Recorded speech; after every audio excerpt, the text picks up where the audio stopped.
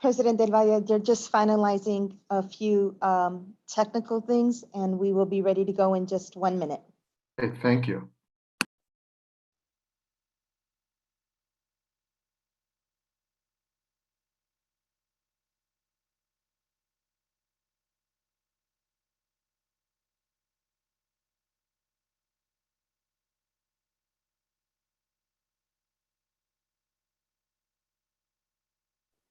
President Del Valle, we are ready when you are. Okay, thank you. Good morning, ladies and gentlemen. Welcome to the Chicago Board of Education meeting. Today is June 24th, 2020. We are holding today's meeting electronically via Zoom. I am Miguel Del Valle. On behalf of my fellow board members, thank you for joining us today. The regular meeting of Wednesday, June 24th, 2020 is hereby called to order. Madam Secretary, please call the roll. Thank you, Mr. President. Member Truss? Here. Member Tad Breland? Here. Vice President Reveluri? Here. Member Melendez? Here. Member Rome? Here. Member Sotelo? Here. President Del Valle? Here. We have 7 members present. There is a quorum. I would also like to recognize Dr. Janice Jackson, our CEO, Joseph Moriarty, our General Counsel, Latanya McDade, our Chief Education Officer, Arnie Rivera, our Chief Operating Officer, and Tia Hawthorne, our new Honorary Student Board Member for the 2020-21 school year. Welcome, Tia. Thank you, Mr. President. It's been quite the journey, but we've reached the end of the school year. I congratulate the graduating seniors and 8th graders on their graduation. I also want to congratulate the entire CPS student body on making it through a very challenging school year. Our parents, students, teachers, and the entire CPS family and community partners all pulled together to get us to the finish line. And I want to commend you all for your resilience, your dedication, and your dedication during this challenging time. The order of the meeting will be as follows: honoring excellence, CEO remarks, committee updates and announcements, public participation via electronic format, presentation on COVID-19, discussion of public agenda, and the presentation will also include school resource officers. Vote on public agenda items, vote on executive session items, and adjournment. Today we have someone special joining us. Tia Hawthorne is our new 2020-2021 honorary student member. Tia, welcome. We are pleased to have you with us today and welcome the student perspective you bring to the board. Would you please tell us a little about yourself and what made you apply for the honorary student board member position? Thank you, President Del Valle. Hi, my name is Tia Hawthorne, and I'm a rising junior at Lane Tech High School. I applied to the honorary student board member position in order to advocate for voices unheard and also work on my team building skills and meet new people and gain perspectives that I was not predisposed to before. Thank you so much. Thank you, Tia. Welcome. Once again, we're excited about having you on board. I think we also have Tia's principal, Brian Tennyson, who would like to say a few words. Mr. President, I'm sorry, Mr. Principal Tennyson is not on the line at this time to join us. I'd also like to note for the record that our General Counsel is physically here in the boardroom for this Zoom meeting. So just for the record, General Counsel Joe Moriarty is physically here in the boardroom at 42 West Madison Street. Thank you. Yes, then we will proceed. Chief McDade, please proceed with honoring excellence. Good morning. Today, we're returning to our practice of honoring members of our CPS community for their exemplary accomplishments. During the 2019-20 school year, 49 CPS teachers became National Board Certified, and another 104 renewed their existing certification. This is the highest credential an educator can earn. It requires hundreds of hours of study and self-analysis and the understanding that no matter how good you are, there is always room for improvement. I commend our National Board Certified teachers on having invested so much in themselves and by extension, our city's next generation. The knowledge that they have gained will change our students' lives for the better, which is the best reward possible for all of their hard work.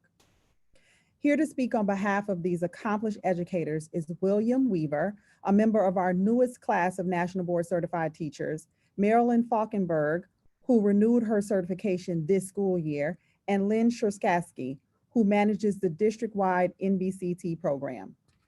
At this time, I would like to invite William to speak on behalf of the cohort of National Board Certified Teachers. Good morning, all. Thank you, Chief McDade, board members, CEO Jackson. First of all, I want to thank CPS, CTU for investing in me and my national board journey, and that of 48 teaching professionals who just achieved national board certification. I could not have done this without your resources and the discipline guidance that CTU enforced. My experience in taking on the national board certification was a consistent challenge. The rigor of attending weekday and weekend classes and the constant studying, writing, and videotaping best teaching practices transformed how my colleagues and I viewed ourselves and our teaching. Being in a cohort with curious, knowledgeable teachers and coaches alleviated my stress and gave me several shoulders to lean on when I felt consumed by the national board process. The main takeaway in going through the national board certification process is that from the start, it changed my teaching practices. I now prepare and deliver my instruction with confidence and am more effective in communicating with students and their families, which has improved their learning goals and outcomes. For example, communicating with families to understand student personalities helped me to prepare students for organized and engaging classroom activities. Even during the pandemic, being involved in the national board process only made my students' transition to remote learning a more fluid one because of the already established knowledge I had about them and how I differentiated accordingly. The national board process further pushed me to deliver my instruction using strategies that reflect students' interests, students' concerns, and motivations. The national board certification process has also aided me in driving engagement and deep student-led conversations about topics that they will find tedious and mundane. As a result, my students' learning exhibited more positive growth. To me, this is good teaching, and this process that I began to trust in helped me to inform that. Through this process, I have become a leader by collaborating with my colleagues to teach other educators across the district on topics of race and equity. I have also had an impact on my own school and community by advocating for my students by establishing a freedom school during the teacher strike that was not only run by me, but other Black educators, also National Board Certified. While blessed with the opportunity to be an educator and participate in the National Board Certification process, I think it is very important to make sure that Black male educators in particular are actively being sought out and encouraged to participate in the National Board Certification process to become leaders in the system. Such an investment will benefit our students and the longevity of higher education, especially in the Black community. I am a testament to that, but there's still work that needs to be done. National Boards has prepared me for this, and I hope that CPS and CTU program will continue to aid in cultivating more potential candidates like me. Thank you very much.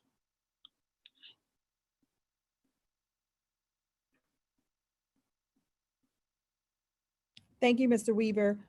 If there are any additional members from your cohort that are present and prepared to speak, or are you speaking on the full cohort, on behalf of the full cohort? I want to make sure I'm honoring anyone else that's present today. Okay. President Del Valle, would the board members like to say anything to Mr. Weaver on behalf of all of our National Board Certified Teachers? Yes, I want to congratulate each and every one. Achieving National Board Certification is a major, major accomplishment and one that translates into huge benefits for our children. You are going to bring those skills to the classroom, and our children will definitely benefit from those skills. So thank you and congratulations. I wanted to echo President Del Valle's congratulations. This is a great step for you. It's a great step for your students. And it's also a great step for all of your colleagues. In my experience, National Board Certified teachers aren't just leaders in their classrooms, they're leaders in communities as teachers in their school buildings and beyond. And I'm super proud that Chicago continues to be a leader in national board certification. When I was a teacher, I looked into national board certification and I looked to Chicago and its programs for guidance about how to move forward. And I'm glad that we are investing in our teachers who are moving our students forward. So congratulations to you and to all your colleagues and everyone who renewed it. Lynn, did you want to speak on behalf of all of the candidates who renewed? I do, but I think Marilyn is going to speak first about our renewals, and then I'm happy to speak after her. Okay. Thank you.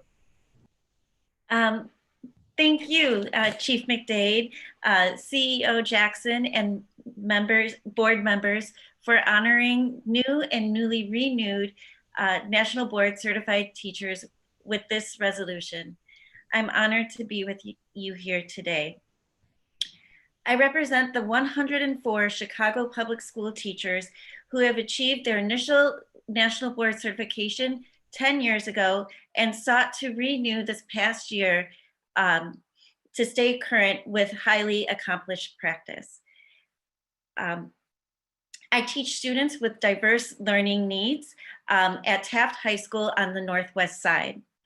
At Taft, we proudly boast 20 National Board Certified teachers, and our principal, Mark Grishhaber, has made a concerted effort to recruit, hire, and retain teachers with National Board certification. And he has even created a goal for our school to have 50 National Board certified teachers by 2025. I look forward to working with him to achieve that goal.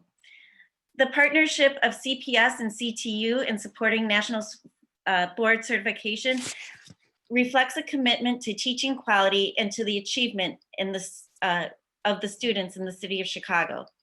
Thank you for celebrating that here today.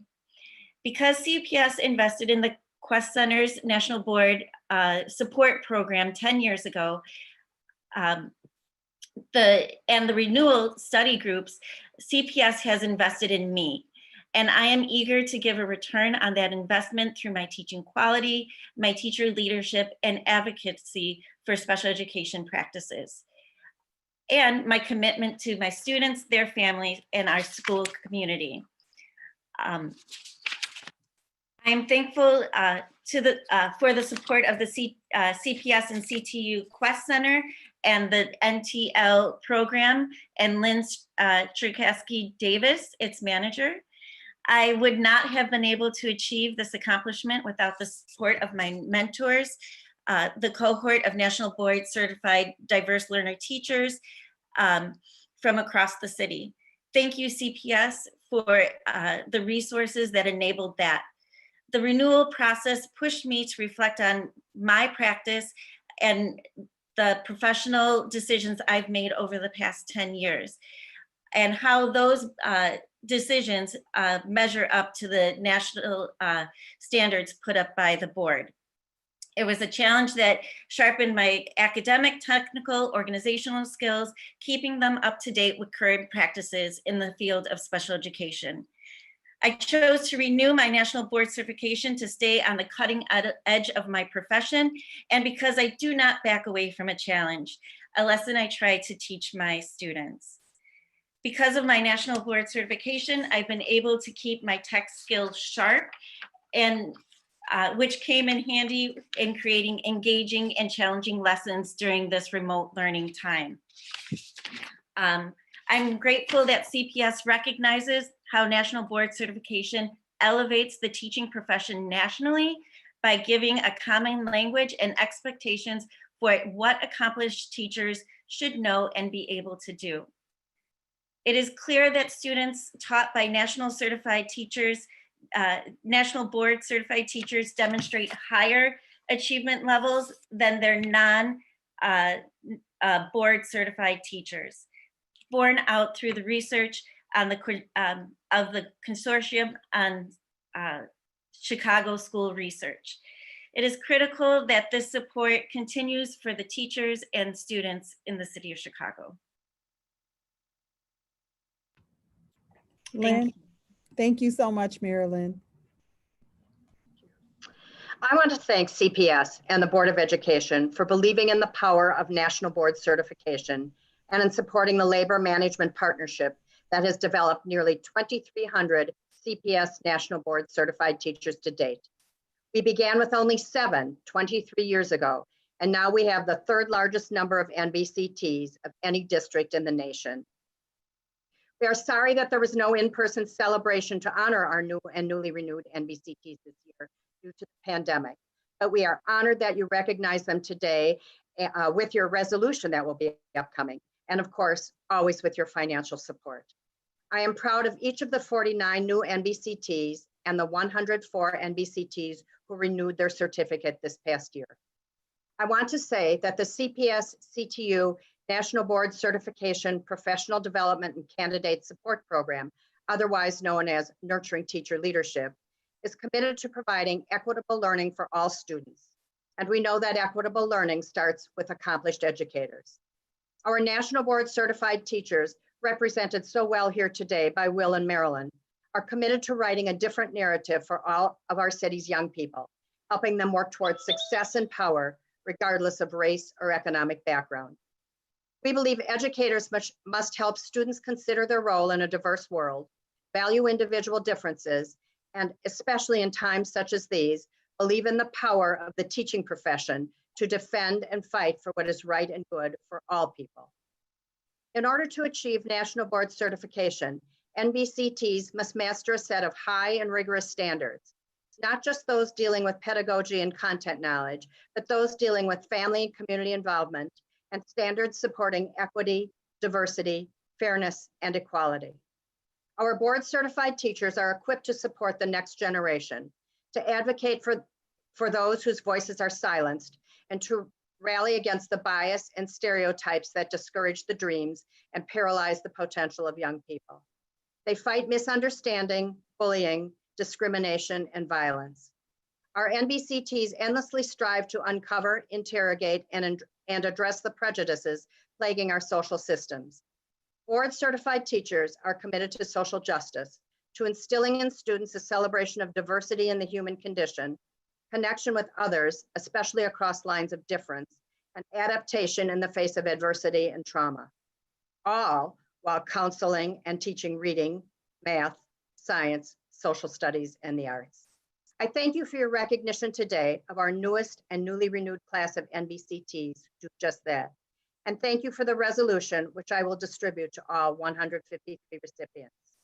Like you, I am proud that Chicago's National Board Certified teachers embody the highest standards for accomplished practice. It can only lead to good things for our students and city.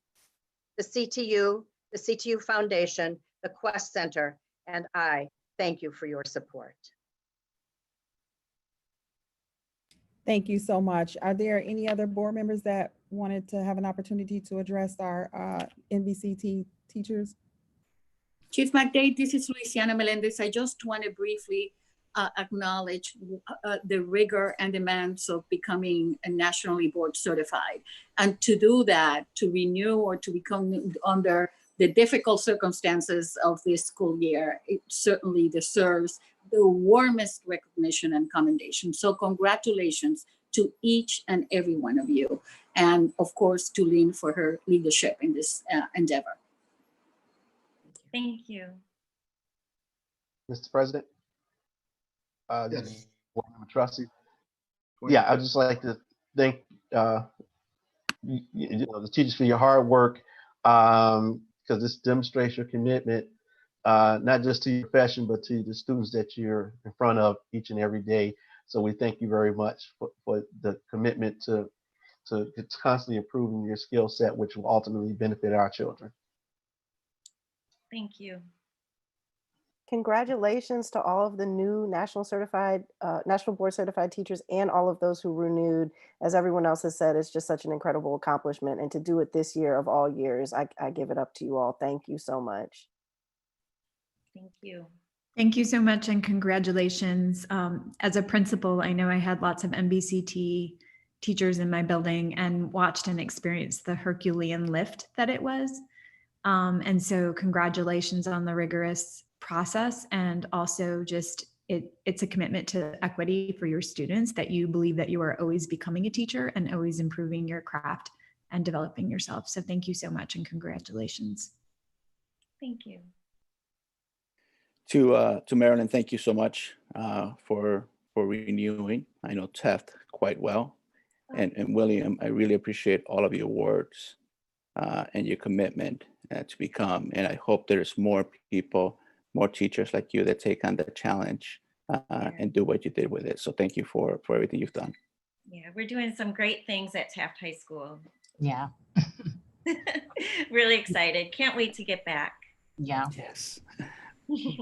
President Del Valle, if I may, I do want to congratulate all of the teachers. I'm bummed that we didn't get to have our annual event where I could do this in person. But again, just want to echo what's already been said about the power of National Board teachers. Like Amy, as a principal, I prioritize this. We had one of the largest cohorts and really just believed in the leadership of National Board certified teachers, as well as the just commitment to continuing to hone your craft. And so you are leaders and role models. The district will continue to support this program.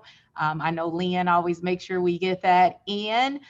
Just know that you have champions who believe in this program. And William, I just really want to affirm your statement around recruiting more African-American male teachers. That's a huge priority for the district in general. But you're right, we should be prioritizing African-American male participation in this program. So that's something that I'll definitely be taking back to folks on our team who work directly with CTU on this. And if you have suggestions about how we do that best, please don't hesitate to shoot me an email so we can follow up on those suggestions. But thank you for your hard work and thank you for choosing CPS. Thank you. All right. Thank you each for being here today. We honor you. We salute you on your accomplishment. Congratulations to all of our teachers who either renewed or earned National Board Certified credentials. And as we all say, the best truly are with CPS. President Del Valle, this concludes Honoring Excellence. Thank you. Once again, congratulations to all. CEO Dr. Jackson, we are ready for your remarks. Thank you, Mr. President. First, again, I want to welcome Tia to the board as well. Congratulations on your appointment, a student board member. I do look forward to getting to know you a little bit better. So we will be following up offline just to get a meet and greet and hear what issues and topics are near and dear to your heart. So be on the lookout for that invite. First, I want to start with a few updates related to our response to remote learning. Our response to COVID, specifically our support for students. The first thing I want to do is just really highlight how incredibly proud I am of our staff. This year will go down as the most eventful year in CPS history. I am certain of that. And if it isn't, I don't know how much more I can take, but in all seriousness, this has been a year like no other. And I have been incredibly proud of how our team has been able to meet those challenges, whether it was serving the 15 million meals that we've served to CPS families since the school closures, or our facilities team cleaning over 51,000 classrooms to make sure that when school resumes, that the classrooms are suited for our students. The IT team's efforts to distribute over 125,000 devices to help bridge the digital divide. And I can go on and on. Our command center fielded over 12,000 calls and emails over the course of the past few months. And we continue to work extremely hard to make sure that we were meeting the individual needs of our students and families. We understand that the journey is not over, and our commitment to ensuring that the next school year is effective is ongoing. We know that this will probably be yet another unusual school year, but I believe with effective planning, we can make sure that we're in a better place and better position to meet the needs of our students. Chief McDade and Chief Rivera will be providing an update around those plans in a second, but I just wanted to give you a couple of quick highlights around how we are responding to COVID. And I've already done that. So I want to transition. We will be putting together multiple scenarios for how we reopen the schools. We saw the guidance from ISB yesterday, which was also helpful and will be utilized in our planning. And we intend to seek feedback from all of our stakeholders. So the plan that we will be sharing in the coming weeks will be a draft and tentative plan, and we will look forward to engaging with various stakeholders in order to complete that. I also want to remind people that our survey went live today. So those of you who are signed up to receive updates from CPS, that email should be in your inbox now. If not, it is coming as we speak. And I want to encourage everyone to complete that survey. As a parent in CPS, I will be completing that survey to myself. So that's how important it is that we see collectively how people feel about our efforts.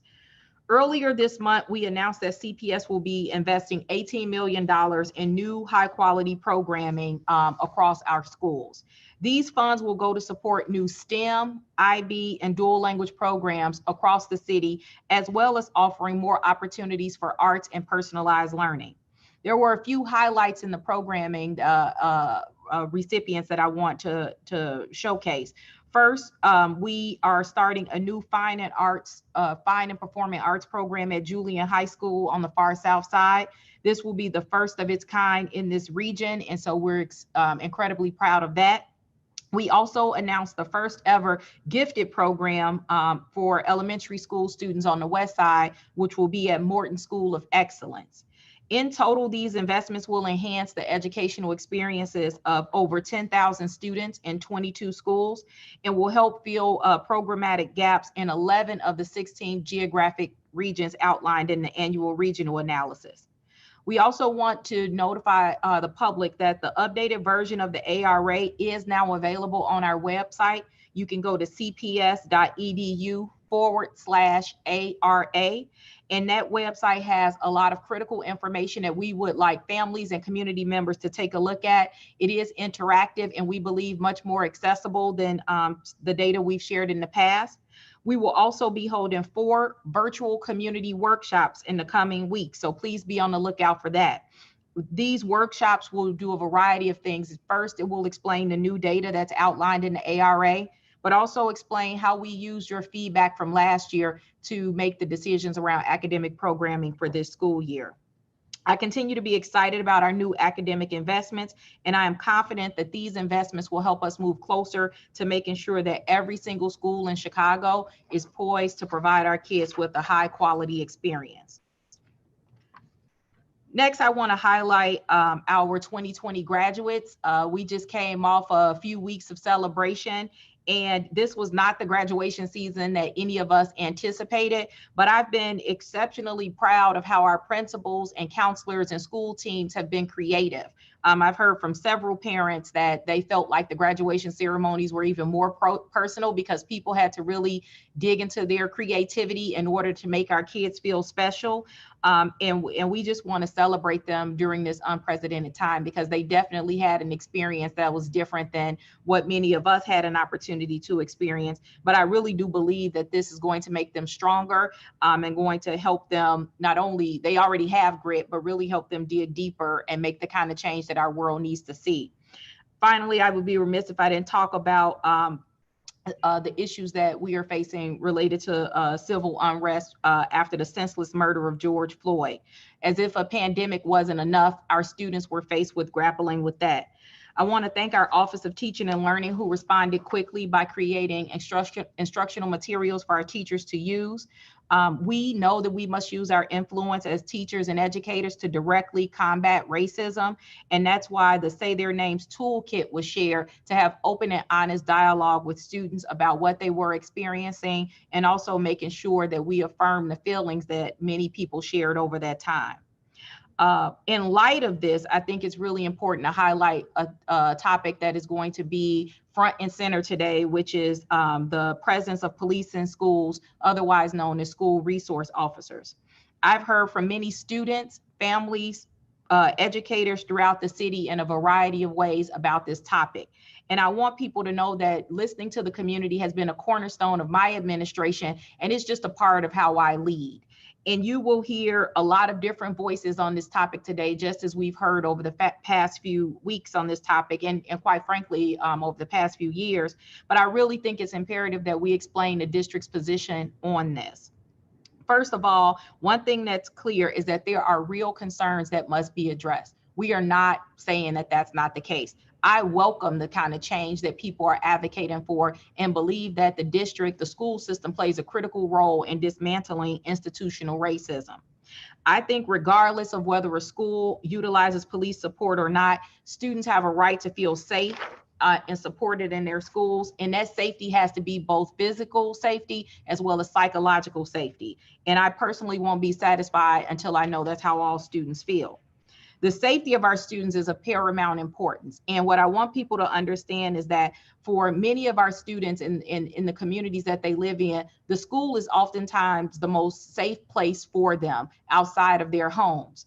But I would be remiss if I didn't talk about just the violence that we've just seen over this past weekend, where unfortunately, on one of the deadliest weekends in Chicago, 14 minors were involved in shootings. And of course, there were deaths that were the result of that. And it's still far too common that kids can do the most mundane things every single day without fear of violence. And as we put our safety plans together as a district, we know that we have to get this right, not just because it's our job, but because we are literally making life or death decisions every single day for our kids. I don't want to rush into any decisions without taking into consideration the local community context, and the decision makers at the local level should be empowered to guide that decision making. We've heard from our principals, local school councils, that they like the process where they get to make that decision. In the case where a local school council does not want a police presence in their schools, we will remove them. But similarly, in the case where an LSC decides that that is what's best for their school community, we will affirm that decision. And that's currently where the district stands on this. I don't believe that a top-down mandate makes sense in this situation. And I've shared publicly that my views, my personal views on this continue to evolve, but I also want to make sure that we do the right thing. I think it's important to note that CPS did not just start having conversations about safety and the role that the school system plays in making sure that our students are in safe environments, and we put policies in place that disrupt the school to prison pipeline. A few of those that I want to highlight are listed here. All of these have led to fewer out of school suspensions, fewer expulsions, and fewer police notifications overall. First, we eliminated our zero tolerance policy for student discipline. Second, we have bolstered social emotional learning and restorative practices as a means to address student misbehavior. We continue to revise our student code of conduct annually. The board will be voting on revisions to that student code of conduct either at this meeting or an upcoming meeting. We have removed codes that we think disproportionately impact Black and Brown students, specifically African-American males. And we have instituted a school climate standard and certification process that every school has to go through annually to show that they are prioritizing equity, trauma-sensitive strategies, and also making sure that we have student voice included in those plans. Finally, we've continued to reform our SRO program and plan to do that moving forward.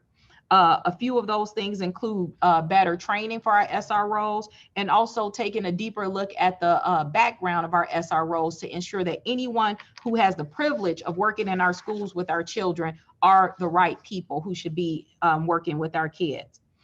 To help us do this, we're going to continue working in collaboration with the city and the public.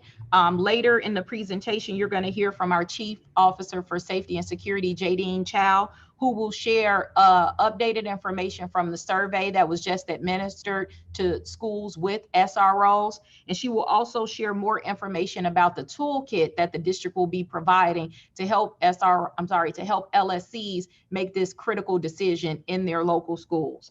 Again, my commitment to all students and educators is unwavering. I think we make critical decisions every single day that impact the lives of our students.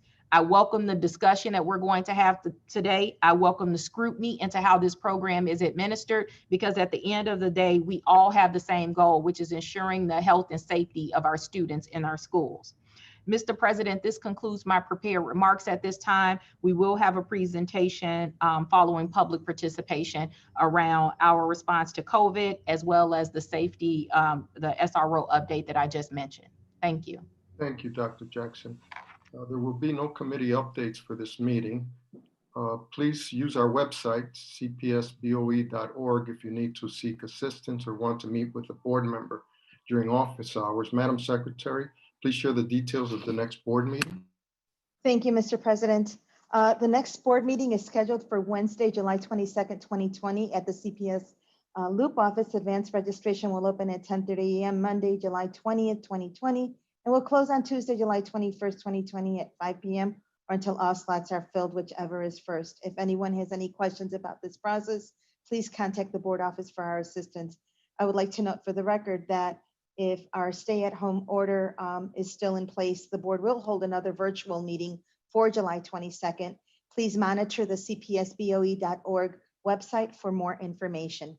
Thank you. Let's now proceed with public participation. As a reminder, union representatives will speak before public participation, and any elected officials will speak after the conclusion of public participation. Madam Secretary, please share the rules for public participation. Thank you, Mr. President.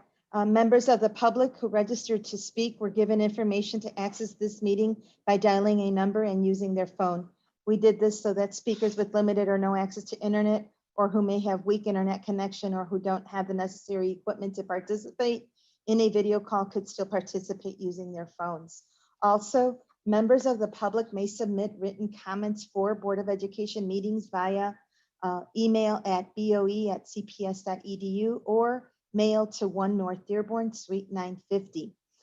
Written comments received between the day of the public agenda is posted through 5 p.m. the day after the Board of Education meeting will be submitted to the board and published within 5 business days on our website at www.cpsboe.org.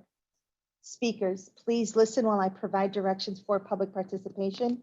In order to facilitate and expedite public participation, I will be calling speakers out of order and grouping them. I will call your name and number when it is your turn to speak. Once you hear your name, please state your name for the record. I will then start the 2-minute timer. When there are 30 seconds remaining, I will inform you so that you can proceed to conclude your remarks to allow for the next speaker to begin. And Mr. President, we do have union representatives that will address the board first before we proceed with the speakers list. Our first speaker will be Jesse Sharkey, CTU president, please. Thank you, President DeValle, members of the board. I appreciate that you began today by recognizing the Nationally Board Certified Teachers, which is a project which both the CTU and CPS support. It's an example of what we can accomplish when we invest in our educators and respect the craft of teaching. Thank you, and to everyone who worked hard on that accomplishment. I also agree with Dr. Jackson. This has been quite a year, from a new mayor with strike to a pandemic to a society-wide uprising against racist inequality. On the question of the pandemic, the broad guidance of the board to the CPS administration about how to reopen schools is going to set the tone for detailed policies to follow. On the simplest level, it's about 2 goals: getting the schools open and doing it safely. And to keep it real, science tells us that this virus spreads by people breathing on each other in an enclosed space for an extended period of time. And that's an awfully large amount of what we do in school. So the question is sort of how we do masks, how we do social distancing, and working out making sure that we have the staff necessary and the resources necessary to keep schools safe. Many thousands of teachers are parents also. I am myself. I know parents and I know teachers who want to get back in our buildings. That's a goal of ours. But we have to do it in a way that doesn't turn our schools into vectors and allows us to do the close personal interactions, the reading, the having discussions, the working on paper, the things that make up school, and to do it without passing the virus around the city. So we're talking about that. We're going to continue to do it. Directly related to those tasks are all the problems of inequalities which exist in the city of Chicago, which the pandemic has exposed. And I sent you a document earlier. I hope you got it. If not, please take a look at it after the meeting, which was created by a coalition of community groups, youth groups, and unions, which are sponsoring the social distance rally and march today at Federal Plaza, which starts at noon. I would ask that you read these demands and agree to meet with us to discuss them.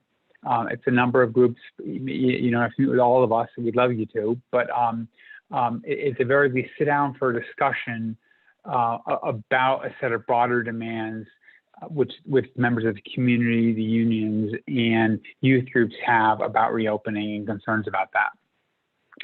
The second thing I want to say briefly, I know my time is brief, is that I will acknowledge that CPS has been making serious efforts to improve equity in our schools, from the equity grants, which counteract some of the harmful effects of student-based budgeting, to efforts on hiring and retaining Black and Latinx teachers, to the resources that went into the contract to address class size, especially in Tier 1 schools. Those things are noted and appreciated. But all of it will be obscured or overshadowed if you keep the police in the Chicago Public Schools.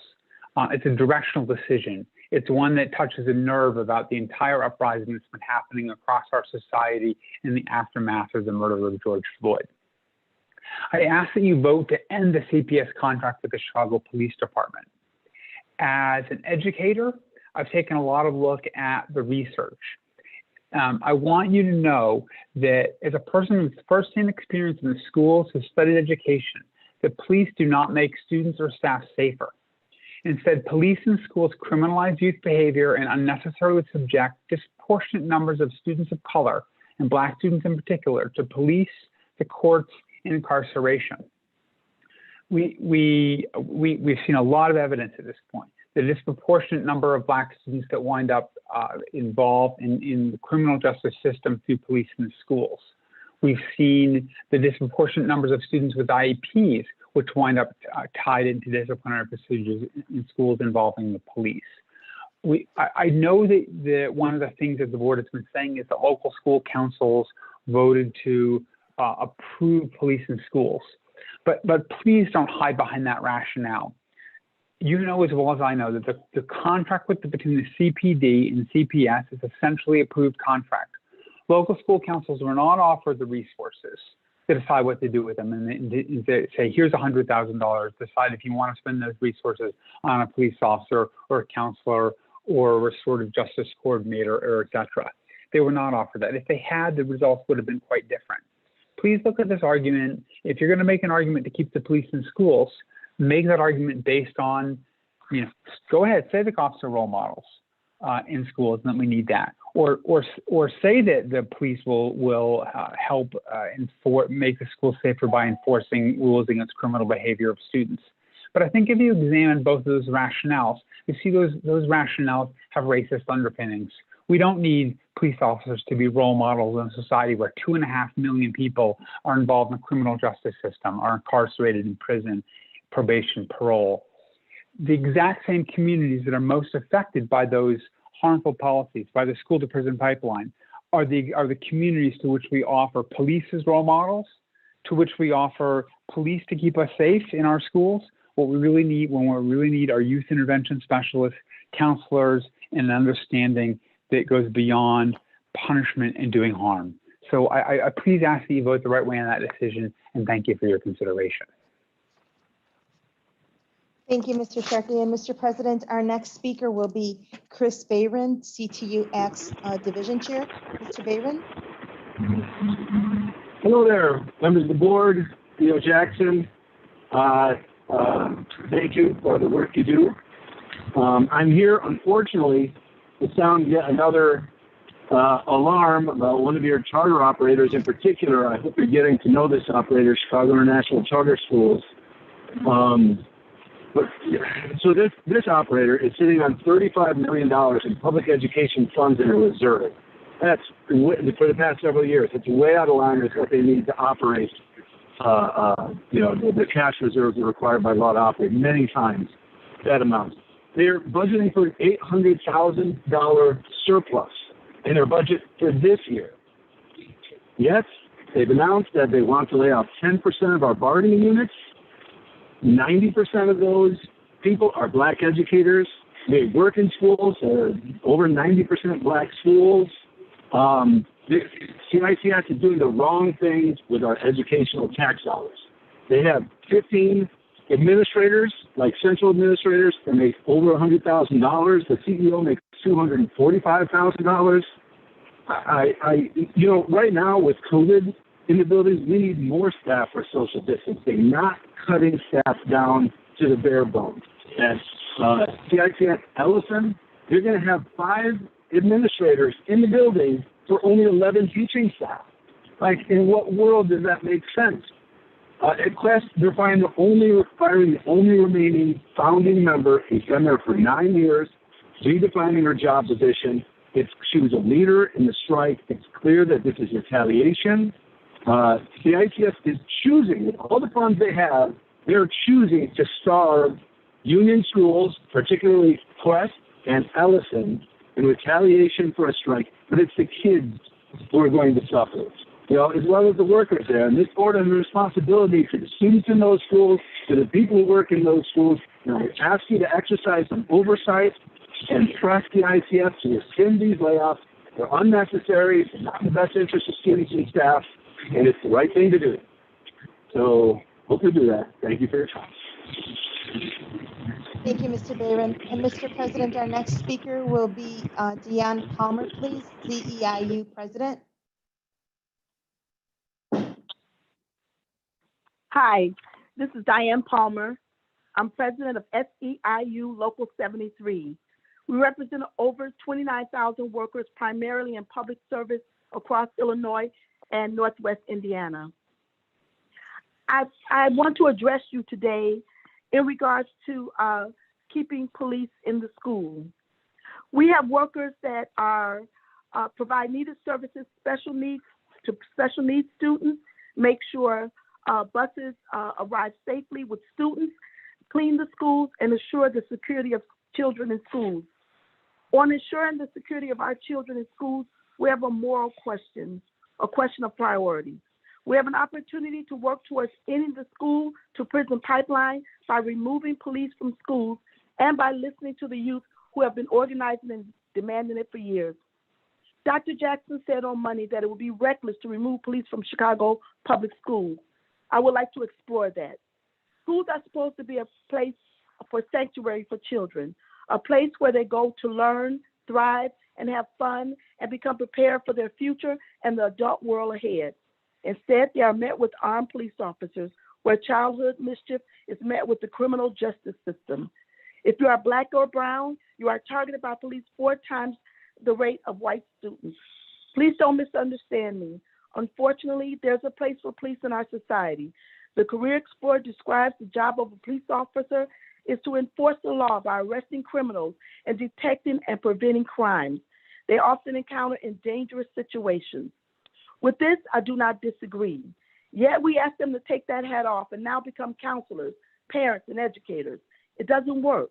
That's why we have 2,354 misconduct complaint records on file against 180 school resource officers and 21 liaison supervisors assigned to CPS. We need care for our communities and students, not cops. The workers of SEIU Local 73 demand that the $33 million that the Chicago Police Department contract be canceled and invested to supportive services for Chicago students, including counselors, nurses, trauma-informed personnel, and restorative justice hubs and practitioners. CPS laid off 187 SEIU Local 73 workers, mostly Black and brown, men and women committed to the education of our children. The majority of the layoffs have taken place in the South and West Side schools, which is disheartening to me because the South and West Side schools have been systemically underfunded, underserviced, understaffed for decades.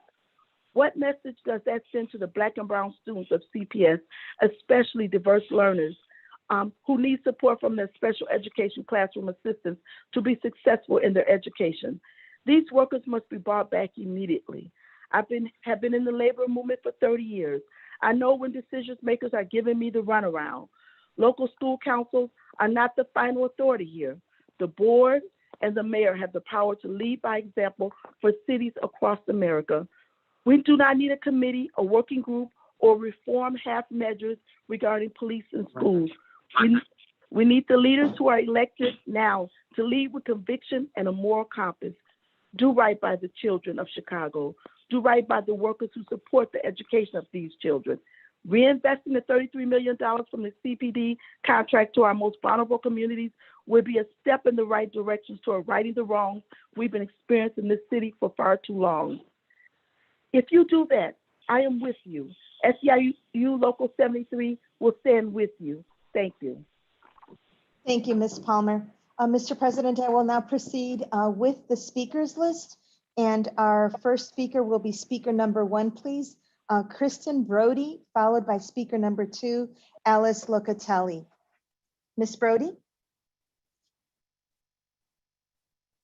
Proud CPS grad. My name is Kristen Brody. I'm a proud CPS graduate, parent of a CPS diverse learner student, and a local school council parent representative.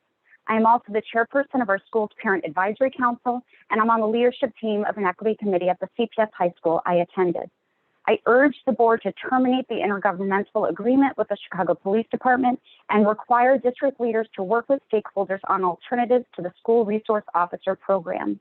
These motions are strongly supported by data in the Police Free Schools Coalition and the Handcuffs in the Hallways reports, as well as the 2017 DOJ investigation of CPD. The Chicago Lawyers Committee for Civil Rights report I submitted via email confirms that SROs do not keep students safe and that the presence of SROs leads to the criminalization of our youth, particularly youth of color and students with disabilities, and negatively affects educational outcomes. Conversely, the report shows that investment in social emotional learning, mental health services, and restorative justice programs reduces arrest and disciplinary issues and improves educational outcomes. As the parent of a diverse learner who often has behavioral challenges, I know firsthand that our children need counselors, not cops. CPS officials say these choices should be left to local school councils. However, the district did not give LSCs the time or support they needed to make informed decisions last year or consult their larger school communities, nor did they give schools the option to keep the money for SROs in their budget to put toward restorative practices or other alternatives. Thank you. To address behavioral issues. Even now, it's already summer and very difficult to get quorum. This is a disservice to LSCs and students because the district already has very clear alternatives laid out in current CPS policy that simply need to be fully enacted and fully funded. CPS has a 148-page restorative practice guide and toolkit. Please conclude your Thank comments. Thank you. Thank you. Thank you, Ms. Brody. Our next speaker, Mr. President, is speaker number 2, Alice Locatelli, please. Hi, this is Alice Locatelli. I'm a local school council representative for Blaine Elementary School. I'm calling today regarding our diverse learner appeal, and at the end of my explanation, I plan to request that Dr. Jackson, Dr. Jones, Darren Lee meet with myself, an LSC member, Christine Palmieri, the chair of our DL committee, our principal and assistant principal, as well as the ISB monitors. The goal of the meeting will be to explain in depth why there were unjustified cuts made to our 1 diverse learner teacher and 2 paraprofessionals this year, listen to why they must be restored, and commit to restoring these positions. Blaine Elementary was denied our appeal for a required 13th special education teacher from the Office of Diverse Learner Supports and Services, resulting in the inadequate allocation of diverse learner support and only 12 special education teacher positions. According to the compulsory minutes of special education services required as outlined in our students' 110 IEPs, Blaine Elementary requires 12.64 special education teachers. After meeting with ODLSS, district representatives Dr. Monique Axilla and Stephanie Newmark both confirmed the need for 12.64 teachers based on a review of student schedules and IEP minutes. Our network chief Clay approved the appeal for submission.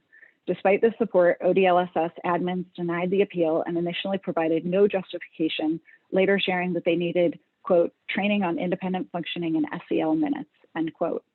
Blaine is extremely lacking in social emotional supports for students with disabilities, as there are no dedicated social workers at the school. If we do not get the required 13th Ms. teacher, Locatelli, you have 30 seconds. Thank you. If we do not get the required 13th teacher, IEP minutes will not be met, and Blaine will be in violation of IDEA law. I request that Dr. Jackson, Dr. Jones, and Darren Lee meet with myself, an LSC member, Christine Palmieri, the chair of our DL committee, our principal and assistant principal, as well as the ISB monitors. The goal of the meeting will be to explain in depth why there were unjustified cuts made to our 1 DL teacher and 2 paraprofessionals this year, listen to why they must be restored, and commit to restoring these positions. Thank you for your consideration. Our next speakers, Mr. President, will be speaker number 3, Michael Curran, followed by speaker number 5, Carlos Perez. Mr. Curran? Hello, I'm Michael Curran, the proud principal of Chicago Math and Science Academy. Mr. President, board members, and CEO Jackson, as you know, we couldn't provide in-person instruction towards the end of the school year. It was a very unusual ending, and it was not easy for anyone. Remote learning was a must, and it saved a lot of lives. It also helped us educators touch the lives of our students at a different level. Let me share a quick true story that happened to me during this journey. As you may know, the district provided the homeless students with Wi-Fi hotspots or smartphones with data plans so they could maintain their e-learning. At my school, I have a senior who lives in a temporary living situation, and the district sent her a smartphone. Apparently, our counselor told her that the principal had arranged a smartphone for her. You know how she responds? How did Mr. Curran know that my phone service would end in 2 days? You know that I didn't know it, and I know that the district leadership did not know that either. However, we all did the right thing by meeting the needs of our most vulnerable population. I seem to be the one taking the full credit in this touching situation, but I must thank Dr. Jackson and Dr. McDade for their leadership during the remote learning. As a charter principal, I always feel that I'm supported and my school needs are met. I receive ongoing communication and quality guidance.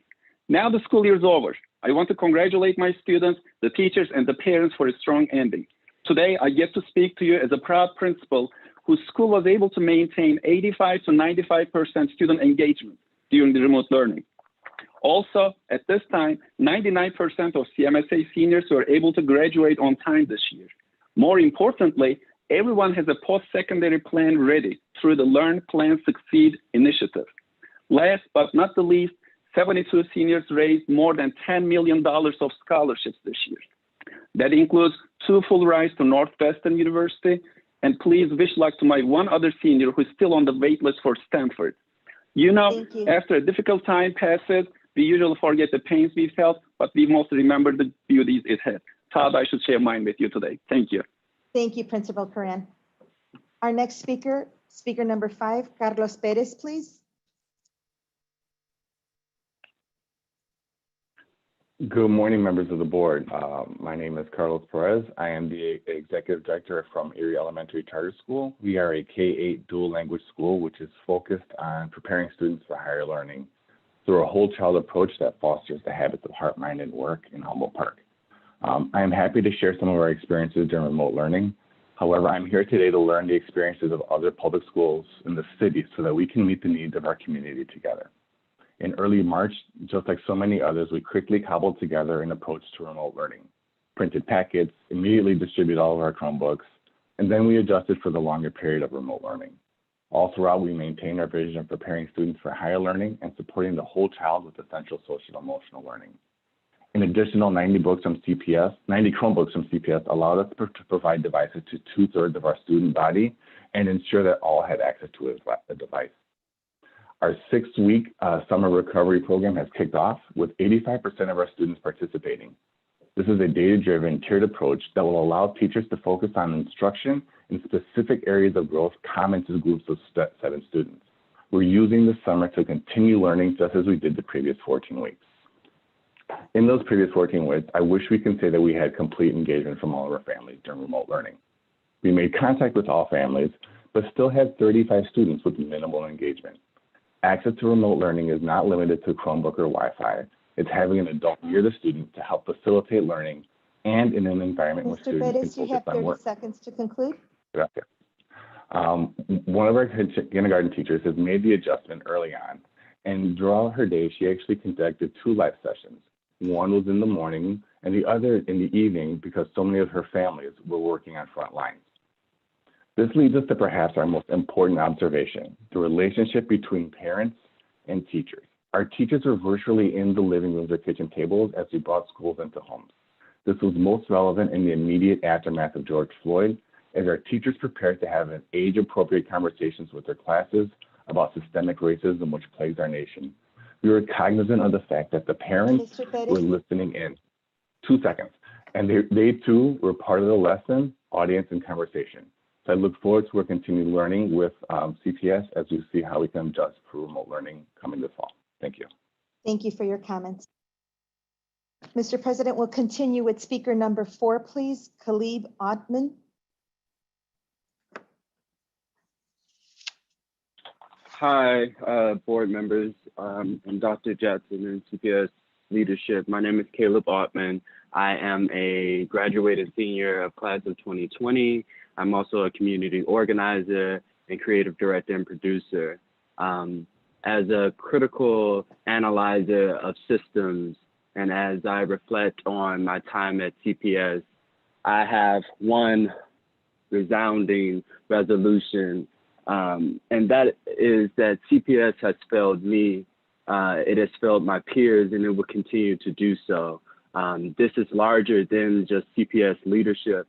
This is larger than just the board's leadership, but CPS is fundamentally flawed. My family members have worked inside of CPS, and from the top down, they have all said that the reason why students are failing, the reason why students are not succeeding at the best potential that they can is because of its leadership. We must take police out of schools. The role of militarism and police in our schools doesn't stop violence. It only perpetrates it. Police are not proactive. They are only reactionary. And to those who say that police are doing counseling work, police are doing social work, that is not their job. We should not be taking money and giving it to a police department that is not even in federal standing with the DOJ. When the DOJ came here, we should not be letting those same officers come in. And not only that, we have a history of CPD using students as informants. Where was CPD and students resource officers when students were getting sexual assaulted? Those were my peers, my friends. Those were my family members. And yes, CPD has failed us, CPS has failed us, and this is larger than anything else. Thank you. Thank you for your comments. Our next speaker, Mr. President, will be speaker number 6, Rebecca Fenton, please. Chicago Board of Education. I am Dr. Rebecca Fenton, a physician for Chicago's young people. I'm speaking in support of CPS students' call for police-free schools. The school resource officer contract threatens the futures of Chicago's youth. The mere presence of police in schools increases the risk of incarceration. Those most affected by their presence are Black and brown youth, who represent 95% of police incidents in schools. Continuing this contract neglects and exacerbates the collective trauma of policing in Black and brown communities, both in and out of schools. As a Black woman myself, I worry that crossing paths with police will lead to a minor mistake getting blown out of proportion or a wrongful accusation. My anxiety kicks in just at the sight of a cop car. Black and brown CPS students live in this fear every day at school. They do not feel safe around police, even when they are not physically harmed. Research on trauma shows us that a constant high adrenaline state is damaging. Regular exposure to stress interferes with learning and functioning. Over time, it can lead to lifelong physical and mental health problems. Board members, I implore you to use love and not just equity when you vote today as the standard.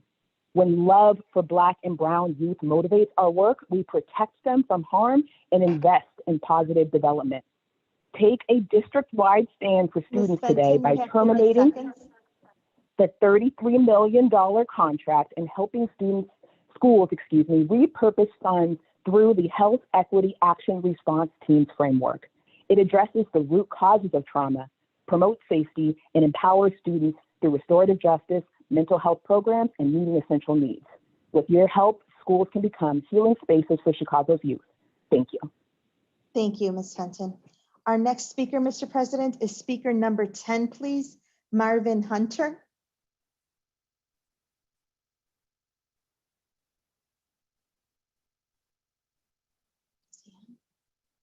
Marvin Hunter, please.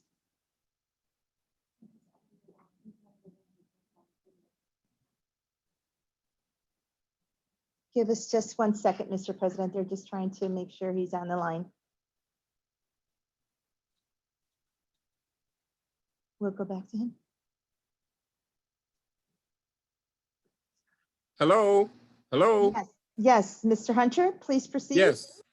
Hi, Marvin Hunter, pastor of the Grace Memorial Baptist Church and CEO of Grace at Jerusalem CDC, CEO Jackson, and to the entire board and to the community at large that is on.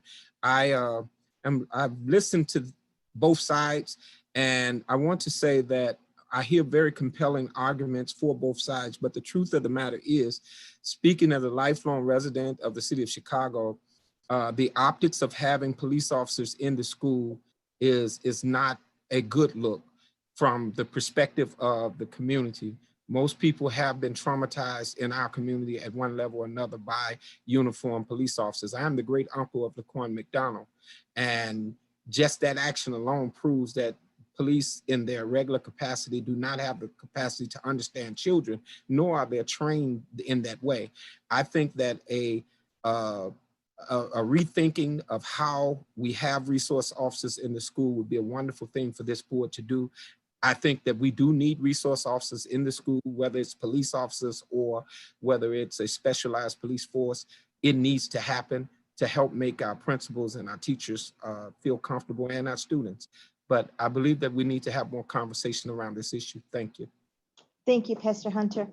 Our next speaker, Mr. President, is speaker number 13, please, Jermaine Wright. Hello. Hello, can you hear me? Yes, please proceed. Mic check. Mic check. We are here to demand the defunding of the police to get CPD out of CPS to eliminate CPD. Me as a youth don't feel safe with police in my school. Police are not meant for school.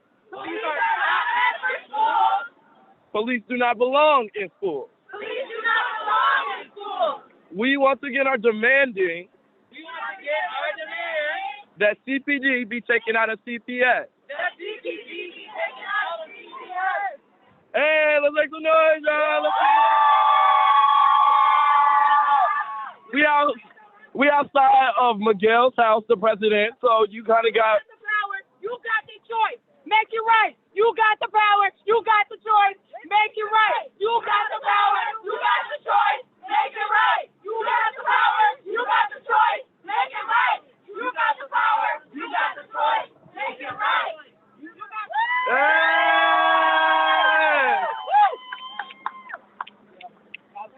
And with that, we conclude our time. Thank you, Mr. Wright. Our next speaker, Mr. President, is speaker 14, Anna McCullum, please.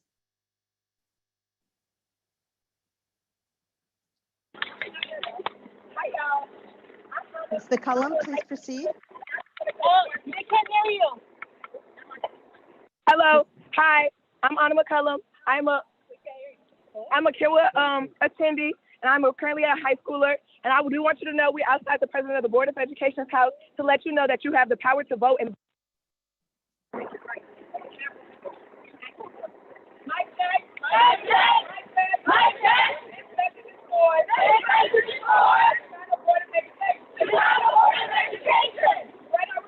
You read our report. You heard our story. And the evidence is clear. Police in school. Do not create safety. They bring fear into our hallways. And more trouble into our lives. They are outside your house. The first thing about someone they take is the first thing about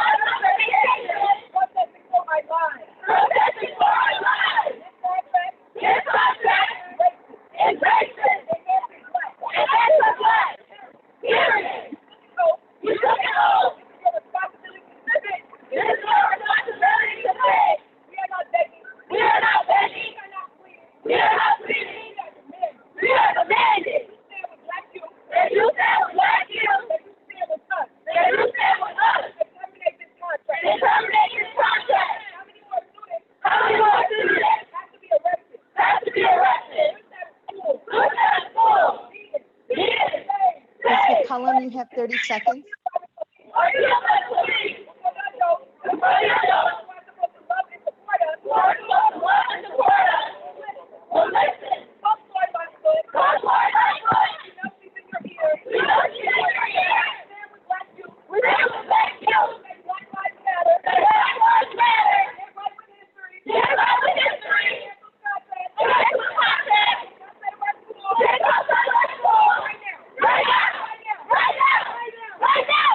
Ms. McCollum,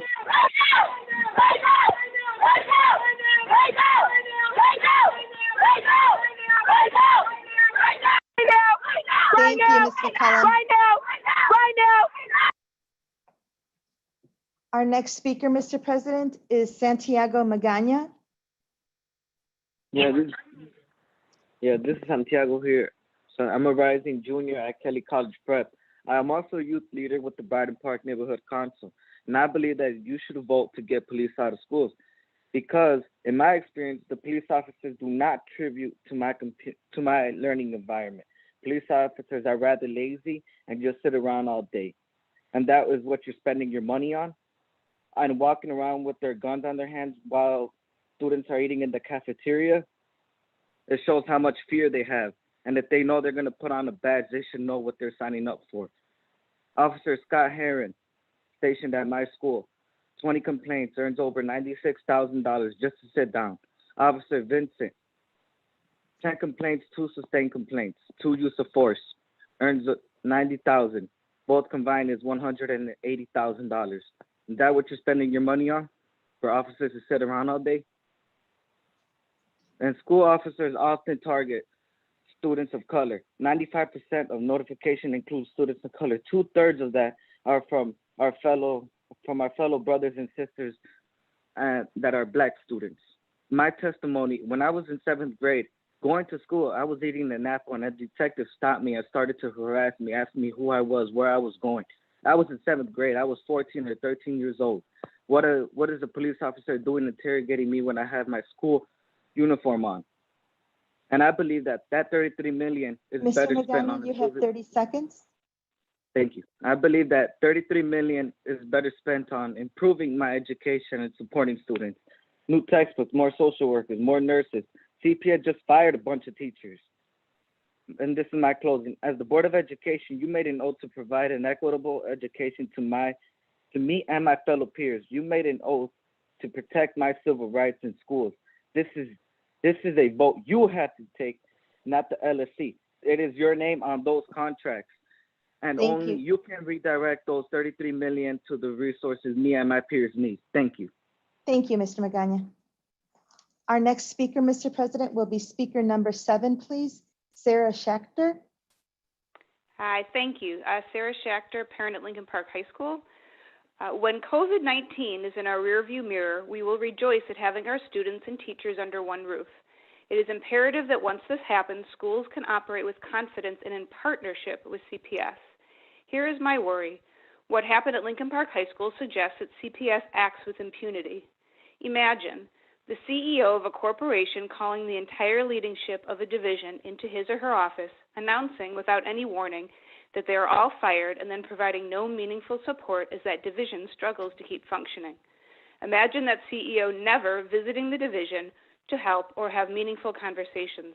Imagine that division canceling orders, falling behind, and experiencing rock bottom morale. Imagine the CEO engaging in media relations to further sink the fortunes of its own division. Imagine the CEO's board not taking the CEO to task. Imagine the ire of stakeholders. That CEO would surely be held accountable for such reckless behavior. Who at CPS has been held accountable for doing exactly this to Lincoln Park High School? CPS left our school to sink or swim. When we came here to voice our concerns in February, Dr. Jackson informed the entire room that Lincoln Park parents should be ignored, that we did not care about our children as much as she did. Our Lincoln Park community has been contacted by other LSCs and administrators with tales of similar woe. We are not the only school that was torn to shreds and then left to pick up our own pieces. I hope Ms. CPS Jackson? would like to learn from its mistakes. Be assured that we have learned from this experience. Be assured that we are working to prevent such thoughtless, destructive actions from happening again. Unless someone here is willing to step forward now, I will be calling the board office tomorrow to seek the name of someone who is willing to have a meaningful, constructive conversation with us. I would like to imagine that I will get a response. Thank you. Thank you for your comments, Ms. Schachner. Our next speaker is speaker number 8, Mr. President. Jasmine Reeder, please. Good morning, board. I am a current CPS student and I want SROs out of my school. I want police-free schools so that I can breathe and so that I can learn in the place that I'm supposed to. Every morning, not long after I wake up, I walk past a man armed with a badge and a gun, and I'm told it's supposed to make me feel safe. I feel the opposite. That badge and gun is a living reminder that I am and people like me are not valuable and seen as human. I want my peers' rights not criminalized, because as I walk to each class, the looming presence of an oppressive system makes my shoulders tense and makes me hold my breath. I want to be able to trust the people in my schools, and SROs have never provided that. Having SROs in my school is like walking around with a note on my back that says not valuable. Instead of the $33 million spent on SROs, we need counselors and nurses so that students feel safe, and so that we can breathe, and so that we can learn and grow. As the adults with the responsibility of helping us grow, you have failed us. And until there are no longer cops in our schools, you continue to fail us. Thank you. Thank you, Ms. Reeder. Our next speaker, Mr. President, is speaker number 9, Rosie Ballard, please. Good morning. I'm requesting a capital investment in Kellogg School. We recognize that there are major society changes happening, and some may happen at this meeting. Something like tearing down a modular and making a capital investment in a small school may seem like an extravagance or an unnecessary ask. Why do we keep bringing this up, especially now? Because it's needed. Because we have been asking for years. Because we think that our argument is very relevant to Black Lives Matter. Our kids deserve investment and opportunities. Because when Keller was going to take over the building, lots of things were promised to improve the building, and when it didn't take over, these promises just evaporated. Because our kids have a gym where they also eat. This was tough before, and there will be even less room in the COVID era, because it makes sense to do major construction while kids aren't in the building, and now is a good time. Because the school isn't going anywhere, and the problems aren't going anywhere and are only getting worse. Because the patch job that CPS put on the modular is already falling apart. Because it's fiscally responsible to make a solid long-term investment in our students. And because as a CPS graduate and a CPS parent, it is deeply painful to watch CPS staff members have to carry children with disabilities or diverse learners around from Ms. building Ballard, to you building, have 30 knowing seconds. that there is a better way, a safer way to meet students' needs, that it does not have to be the case. And the school board has the power to make Kellogg safe and updated and compliant on every level. Kellogg is a high-performing and highly sought-after school in this neighborhood and is a huge success to CPS in our community. We have students, teachers, principals in the neighborhood, and we are committed to continue our mission to seek at all costs a better learning environment for our kids and Thank you, everyone Ms. in our Ballard. community. Now is the time. Thank you. Thank you for your comments. Mr. President, our next speaker will be speaker number 11, please. Beth Rosenberg. Hello, this is Beth Rosenberg from Lincoln Park High School. In what corporate, medical, educational, or any system does there exist no spokesperson who steps forward during a time of crisis? Lincoln Park High School was thrown into a crisis at the hands of CPS leadership. Blanket accusations of serious and sexual misconduct were dropped. The school plummeted into disarray. Days of unrest turned into weeks, now months of silence, and still no response by CPS leadership. To date, 3 of the accused individuals have been reinstated. yet their reputations have been slaughtered. It is not an unknown concept that real-time, on-time communication is not an option, but critical. It demonstrates integrity, honesty, efficiency. Failure to do so only makes one wonder, CPS, what are you hiding? Not everyone is cut out for this role. Clearly, no one has made that more evident than Janice Jackson and Laura Lamone. Lincoln Park representatives have asked, begged, some cried, we've even demanded due process rights for fair communication, and our voices have not been heard. So now, I ask each board member, what have you done to uphold your duty?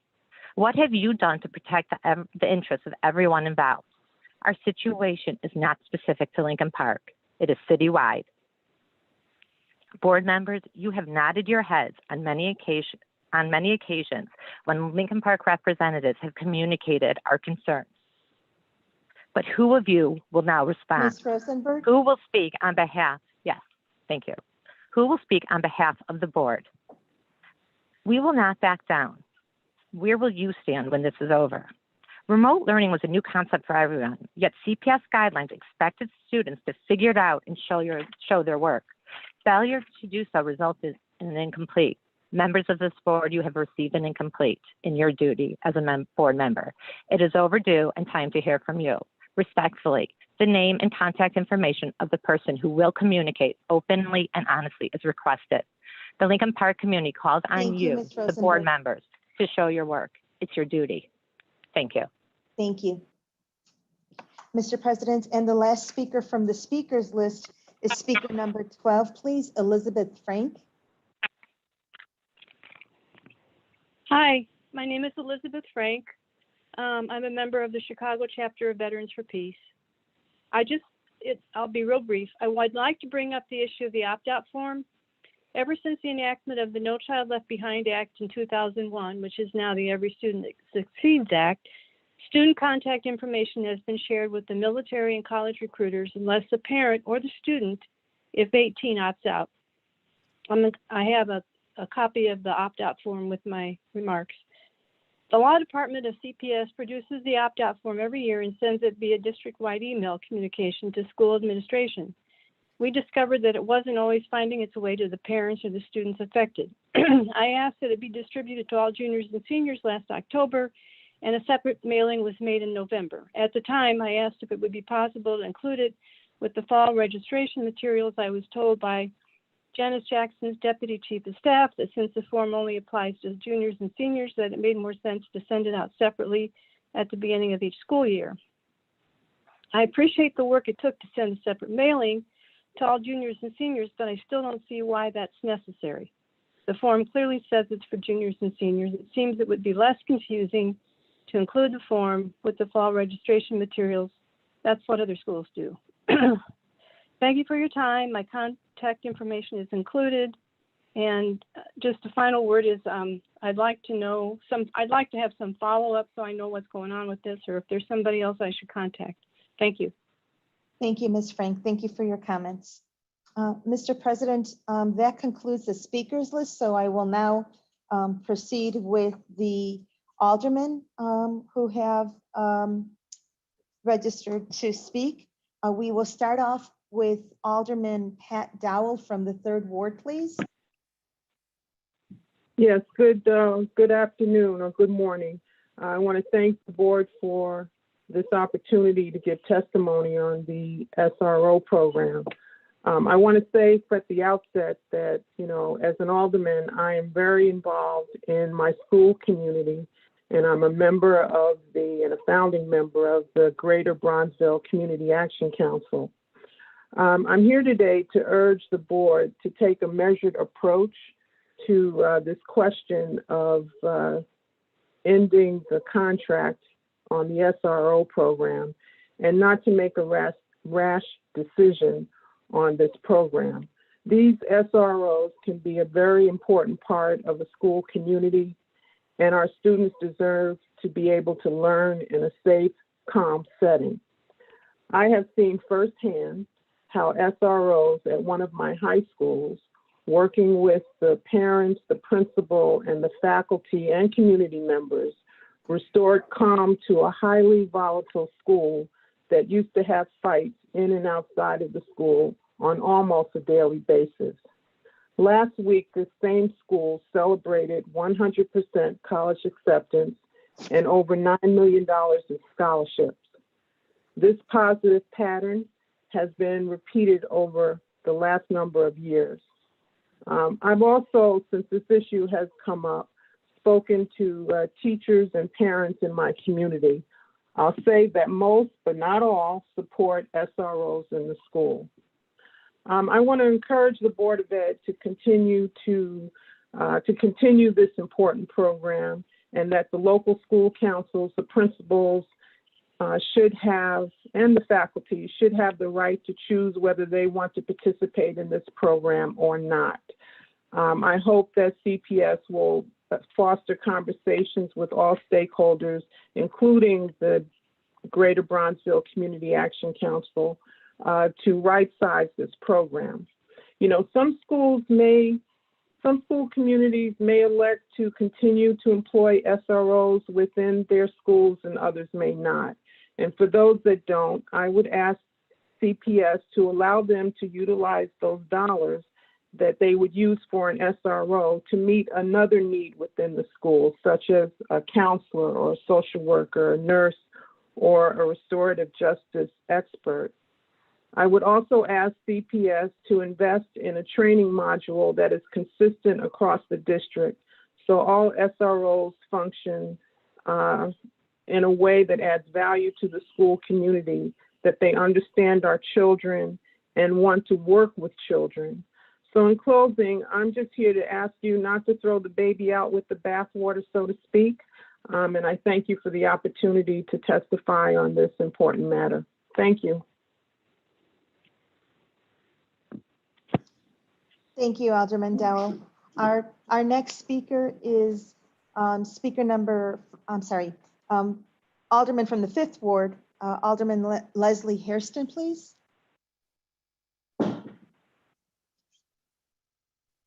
We'll proceed with the next alderman and see if we could reconnect with her. We'll proceed with Ward number 17, please, Alderman David Moore. Ward 18, Alderman Derek Curtis. You had me muted, then you just unmuted me. Oh, sorry about that, Alderman. Please proceed. Alderman Moore, please, Ward 17. Thank you so much. First of all, I want to thank the board for allowing us to chime in on this issue, especially as it relates to the school resource officers. And want to thank Janice Jackson for her leadership and the great things that she's doing, and not only working with our principals and teachers, but also the parents and the students throughout the city of Chicago. And I could definitely speak for the 17th Ward. And from that, when you have that type of collaboration, then you can begin to know what's going on within your communities. As I work with and represent the Auburn, Gresham, Inglewood, Chicago Lawn, and parts of the West Chatham community area, this thing is not about, and I keep hearing people say, when it comes to our safety versus the arts, music, and other programs that's very critical to schools, I keep hearing either or. It is not an either or. It's a both. As a person who's lived this from public school, whether I was going to Coleman and while living in Robert Taylor Homes, to Hinton and Inglewood, Lawless, and then Simeon High School, I've gotten to see the whole picture, and then still being involved with all of my schools, not only as an alderman, but just as a supporter of my schools.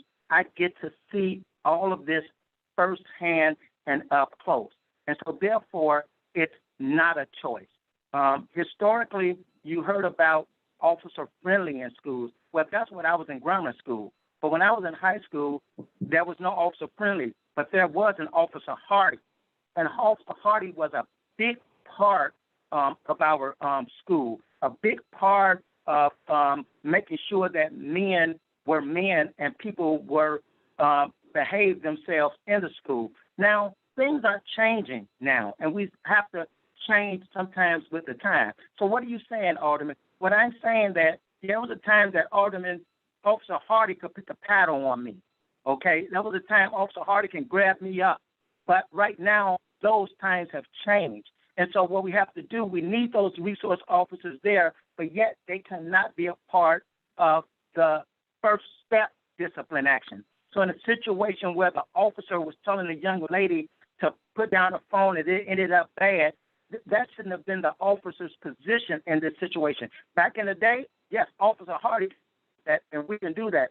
Right now, mindsets have changed. Parents have changed. My parent, I couldn't say anything.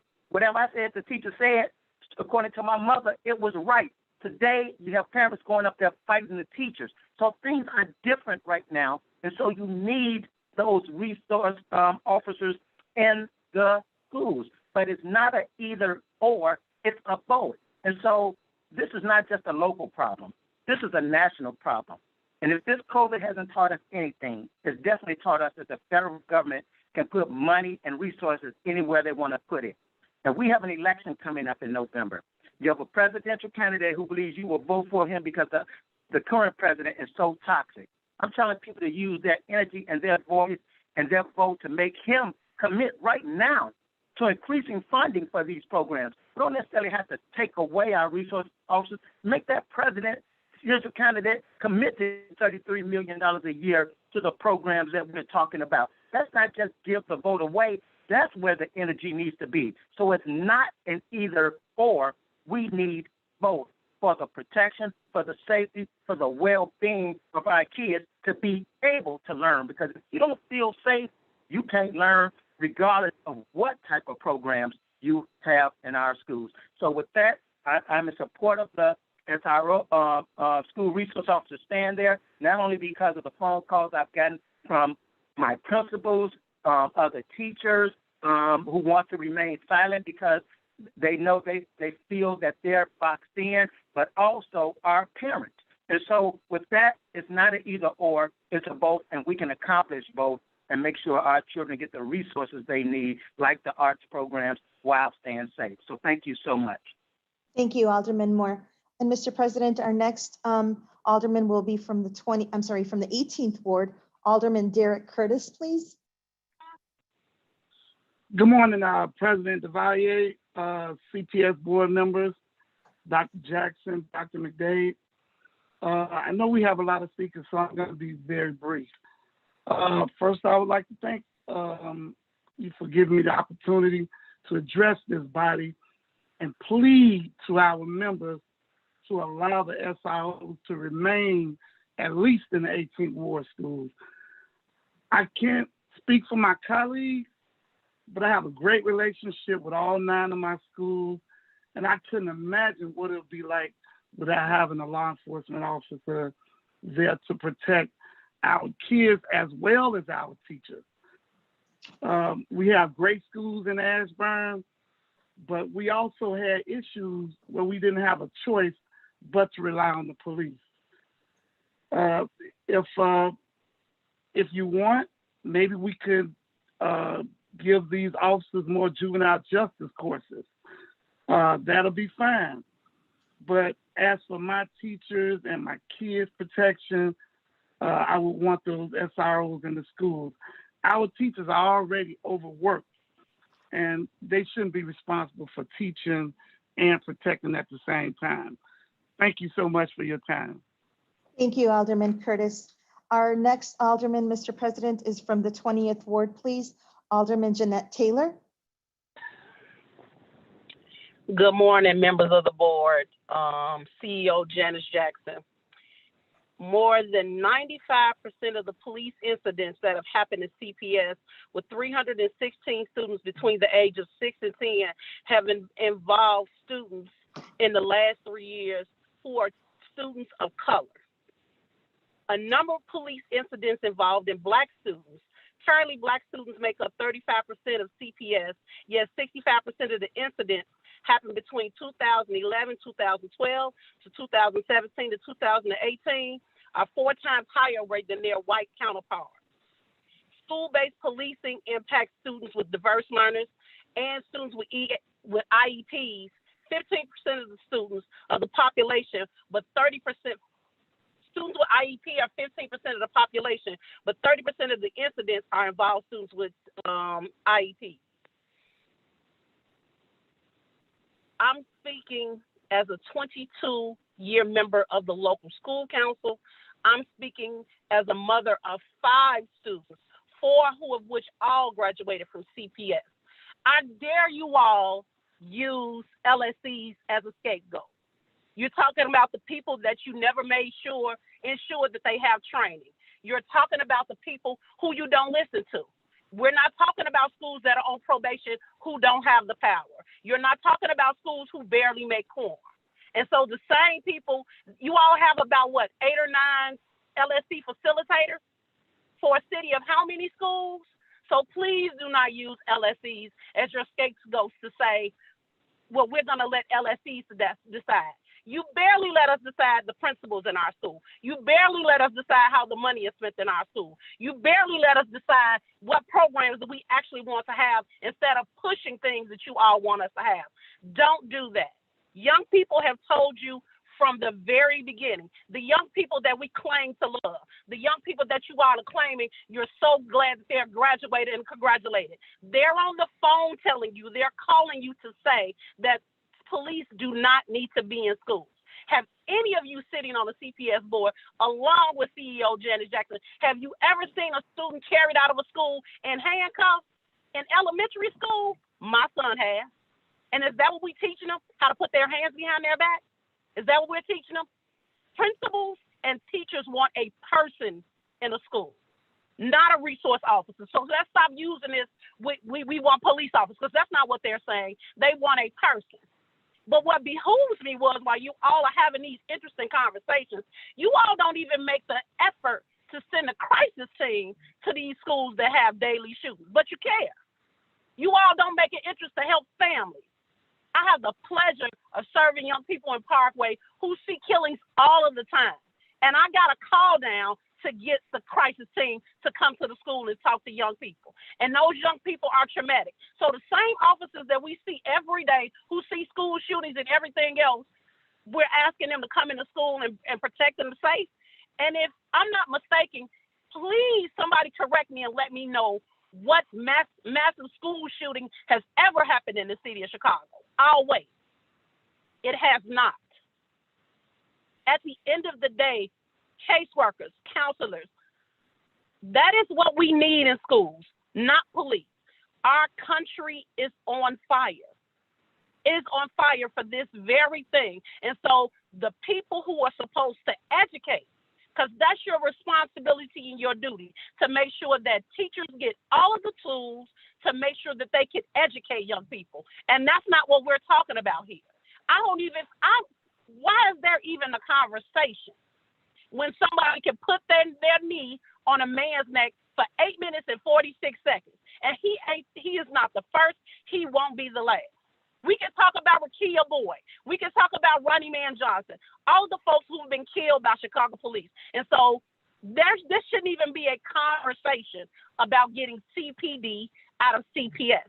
The last thing I'll say is, at the end of the day, I can't go to your moral compass, because apparently from the things that you do, I have a special needs son, 15 years old, 16 years old, went from saying I want to be a cop to I don't want to be a cop. Want to know why? Because the first person he sees when he walks in school is a cop. The last person he sees he leaves is a cop. Want to know the incident that happened to him just this recent freshman year?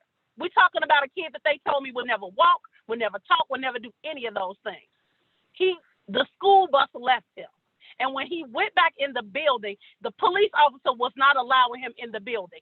It wasn't until a teacher says, hey, this is a special needs student, which she shouldn't have to say, who missed his bus, he needs to be able to come in and allow to call his parents. That is not okay in 2020 for a child who is in a neighborhood that he knows nothing about. He knows nothing about public transportation, and as a space that's supposed to be safe, that is allowed. I need for us to have a real conversation about what safety looks like to young people, what safety looks like to teachers, what safety looks like to principals, because that's the conversation we're not having. And at the end of the day, $33 million, we still haven't recovered from the 50 school closed. We still haven't had that conversation. Please show me the data of how many LSCs actually voted to have police in the schools. I want to see that. We tried to FOIA it. It hasn't been available to us. Let me know how many schools said they're okay with police being in the school. I'll wait, because I'm sure there are few schools that have. And did you sell it the right way? Because according to some LSC members, you all just said we're going to have an officer in the school. It's not going to be like what's in the police station. According to the contract, that police officer has a gun, a clip, a baton, and a taser, just as he would as if he was walking up and down our park. That is not okay. And as folks who sit on this board, and as Janice, who are educators, I struggle with the board for a long time because some of the folks who sat there were not educators, were not people with actual children. This is not the case. And so what would you want for your child? Would you want your child to be in a school over police? Because let's be honest, half of the folks who work for CPS and who sit on the board don't send their kids to the neighborhood school because it ain't good enough. I bet you the school that you send your child to doesn't have police in. Alderman, So thank don't do it for our children. Alderman, thank you very much for your comments, and we'll make sure you get responses to every question that you've raised regarding the LSCs. We'll make sure you get those responses. Thank you. Thank you, Mr. President. So our next alderman is from the 21st Ward. Alderman Howard Brookins, please. Hey, good morning. Good morning, President DeValier, board members, Superintendent Jackson. It is actually good to see you all as I'm looking at you on Zoom. Hopefully, we could meet this moment and reimagine our safety and security needs in CPS. And I'm asking that the board make a policy decision to remove CPD from CPS for the following reasons. One, I believe that the policy across the district should be uniform. And if we are concerned about our safety and security, we could address that with private security. Private security protects some of our most valuable resources and treasures, whether it is our museums or our financial institutions. It is cheaper in that it is reported that each CPD officer in a school is costing the district approximately $183,000 a year. The savings then could be used for expanding safe passage, counselors, social workers, or violence interrupters. Private security would more approximate the makeup of the communities in which they would be asking to protect our kids, while CPD, more than 50% of them live in 2 communities in the city of Chicago. When police are called, more than likely they are called to arrest someone. We're not saying that 911 would not be available for those schools when the number is called, but what we are saying is that all reasonable options should be ruled out, or that they should only be called in a case to avert a major catastrophe. So I'm asking that we take this time to take a pause and think about, one, the money that we could be saving, and I'm sure that CPS could use that money right now for a variety of things, and also have the safety and security that we need in all of the buildings around the city of Chicago. These security officers in private security, there are uncles, there are nieces, there are nephews, they live on the block. They are people that the students trust because they see these people in their community. They are not as menacing as CPD has become to some of the students throughout the district. So I'd ask that you give serious consideration and reimagine our safety and our security concerns. As it has been noted, I believe that Jadine has been doing an excellent job, and that no one has been hurt along any of the safe passage routes since we've implemented that program. Thank you very much, and it's great to see you all. Thank you, Alderman Brookins. Our next Alderman, Mr. President, is from the 25th Ward, please. Alderman Byron Cincho Lopez, please. Thank you. Thank you, and to the Board of Education members, as not only as an alderman, but as a former adult educator who taught in our public schools for almost a decade. I've also served in local school councils, at least in 2 local school councils here in my own community. And I tell you, in my experience as an adult educator, working with parents, working with teenagers, working with youth at risk, I tell you that I'm really, really puzzled by the insistence on something that should be a no-brainer. I like to break down this policy of having CPD in our schools, and I would like to make sure that we understand clearly. I think that, and I would like really to speak to my colleagues to really, really speak facts and really to really be in this moment in history to honor what the demands of our community and the demands of thousands of educators, parents, and students are talking. Not too long ago, early this year, we saw the report of a CPS student, a 16-year-old Nigma Howard. Nigma Howard was reprimanded with a stun gun by CPD for using her cell phone. Now, this 16-year-old Nigma Howard, don't forget her name, a black student, was dragged in the hallway. A 16-year-old, I want to make sure that you remember these words so you understand how this policy works and affects our youth. Later was picked up by her father. Father of a 16-year-old. I want to make sure that we listen to this very carefully. A police officer was screaming to the father of a special education child, a 16-year-old black teenager, your daughter is going to jail. Now, is this the type of policy that we want to see in our schools? So let's be clear. And to my colleagues, and I speak to you as an educator, not only as an alderman, but as an educator with 10 years of experience in our Chicago public schools, spending day in and day out, not only during class time, but after school as well. This policy doesn't work. It is not best practices to allow to give this $33 million of a contract to CPD. It's unconscionable. In a time when every major single city is talking about how are we going to rethink public safety, how are we going to divert resources instead of policing and over-policing and criminalizing our youth, how are we going to empower them and educate them, how are we going to make sure that they have a future, that they have options. Our city continues to go the wrong way, unequivocally. This is a no-brainer.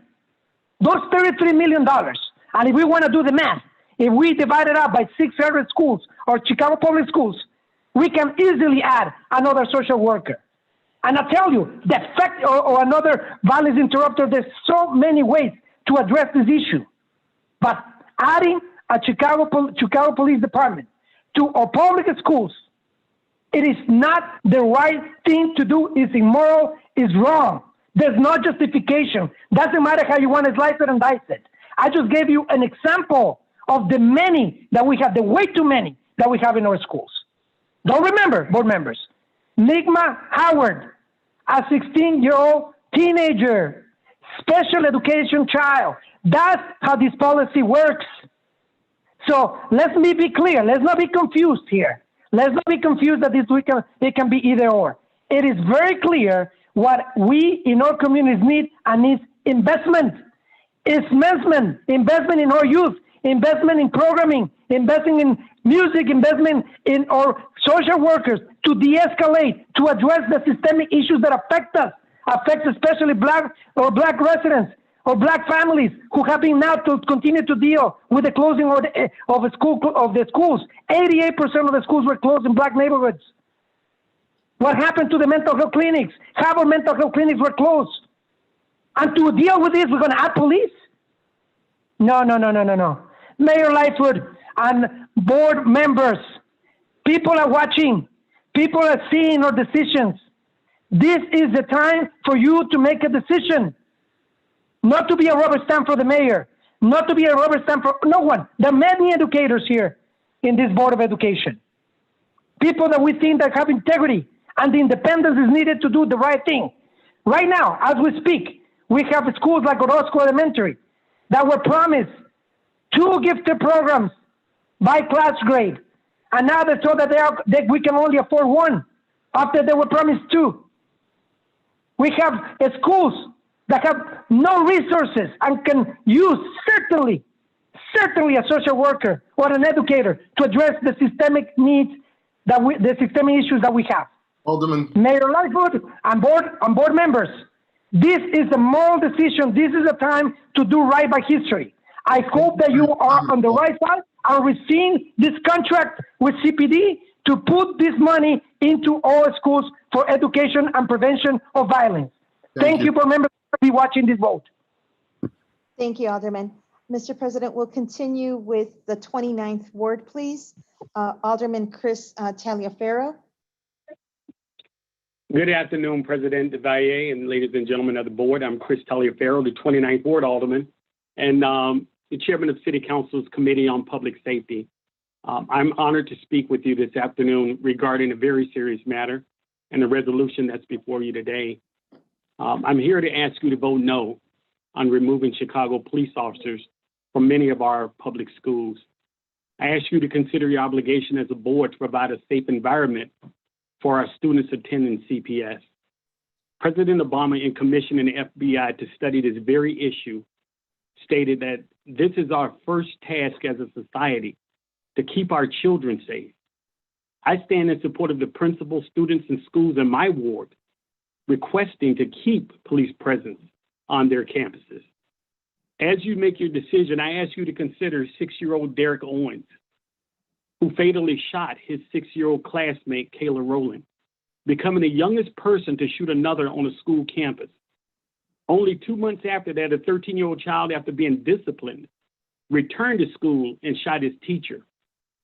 Unfortunately, for the next 2 decades, hundreds of active shooter situations have occurred on campuses throughout this country.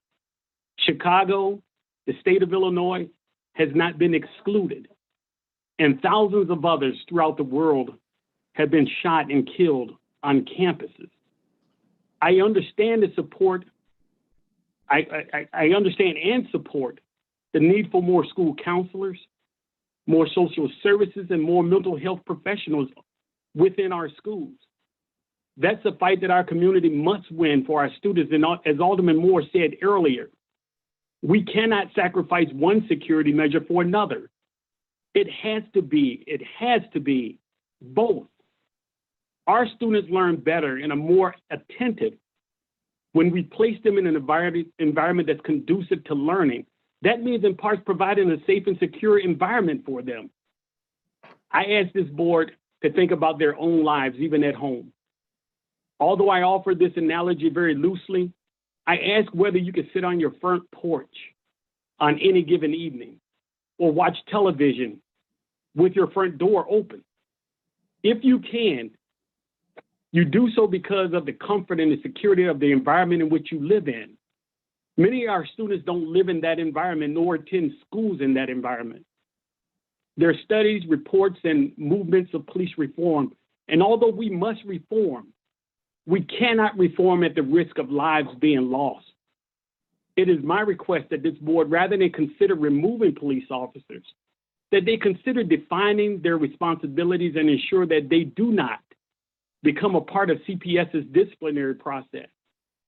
I believe the facts are clear that CPS needs to redefine the role of an SRO and not use police officers in an undefined role. That's been the primary problem that we've had. I ask you to further consider adequate counseling and social workers and mental health professionals to ensure that they are a mainstay in our schools. I've been asked, why not use security officers? And I think one of my colleagues alluded to that. I ask you to compare 40 hours of training compared to over 500 hours of training. A security officer alone cannot be equipped to handle certain criminal matters that can arise on a campus. I speak to you from a matter from a person that spent almost their entire life, their entire adult life, in safety and security, in law enforcement. I defer to folks when it comes down to matters of education and other areas because they are the expertise. But when it comes to safety and security, I offer some of the best and the most compelling statements and arguments that's available. There's compelling argument for and against. But I speak to you today from a position of possibility and one also of reality. We have those folks out there that will not hesitate to take their gang beef to our campuses. That's been proven. We have in-school bullying, where boiling points have been reached and retaliation occurs. That's been proven. And the fact of the matter is police response time is slow in those situations. Given the time that someone will make a call to 911, it gets to the dispatcher, it gets dispatched out, and then the police arrive on scene. We've lost a lot of lives, and a lot of people have been harmed. Mr. President and members of the board, I thank you for your service to the city and to our parents and students. And I ask you to consider the position of the principals, the parents, and the elected body of each school in assisting you to make that call of whether to remove police officers from their campuses. It is a matter of safety and security. It is a matter of life and death. So I thank you for your decision. It's a hard one that you must make. And I thank you for your time. Thank you, Mr. President. Thank you, Alderman. Mr. President, we'll continue with the 33rd Ward, please. Alderman Rosana Rodriguez Sanchez. Hello, Board of Education, and thank you for the space to speak. I want to thank everyone here today, and in particular my colleagues, Alderman Sawyer, Alderman Taylor, and Alderman Ramirez Rosa for starting this much needed conversation, and all the students, teachers, and community out in the streets demanding police-free schools. I want to start by saying that I am also an educator. I am a former teacher here in Chicago. I taught in Humboldt Park, and I have a lot of memories of feeling really overwhelmed working at a school that didn't have enough resources for students, and crying in my car before getting into my classroom, because I knew that when I got into my classroom, I was going to be faced with a group of students that had incredible needs that I was not going to be able to completely meet, that I was going to be looking at trauma, that I was going to be looking at kids that needed so much attention and so much support and so much specialized support, and that I was not going to be able to offer that to them no matter how much of myself I gave them. The teachers in that school, we all bought cereal and had snacks in our classrooms because we knew that some of them are going to show up late and they were not going to be able to have access to breakfast. What my kids needed, what my students needed was support, was social workers, was counselors, was reliable adults that they could trust. They did not need police. The communities are full of police. Their siblings are incarcerated. Their parents are incarcerated. Their uncles are incarcerated. They live this all of the time. And school should be a sanctuary for them. School should be a space for them to get a rest of that. I want to remind my colleagues that not every CPS school has police in them. So when we talk about protecting and safety and protection for our students, we're not talking about all of the schools, right? We're talking about very particular schools. And in these schools, children are the most traumatized, right? So what we need to be doing is providing support for those students and not threatening with punishment, which is what we are doing. My high school in my community is Roosevelt High School. Roosevelt does not have a librarian and hasn't had one in a very, very long time, but Roosevelt has school resource officer. I think that Roseville deserves a librarian, and Roseville is an incredibly diverse school. One beautiful thing about Roseville is that Roseville does have a restorative justice program. And one very interesting thing about that program is that once it started to get implemented, the discipline actions and out-of-school suspension dropped dramatically. And the other day, I was talking to one of the deans of discipline in the school who run the program, and I asked him, what do you think you would need in order to be able to get to the point that you want to get for the school to be at the level that you want it to be in terms of discipline and in terms of support for students? And he said, I think we would need a team of 5 or 6 restorative justice practitioners in the school in order to be able to provide for all of the students that we have. Of course, that could also be counselors, that could also be social workers, but the tools are out there and we can use them, and we know what the tools are.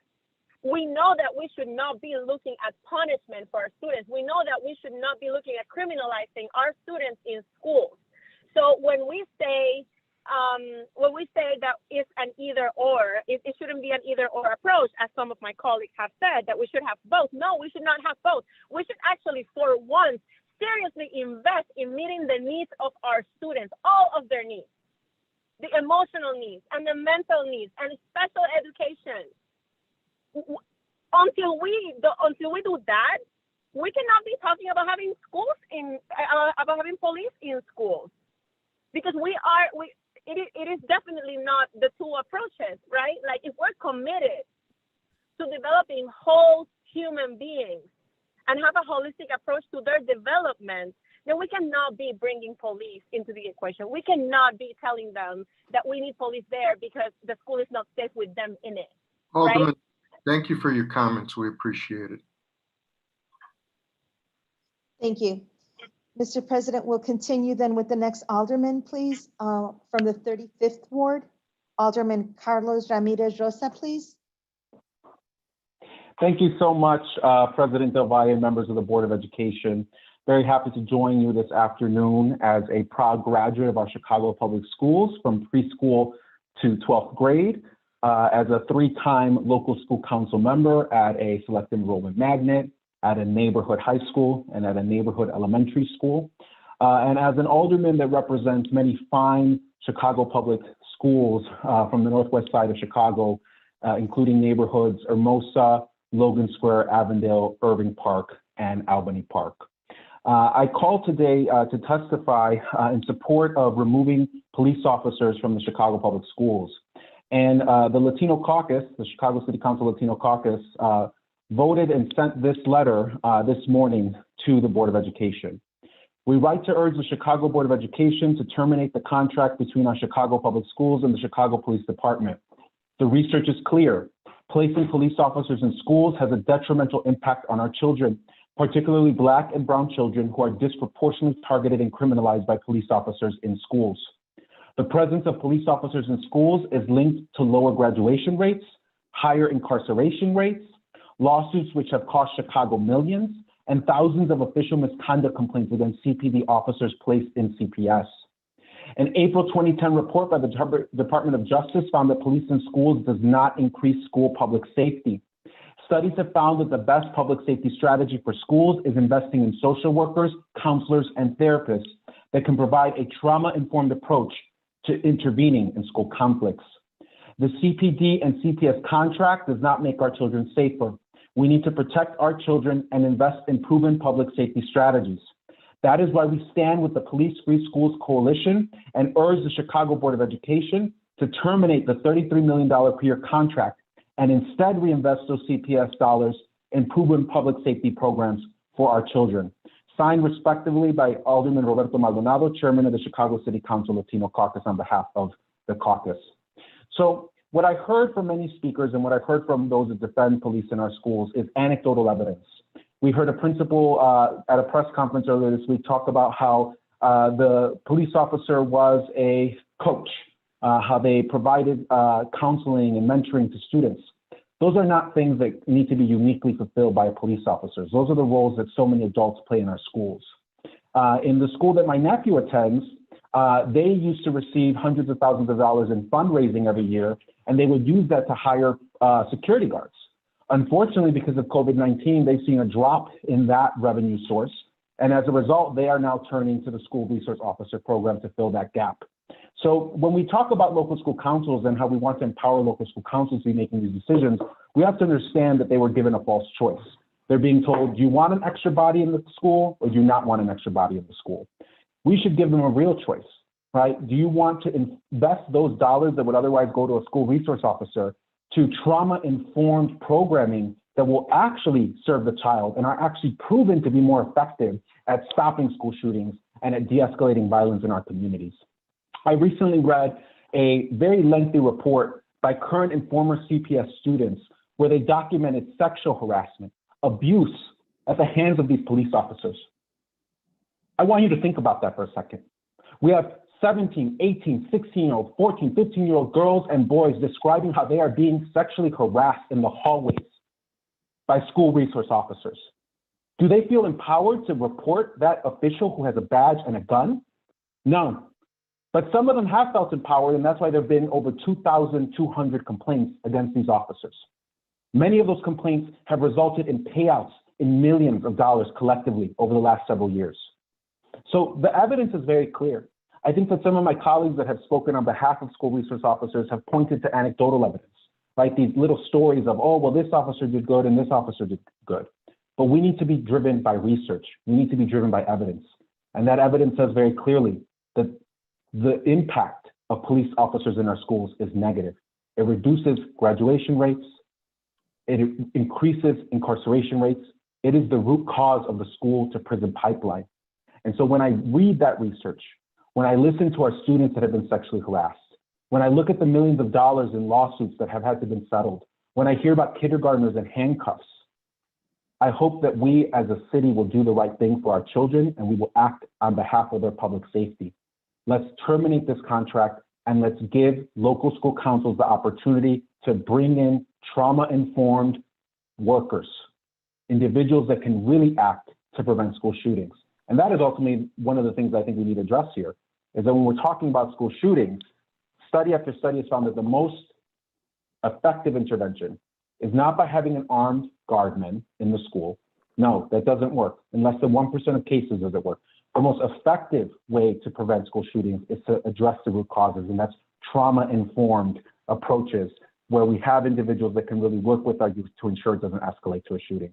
So I urge the Chicago Board of Education today to vote to end this contract. And please note that this fight is not going anywhere. We have introduced an ordinance in the Chicago City Council to terminate this contract on the city's end. This has tens of thousands of parents that support this. They want to see it get done. We're going to continue to fight to get this done because we have to stand up and do what's right for our children. Thank you. Thank you, Alderman. Mr. President, we'll continue with the 38th Ward, please. Alderman Nicholas Pizzato. Good afternoon, everybody, and thank you very much for your time. I would first like to thank the board, CEO Janice Jackson, and your team for the effort made to not just educate our students during a pandemic, but also feeding them and caring for them. Thank you very much for your job, a job well done. I come before you today to simply ask, what is the rush on the school resource resolution? I know this is a board that prides itself on community input, conversation with students, teachers and staff, principals, and last, but certainly not least, elected local school council members. These elected officials work with their principals and their staff day in and day out tirelessly to make sure their schools function. This not only includes balancing budgets and improving contracts, but it also includes keeping their students safe. I know this firsthand. I was an LSC member for 6 years and served proudly in my community, or as a parent rep and 2 as a community rep. Once you get into local school council, they don't let you go usually. There is no group better suited to make a decision about a school safety plan than those that are elected to represent that individual school and principal. How is it that the board believes that posting a resolution 48 hours is enough notice to any parent, student, or staff member that would like to have input? A resolution that can have life or death consequences to a community should never, ever be passed without hearing from each of the 72 schools that currently have an officer. Those are the families, staff, and students you need to be talking to. For each of those schools, there's a reason they feel the need to have an officer present. I encourage you to take the time and find out why. I am certain you will find there are many reasons. One final thought on the timing of this resolution that was posted without any community engagement or notice. The CPS administration is working 24/7 to find a way to get schools open in a couple of months. They have been dealing with the pandemic no one has ever dealt with before. And now, with these resolutions passed, you are telling the CEO and her team they need to come up with 72 different safety plans in a couple of months. You as a board know how much is on their plates at this time, and the stakes are already high with the pandemic. You are guaranteeing some schools will not be safe. I thank you all very much for your time and have a great day. Thank you, everybody. Thank you, Alderman. If the Alderman's still on the line, I just want to let him know that he was breaking up, and so we'd appreciate getting his full statement to distribute to the board. We caught part of it, but we didn't catch all of it. So. Okay, thank you. I'm sorry. Yeah, it's the connection. Okay, thank you. Thank you, Mr. President. We'll continue with the next ward, please, from the 40th Ward. Alderman Andre Vasquez, please. Thank you very much. I'd like to thank the board and President Del Valle for having us speak here on this matter. I tend to start these conversations with neighbors in my ward, asking them what school was like when they were kids. Do they recall officers being in their hallways? I will definitely ask that to this board, as I can see the majority of them are people of color. So I will also ask what your experience has been with the police growing up, and if you thought that it would be better served by having officers literally in the schools the whole time you were there. I appreciate that my colleagues mentioned that part of the board's responsibility is providing a safe environment. I think that's absolutely crucial and agree with my colleagues. But I would love to see this level of focus on framing safety when we talk about preparing for COVID in the fall and thinking about the amount of funding that would be necessary to take the proper precautions, especially when we're talking about a $33 million deal. Also, what can be that those funds can be used for would be nurses, counselors, other proactive public safety measures, as well as bare minimum like hand sanitizer and proper protocols when we're getting reports that people will have limited amounts. That is where funding could be much better used towards.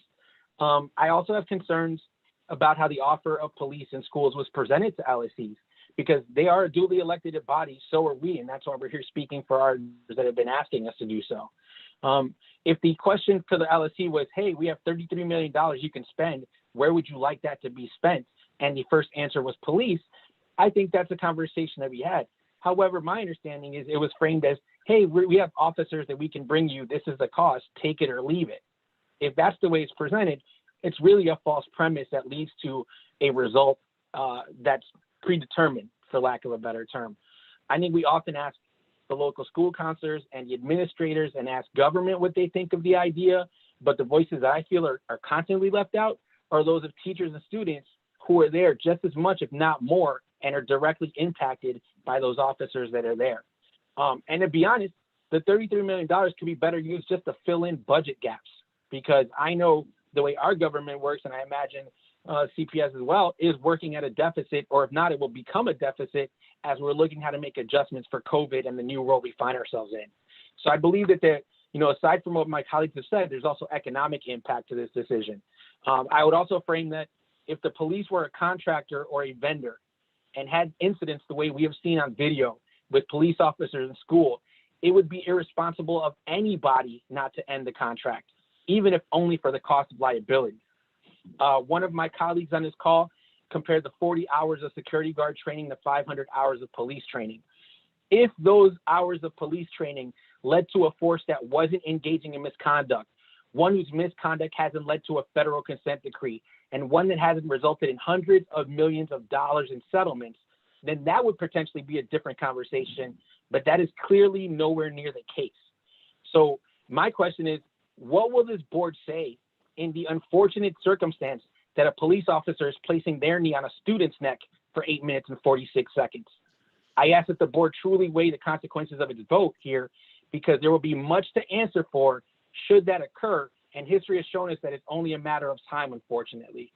So I really would ask the board to not just have this meeting to hear our opinions, but to really think about the consequences of those decisions and think about your own experience in going to school and asking yourself if we're going to fall for the straw person idea that we need every officer on the planet to be in schools because there may be a shooter. Because if that same level of attention and urgency was placed on safety when it comes to COVID, we would feel a lot more comfortable about school potentially opening in fall, but that has not been communicated to many of us. So I appreciate the time here. I appreciate you listening. And I really hope that you think about this and really vote the way that the neighbors who have elected us, a duly elected body, have also been screaming and really contacting us in the thousands. Thank you very much. Thank you, Alderman Vasquez. And the next Alderman, Mr. President, is from the 47th Ward, please. Alderman Matt Martin. Hi, good afternoon, members of the board, CPS leadership. Thank you for this opportunity to speak. I am speaking in support of the motion to cancel CPS's contract with CPD regarding the school resource officers. I wanted to start by emphasizing that the overwhelming majority of residents who have reached out to my office regarding the contract have done so to voice their support for cancellation. As of yesterday, we had over 130 individuals who called or emailed to support cancellation. Only a single person as of yesterday had reached out in opposition. The individuals who support cancellation range from students and family members to teachers, staff, administrators, and their assertions mirror much of what we've heard today from many of my colleagues as well as members of the public, specifically that both students and employees feel less safe with armed police being permanently present at schools, that CPS schools already employ trained non-police security who are on site and able to address safety and security issues. And finally, that safety could be maintained and enhanced by having more social workers, more case managers at schools, as well as by better embracing restorative justice practices. I also would highlight the fact that the data and research, as a number of my colleagues, including Alderman Rosa, that supports these public opinions. 4 years ago, there was empirical data collected from across the country, published in the University of Florida Law Review, showing that a police officer's regular presence at a school is predictive of greater odds that school officials will refer students to law enforcement for committing various offenses, including lower level offenses. 3 years ago, in February of 2017, the Shriver Center issued a report recommending that school resource officers not be permanently assigned to CPS schools. 2 years ago, the city's Office of the Inspector General found that CPD had failed to adequately select, train, and supervise school resource officers, and that it lacked written guidance specifying their roles and responsibilities. And then last year, in 2019, a follow-up report found that the majority of the recommendations had not been adopted yet. So that's 4 years. This is not a new conversation. This is something that should have been happening 4 years ago, 3 years ago, 2 years ago, and even last year. Today's vote represents an opportunity to both acknowledge and affirm what thousands of Chicagoans have been telling city government over not just the last year, but over many years, which is our schools and our city can embrace models of public safety in which armed officers and the threat of arrest are not an ever-present feature. I respectfully urge the board to heed this research, to heed public statements, and cancel CPS's school resource officer contract with CPD. And if the board chooses to do so, I'd also ask that it work to ensure that those schools be given the opportunity to keep those funds rather than returning the funds to CPS's central office to balance a budget that should already be balanced. Thank you very much. Thank you, Alderman. Mr. President, we'll continue with the last Alderman from the 49th Ward, please. Alderman Maria Haddon. Hi, good morning or afternoon now to everyone. Thank you to the board members and CEO Jackson for your service to our community. I'm Maria Haddon, Alderwoman of the 49th Ward, and here to speak to you about two issues today. First, we in the 49th Ward were heartbroken that Kilmer Elementary School was again denied the IB program for the coming school year. With an exemplary application and meeting all of the metrics for a qualified school for this program, We believe that our inclusion in the North Lakefront ARA has put our students at a disadvantage. While the system is a vast improvement on previous CPS processes, we hope to work with you to make sure that we can continue to improve this system. By our records, Rogers Park schools have been overlooked for special programs for the last 28 years. Rogers Park students are majority low income, Black and Brown, and many are English language learners and students with special learning needs. To neglect the programming at our schools for this long is unacceptable. Dr. Jackson, I thank you for taking time to speak with me last week and for committing to spend some more time getting to know RP schools better and helping us find a path to equity for our kids as well. With more funds dedicated to bringing quality programs to all of our kids, CPS would be better meeting the mission and its purpose. The average cost, we were told, of this 6-year commitment to fund a new IB program is about $1.4 million over 6 years. So that brings me to my second point. It's time to end the contract with the Chicago Police Department and take police out of our schools. Think about the staffing and programs we could fund with that $33 million. It's been insightful to listen to some of my colleagues who have spoken in support of the SRO program. I heard them support this program because they want safe schools for our students as well. Given the complaints against SROs and the numerous incidents of individuals documented in harming our students, I would challenge you all to show us compelling evidence that SROs actually provide that safety. I heard one alderman say earlier that some of his schools have had no choice but to rely on Chicago police.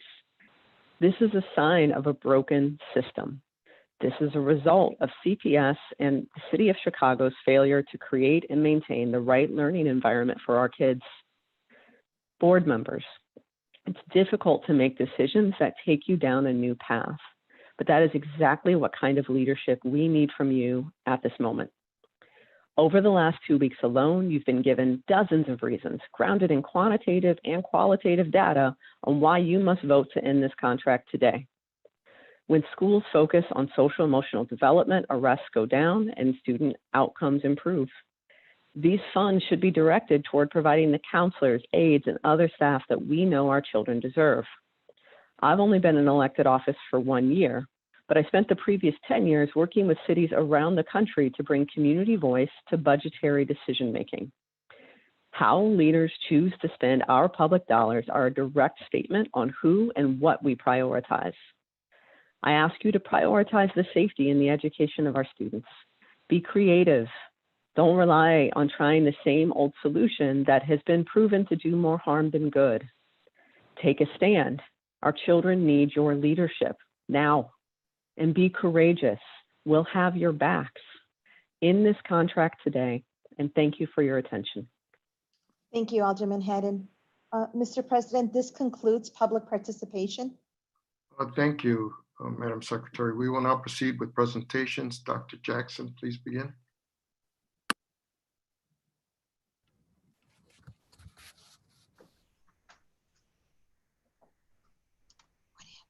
Sorry, my apologies. First, as I stated earlier, we have 2 presentations. One is an update on COVID-19, as we've promised to keep the board updated regularly. And then in response to questions from the board and some of our speakers today, Jadine will follow right after this to discuss SROs and to share some of the most current data regarding the surveys that were administered to our school communities. So at this time, I'm going to turn it over to Arnie Rivera and Latanya McDade. Thank you, Dr. Jackson.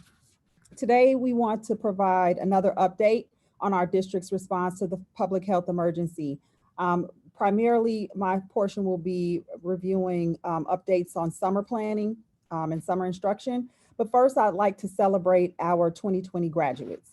This year's graduation ceremonies were far from traditional, but educators, partners, and families just worked tirelessly to go above and beyond to celebrate our students. And I hope that all of our graduates had an opportunity to see the citywide graduation ceremony that aired on Sunday, June 14th.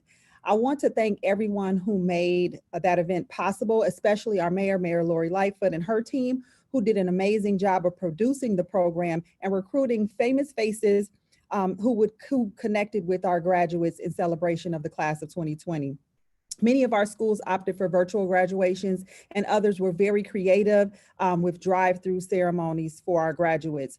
All of our schools helped to keep everyone safe. We provided guidance. CPS as a district provided guidance from both the Chicago Department of Public Health as well as the Illinois State Board of Education to create a graduation plan for all of our students. And our principals, I want to thank you tremendously for all of the work and effort that went into taking these recommendations seriously and really working passionately to honor our graduates this year. It was quite a few awesome graduations that I was able to see through social media, and I'm sure that our students and our families really appreciated these efforts greatly. And to the class of 2020, I really just want to offer a hearty congratulations. This is a class that will never be forgotten, and it definitely won't be because they graduated during a pandemic. It will be because of their strength, their resiliency, and their persistence towards meeting their goals and not letting this current situation or circumstance define them. So congratulations to all of them. We have been so impressed with this class as they press towards the mark in this unusual sprint to the finish line. They truly are shining examples of the city of Chicago. We're all looking forward to see all that they will do as they move forward in their educational careers. Summer programming, now that the school year is complete, we're focused on students getting ready for a strong start to the fall. With that, we are continuing with virtual summer academic programming. Particularly, we have teachers and students following a set schedule for summer school, and we will be using, for remote learning, we will be using our Google Suite, and it will be a uniform effort to make sure that all district schools that are offering academic programming have uniform ed tech software and curriculum. There's a range of programming that's going to be offered for our elementary students to help catch them up academically, as well as for high school students to be able to recover required credits towards graduation. We'll be offering several opportunities to support some of our most vulnerable populations, including our English language learners, as well as our students with diverse learning needs. And each of our programs that we'll be offering this summer have specific student audiences in mind to make sure that we're meeting the different needs of all of our students this summer. A couple of examples include the Office of Language and Cultural Education will run its summer program focused on students who are English language learners for both support as well as credit attainment, depending on the grade of the student. And then our Office of Diverse Learner Supports and Services will run our annual extended school year program for students that are eligible through their individual education plan. We're also committed to supporting students through summer remote learning to include their transition into high school and college. So for example, we have our Summer Melt program as well as our Summer of Algebra program. Both are designed to support students in reaching their academic and post-secondary goals to start the next school year on track. We're also leveraging the expertise of content and ed tech teams, as well as quality ed tech products to ensure that our students have a quality virtual learning experience that'll assist them in addressing gaps in mastering critical standards, ensuring that they're ready for the fall. Each of our programs has their own set of curricular resources and ed tech tools. These are a few examples that you see listed here. Specifically, you'll see social emotional learning and math and literacy. And the content will ensure the students have an opportunity to master critical standards as well as prepare them for the upcoming year, keeping in mind that they need support beyond academics, which is why you'll see that we are preparing to offer core curricular resources in social emotional learning. Regardless of the type of program, CPS utilizes the best available education technology platforms. So you'll see a list of platforms here that we'll be using across all summer programming to make sure that there's consistency in what students are accessing throughout this remote learning period for the summer. The educational technology will be combined with instruction and care of our talented educators to ensure our students are getting the support that they need. So teachers will have their curriculum and they'll be teaching, but they'll also have support and resources through ed tech products. Here's just a few of the student and teacher expectations that you see here. Students and teachers will be following a structured schedule and curriculum, and it's intended to really maximize the learning and ensure that students can be successful during this virtual summer classroom environment. Some of the things that we learned from the remote period that we were in during the school year. You'll see being applied here, as I spoke earlier to the board about having a uniformity with the platform, having a designated schedule. So you'll see that we're implementing some of those learnings and feedback from remote learning during the school year to make some improvements for the summer virtual learning program. As far as registration is underway for all CPS summer programs. With support of our principals and assistance from our family and community engagement team, we're really working hard to make sure that all eligible students and their families are informed about the summer learning opportunities. So there's multiple mediums in which we are communicating with families to get that messaging out and letting them know for those students who have been identified for summer learning, as well as other optional programs that are being offered. And I'm truly grateful for the CPS educators and staff that will be working with students during the summer.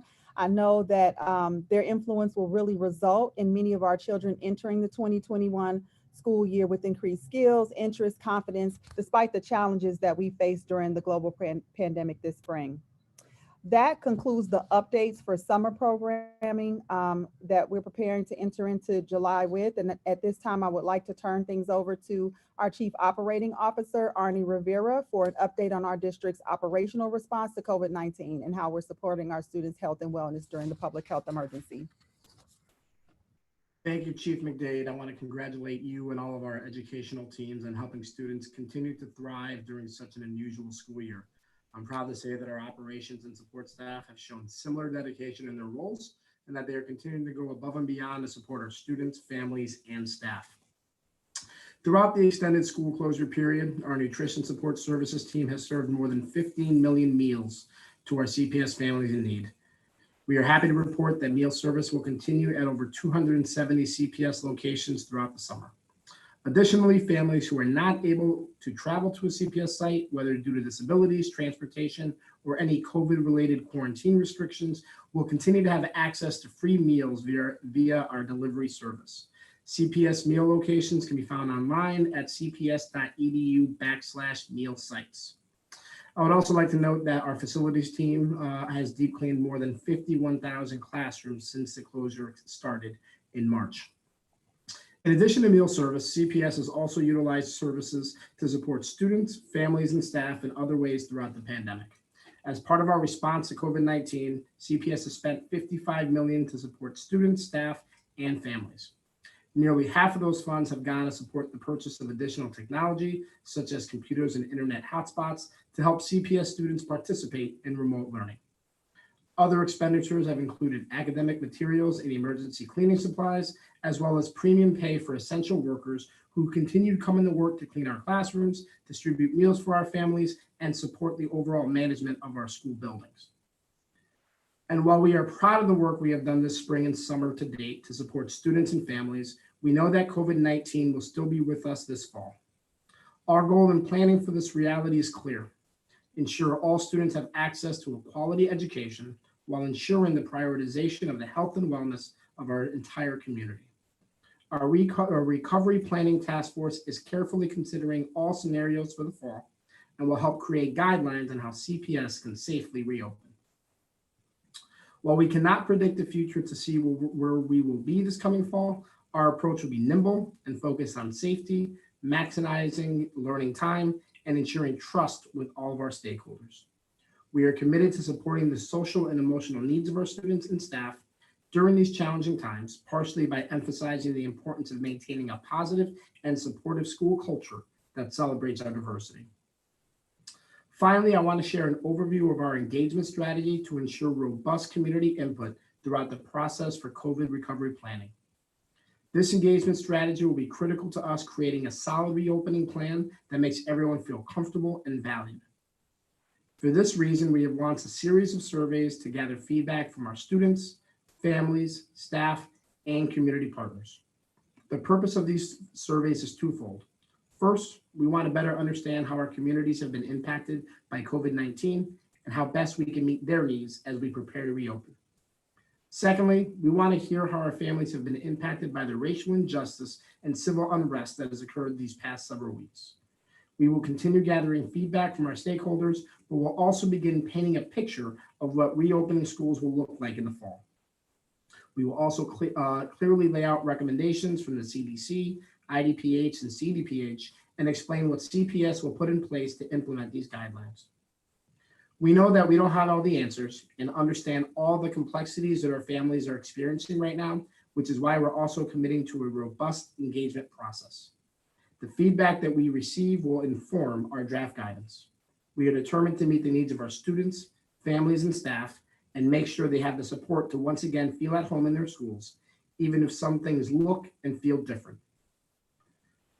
The road toward reopening our schools will definitely have its bumps, but with the support of our families and staff, we will be a stronger district, united in our mission to provide the best. Don't tell anybody. Oh, wait, are you in a meeting? Thank you. What happened? Can we go vote?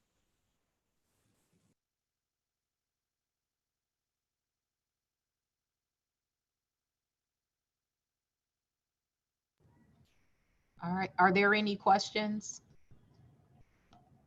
We'll proceed to the second presentation and then have questions at the end.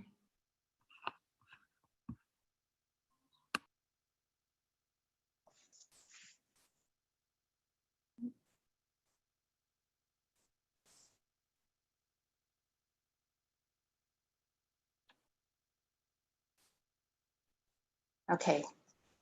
Good afternoon. Just checking to make sure that you can hear me. Yes. You're good to go, Judy. Great. Can get started. All right. Good afternoon, everyone. Thank you so much for taking the time today to hear this presentation. I'm here today to present an update on the School Resource Officer Program. School Resource Officers are also known as SROs. Before I start, I want to acknowledge, and everyone has heard the testimonies today. We've seen the demonstrations, the outpouring of feedback, expression through marches, and we really want to just emphasize that we acknowledge this is a very complex conversation and topic. We respect everyone's voices. We appreciate that everyone has taken the time to come out and really share their perspectives. I know our board members appreciate it, our CEO, and I appreciate it. And thank you for those who've reached out to me personally. I have tried to respond to those who have emailed me and called me, and I will do my best to continue to do so as we proceed forward. Our goal always is to engage our stakeholders. These are the people that we serve in our jobs. And on the topic of school safety, there's nothing important than making sure that our children and our staff are safe. And so with that, I'm going to head into the presentation, the first page. Today, what I'm going to do is go over just an update from where we were since I last presented to the board, describe some of the key improvements that we've made in the program in partnership with Chicago Police Department and schools, share some results from a survey that we recently conducted across school communities and communities for those schools that have school resource officers. As a district, we are committed to eradicating the school to prison pipeline. And so I'd like to also share some update on our progress with school discipline data. And lastly, I will close with recommended next steps. So just a program update. 72 of our district run high schools have SROs. There's one charter school that has SROs. Last summer, if you'll recall, we partnered with Chicago Police Department to hold feedback sessions across the city in public sessions, as well as smaller focus groups inside of schools that have SROs. That feedback then led into the improvements that we implemented last fall entering into the school year. As part of the MOU, we codified those improvements and signed that MOU for last fall, 2019, and the following current year that we're in, 2020. The improvements that we made are listed there, and I'm going to go over each one in detail.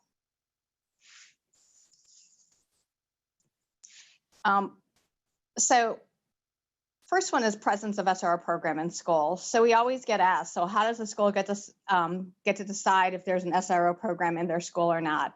In the past, that program decision was much more informal. Candidly, it was a matter of which schools had them.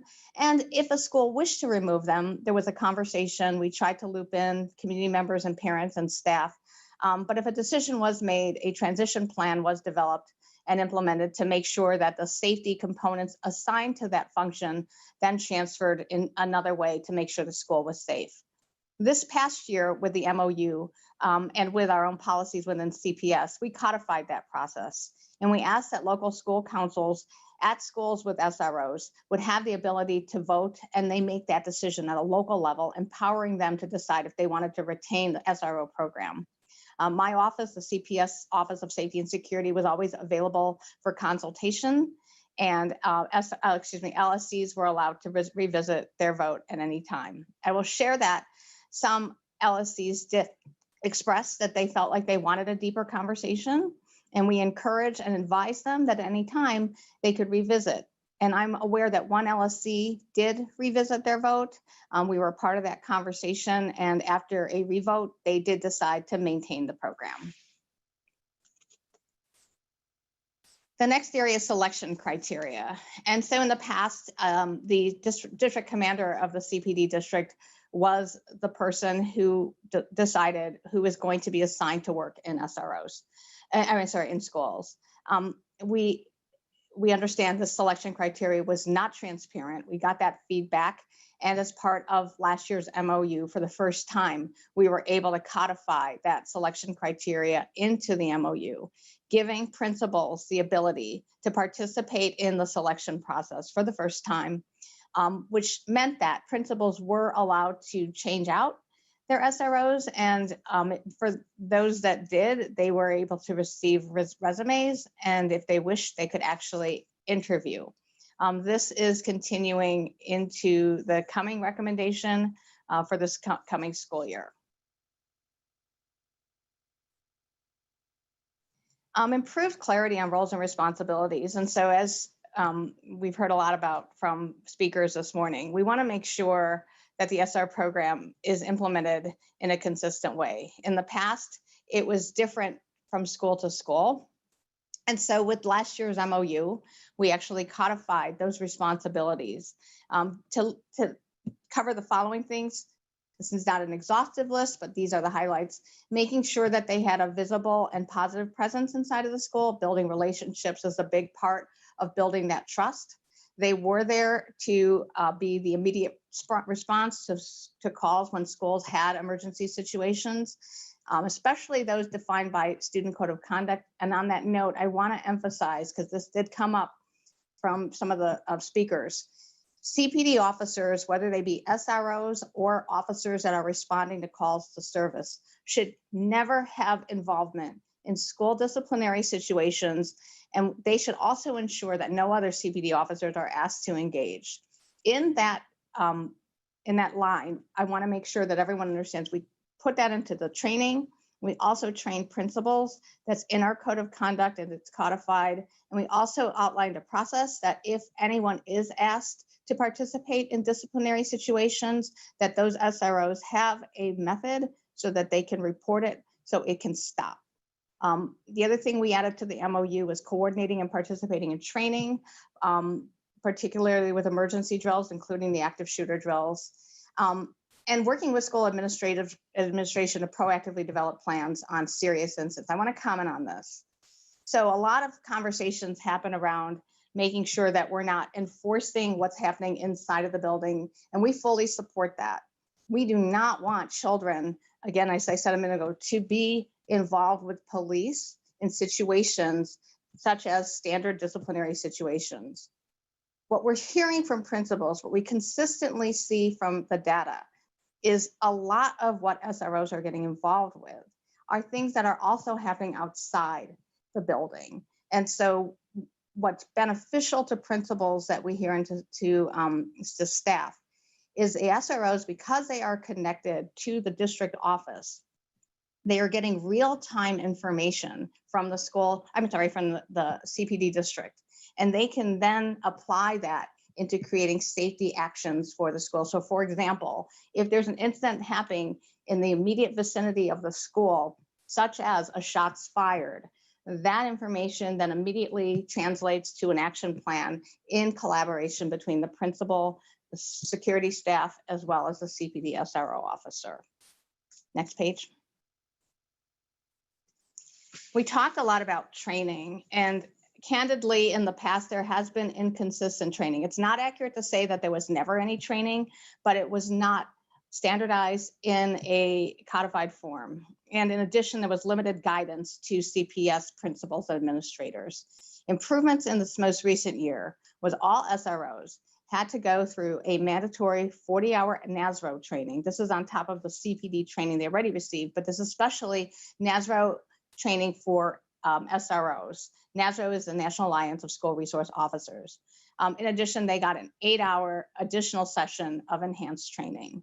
On top of that, they also received 8 hours of localized Chicago-specific training, covering CPD protocols, covering CPS protocols, the thing we were talking about a minute ago about what you are allowed to get involved with and what you're not, and what you do if you're asked to get involved with something that you're not supposed to get involved with, and CPS student code of conduct. In addition, as a parallel path, we presented to principals and administration so that those schools that had SROs understand the expectations, they understood what we were saying to SROs, and they then could also learn how to better build relationships between everyone within the school community and making sure that they're acting within the parameters of the MOU. Next page. The last thing on improvements is a formalized complaint process. In the past, it was much more informal, where individual complaints would go straight to the district office, was not captured centrally. Effective last year, we codified the process where all complaints on SROs would go through the standard process, which is the COPA process, which stands for the Civilian Office of Police Accountability.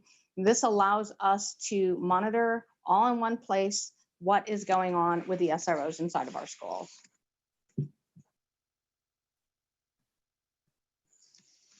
All right, so those are just some of the highlights of what we have worked on over the past year and the program. It is an evolving process, and we will continue to make improvements by taking in the feedback that we're hearing, by making sure that we're working with all of our members of the school community, especially the students who have given us so much feedback and have come out very in large numbers to tell us their thoughts on this program.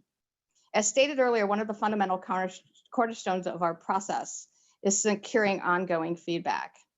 Last year, we committed to the board that we were going to conduct a survey. COVID-19 posed a few challenges for us. These challenges did not allow us to be in front of people, but thanks to technology, we were able to proceed and announce and implement the survey. And today, I want to just go how that process worked. In May, we issued a survey intending to get quantitative feedback from those school communities that have SROs. The survey was issued in English and Spanish. In addition, again, a big part of our communication was through the local school councils. So we met with the local school council advisory board to make them aware of the timeline. We met with the local school council chairpersons who have SROs inside of their schools. We provided principals with these updates. And then on May 26th, we sent the survey out to members of the school communities. Who we define as members of the school communities are administrators, teachers, staff, students, local school council members, and parents to whom we had email addresses registered. The survey was open from May 26th to June 8th. During that time, general public did access the link through social media and through other postings, and community members were invited and captured in the results, which you will see. So overall survey findings, and this is just a highlight today. For the sake of the presentation and for timing, we are going to cover these top 3 questions. And then please know that we will be working with our research department to create a method that we can make all of the survey results publicly available at a more detailed level in the very near future.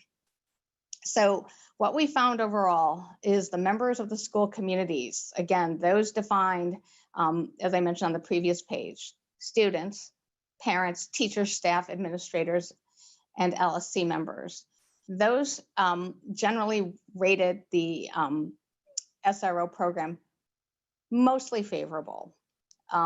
What we saw is those who identified themselves as community members, mostly unfavorable. Please know that there were a lot of respondents who did not identify themselves as any role. And if you did not identify yourselves as any role or affiliation with a school, those results were excluded. I'm going to go into each of these categories in a little bit more detail so you can see how each segment responded.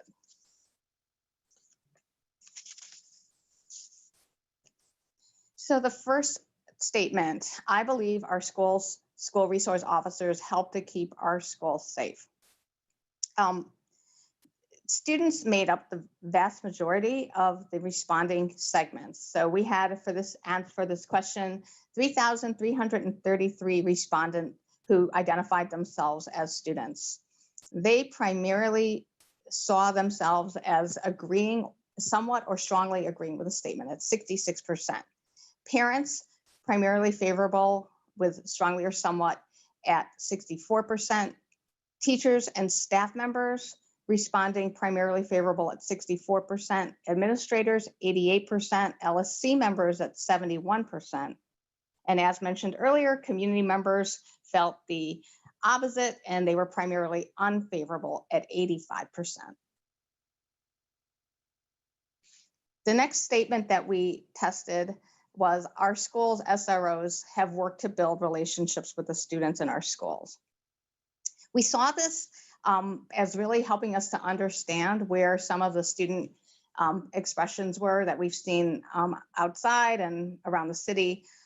In this case, we saw that students only labeled as 35% primarily favorable, parents 38% primarily favorable, teachers and staff at 54% primarily favorable, administrators at 76% primarily favorable, and LSC members at 58% primarily favorable. Community members, 51% primarily unfavorable. What this shows is that there is room for improvement in the area of building relationships.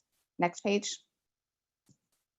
The last question I'm going to go over is overall, I have a generally positive feeling about CPD officers in the community, which is sort of outside the school. We wanted to get a sense where the respondents were on CPD at large.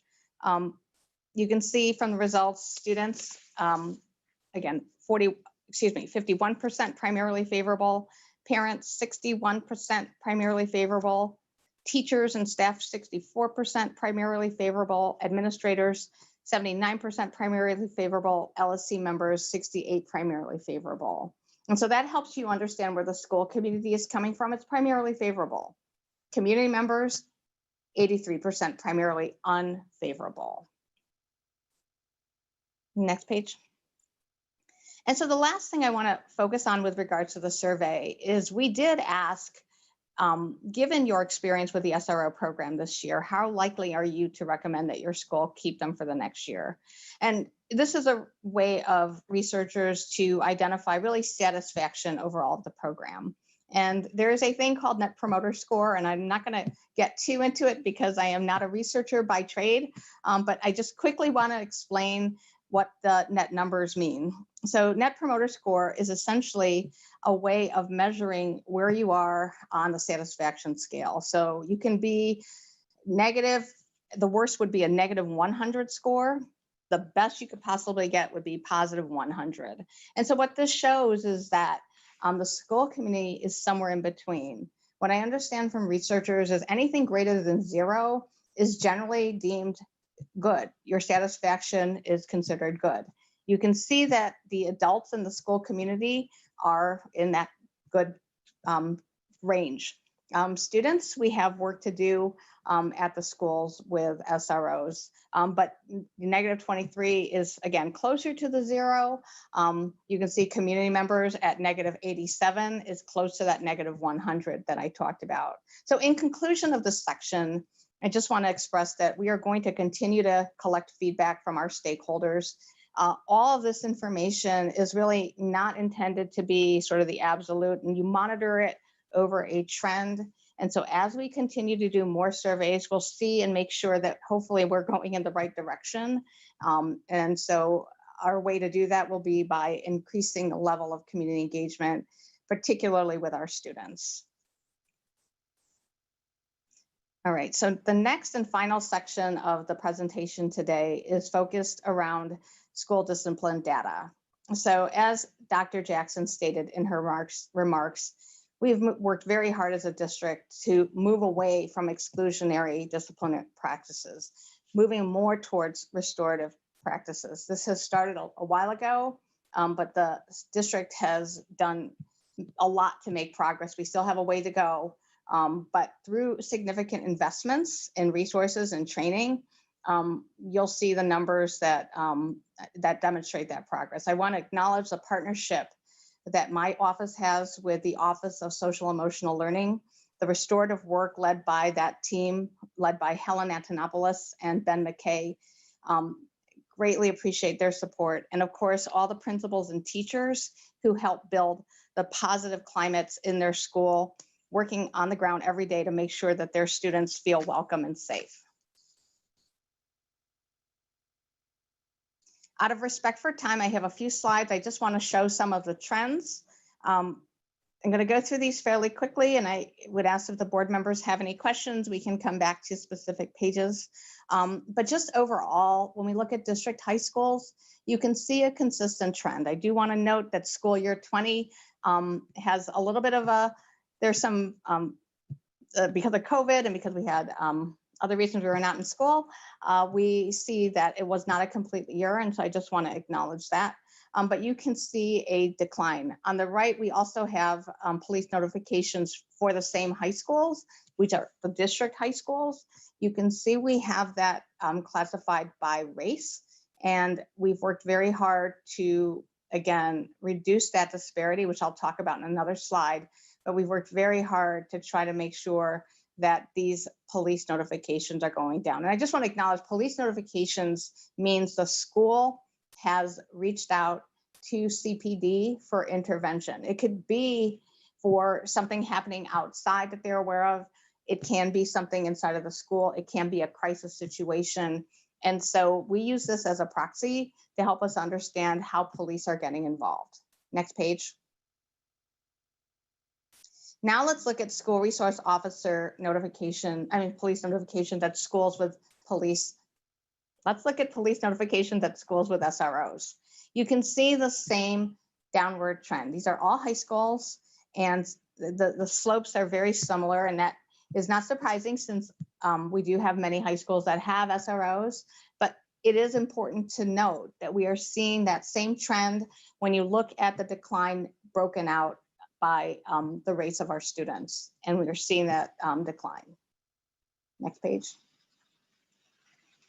There was a question. Oh, nope, go back one. Nope. Okay, we'll go into this page. So this essentially shows the breakdown by student group of police notifications. And when people talk about disproportionality, we understand and we are working hard to reduce that.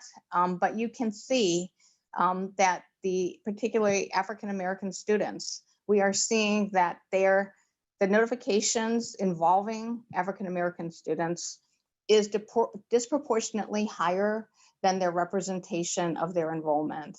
This is a big concern. It has been an issue for many years, and we are tackling it in partnership with SEL, partnership with the Office of Equity and our principals and our schools to make sure that we are doing whatever we can to address that disproportionality.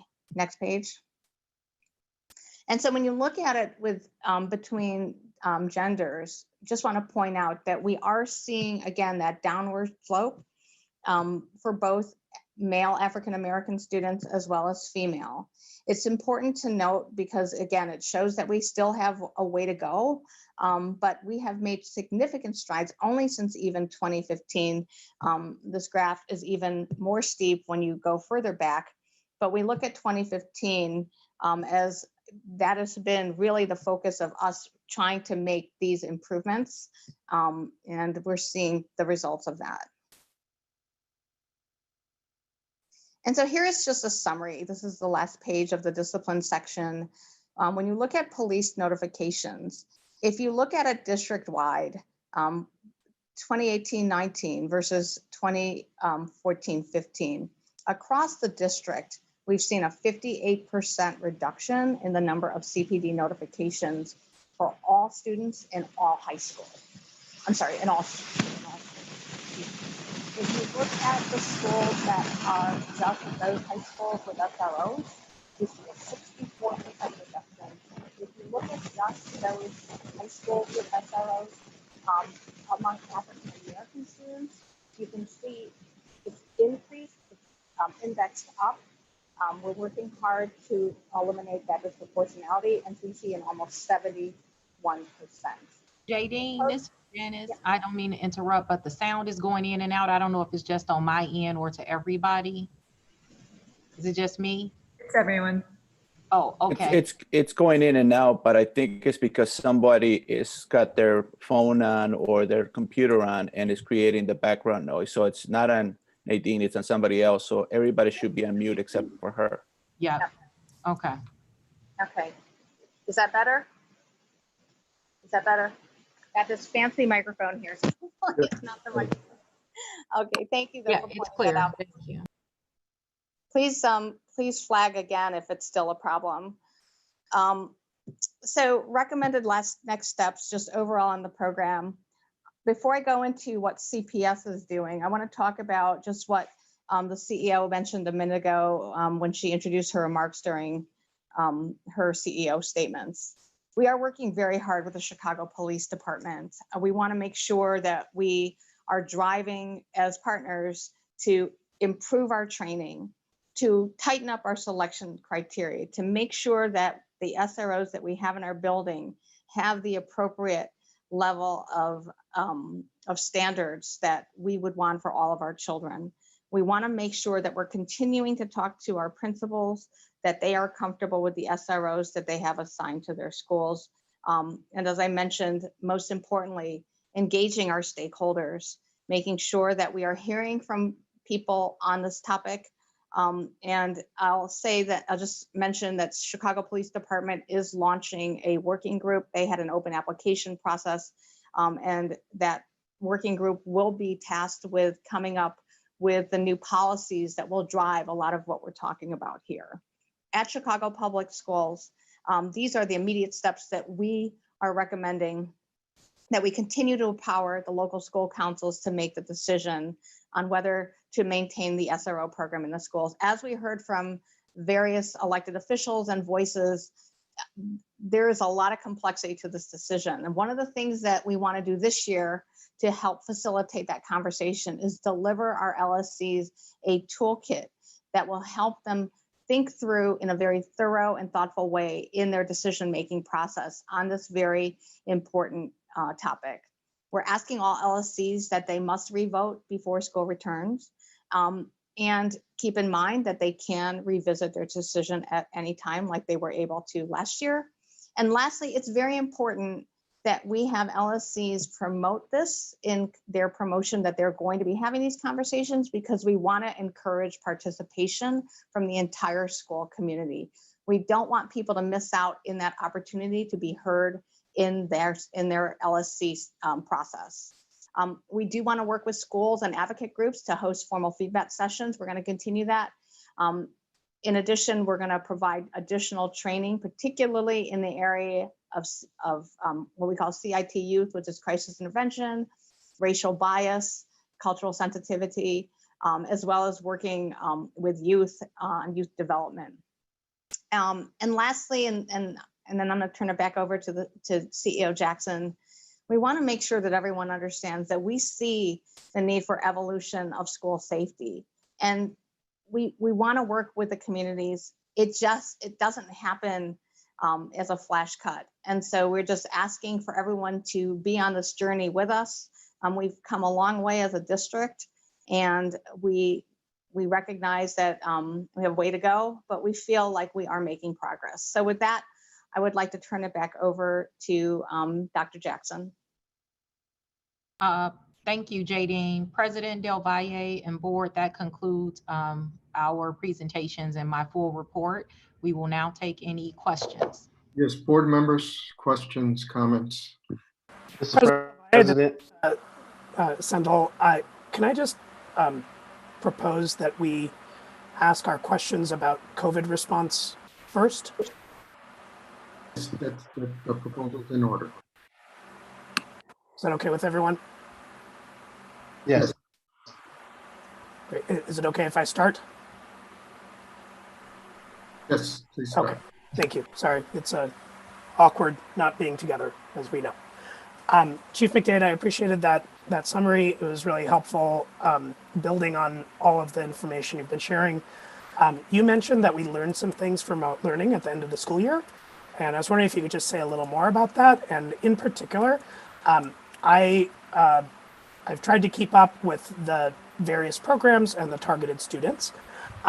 I guess one question that I'm not totally clear on is whether these are groups of students and teachers who have already been working together, or if they are new groups, and how community will be created during summer remote learning that's starting remote, which is a difference from how remote learning went during the school year. I think you're muted. Apologies. Yes, they are new groups, and you'll notice from the different, the offering, because we have totally different programs, and with virtual, there's no way for us to do, and the offering is not the full district, so there's no way for us to keep all communities together. However, we will be providing our educators with guidance on how to start out the remote learning sessions with students, building community just as they would in a normal school year when you have brand new students coming into your classroom. So our educators, although it is virtual and it's very different and it's more difficult to build community, our educators have to build community every single year when they start out a new school year. And even in summer programming, when we do Summer Bridge, it's the same situation where you have students from different school communities coming with a teacher, and they have to do that work of relationship building and building community. So likewise, they'll be doing the same thing for the startup of the summer programming. And we'll also be providing them with resources and supports and toolkits to be able to help them start those conversations and start to work with their students and families to build that sense of community for the short time that they have them over the summer. Thank you, that's super helpful. And then in terms of the learning from the school year, any highlights of how that's going to inform remote learning during the summer and any possible future remote learning? So we haven't codified all of the learning. We just had ended the school year with the town hall with students and got an opportunity to capture student voice, which they provided us with tremendous feedback that we have gathered and put together to now bring together with feedback from surveys, from educators. We put out a survey to principals and teachers. So we're pulling all of that data together. Some of the things that I shared with the board during the last meeting, that takeaways that we could implement right away, you'll see has been implemented in the plan, but we are looking to further refine based on the voices that we've captured through via survey or town hall. Some of the things that you see, which I mentioned earlier, we learned right kind of early on that we needed to have some uniformity across the district, as opposed to during the summer having individual schools doing different things. So we have one platform. We're using our Google Suite. So that was one immediate takeaway that we were able to apply for the summer. And then also having consistency across curriculum and expectations around scheduling and timing and how instruction is delivered. You'll see in the update that I provided today that we have common curriculum across all of our summer sites. We have a common schedule across all of our summer sites, and then we selected the EdTech software to ensure quality. So those were some of the immediate things that we were able to do right away. Of course, there's other takeaways that we've gotten from teachers and principals and students and parents that we're pulling all of that data together to identify the trends so that we can make further enhancements in the future. Thank you. This is Louisiana. I had just one question, one clarifying question, and thank you for the COVID-19 summer info. Very, very illuminating. I have a question that has to do with the younger students. I noticed that there wasn't any specific reference to the pre-K and kindergarten students. And I imagine that you are seeking to find out a lot about that experience when you get your input from the parents, that's going to be one of the biggest sources of information. Is that assumption correct? That is correct. Okay. And that was one of the target groups that I mentioned during the last board meeting, which is why it's so important to get a capture on the parent surveys, because our younger learners we knew had to depend heavily on, their parents being able to support them. So, and then also our primary teachers. So yes, that is still the goal, to make sure that going into the new school year, any remote learning that we offer, that we have specific improvements for that target, our earliest learners as a target group. Thank you. I don't know if this is a question or a comment, but I just wanted to lift up the student town hall that board member Rome and I had an opportunity to attend yesterday, and it really was an excellent event. It was great to hear so much from students. And as you were saying, Chief McDade, I certainly learned a lot, and I know there's a lot of learning to be had about how we can use that knowledge to shape plans moving forward. So, every month I come, I'm like, so how are we going to be doing stakeholder outreach? How are we going to be doing stakeholder outreach? And I just wanted to call out that I really appreciate you involving the board as part of that, directly involved in that outreach and hearing more from it. And the question I had is, it was mentioned earlier, I think, about that all of this survey feedback of the focus groups, et cetera, is all ongoing. And then there's going to be a draft put out and then feedback on the draft. Can you go over again? Because I feel like I missed it, the timeline for that. You know what, I have Shirley on the line. She may be able to add a little bit on the timeline, because I don't remember some of the due dates it was different due dates for some of the surveys. So if Shirley, can you weigh in on this? Honestly, not even the surveys and stuff, but the draft and then the period of feedback, how that's going to work. Oh, okay. I was going to say, we don't have a date to put the draft out. I would definitely say in the coming weeks. As we've reported before, we've been working on this since late April. One of the key things that we needed was the guidance from the state, which just came out yesterday. And we also know that the data from the surveys, focus groups, et cetera, will inform it, but we're hoping to get something out within the next couple of weeks. That's our target goal, but I don't have an exact date. And then there will be a period open for comments and feedback.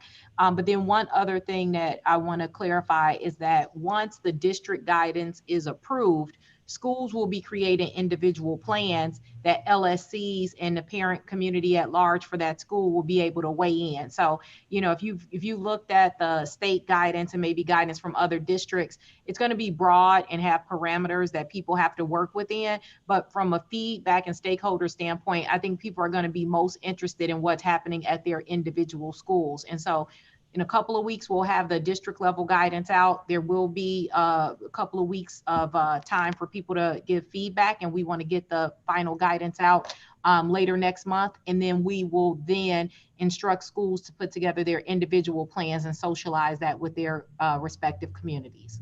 And the educators and principals surveys, their survey does close on Monday. So we'll be able to start getting some of that data in as early as Monday. Thank you. Question? I had a couple other questions, if that's okay. Yes. One, again, like Elizabeth, I have a comment. I appreciate the ongoing efforts for engagement that Arnie described as well, and being really explicit about these goals of being nimble and responding to the evolving health situation. I think that's super important. I know my kids are constantly asking me, will they be going back to school in the fall? I want to give them an answer, but I more want us to make the right decision. And so I guess I appreciate the engagement, and the follow-on question, sort of following on what Elizabeth just mentioned, is how are we going about informing families and staff about what happens? Is that mostly going to be done at the school level, or will there be a district-wide push to do that as well? So certainly once we have our reentry plans ready to go, there will be an all-out effort, as we have been doing even throughout the closure. Our CEO does an end-of-week newsletter that goes out to all families. We do internal communications to principals. Of course, our principals, assistant principals, school-based personnel bridge the gap between school, community, and home. So as we send out district-wide communications, they will also be sending out communications to families, not only about what district plans are for reentry, but as Dr. Jackson stated, in terms of their individual plans, they will be responsible for sharing those. So yes, as we have done throughout the closure, we've been maintaining high levels of communication and consistent communication with regular updates, and we're continuing in that vein and ensuring that once our reentry plan is ready for public facing, that will be distributed widely. Thank you. And I had one last question. I think this is probably for you, Chief McDade, about assessing students' learning. And I'm just wondering, how are we leveraging these common platforms and common curriculum and common practices to assess students' learning, both to know how well our approach is working, so we can improve our programs and learn from this for any future remote learning, whether it's continued or another time. And second, also to know what students understand and what they're struggling with, so that their future teachers can take effective instructional steps. Some of that over the summer, some of the software that we'll be using will provide teachers an opportunity to do that.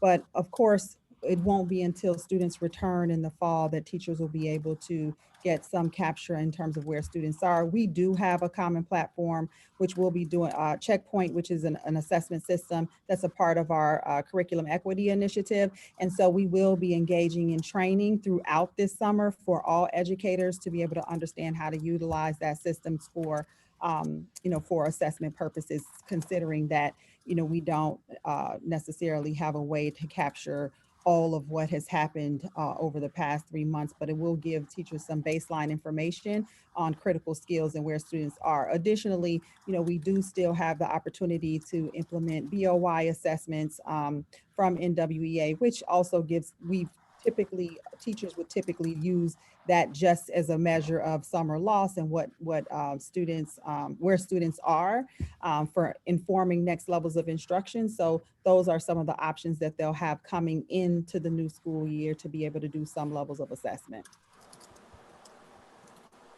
Thank you. And of course, our primary, Louisiana, this one's for you. For our primary, we still have our observational assessments. Pre-K has TS goal in class. And then we have the kids that'll start up at the beginning of the school year in September. So there's multiple ways that we can capture some behavioral assessments for our youngest learners as well through observation.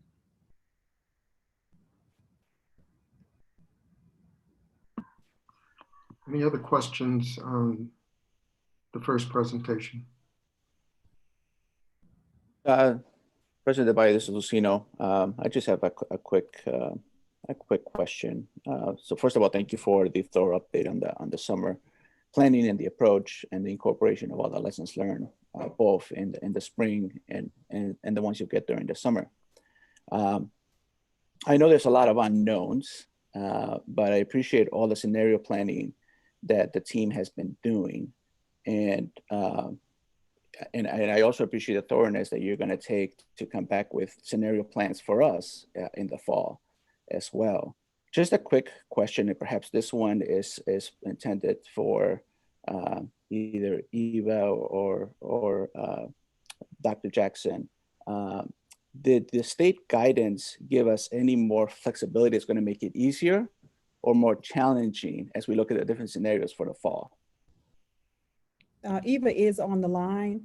So I think, I know that Eva's been working very closely and reviewing and analyzing the the guidance that came out from the state. So Eva, do you want to address this question? Yeah, I'm happy to. Good afternoon all to the board members, and thank you, Lucino, for that question. It's a really good question. What it does is it does mirror some of the CDC language around perhaps, classrooms should still be socially distanced if possible and if feasible, which is also in the CDC guidance, the if feasible language there. They do encourage in-person instruction where possible and as much as possible, while adhering to social distancing guidelines. So what we, it's pertinent for us to work with the city and CDPH to determine how does that broad-based statewide guidance really apply to the city of Chicago, knowing that ISB, had to create guidance that would apply across the entire state, wherever different people are in their path with COVID and reopening schools. So for those reasons, we're currently working with CDPH and the city to determine how that would apply to us as well, and what that might look like for reopening in the fall. Thank you.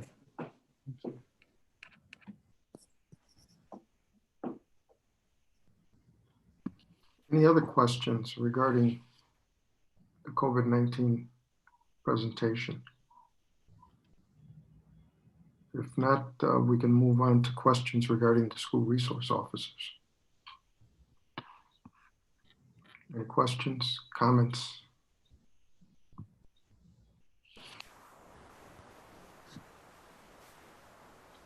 I have a clarifying question. I was wondering if the survey asked for any demographic information about the respondents in the different categories. Yes, thank you very much for that question. Absolutely. And so that's something that we want to work on with our research department to figure out how to break that down. And so we covered demographics, including gender.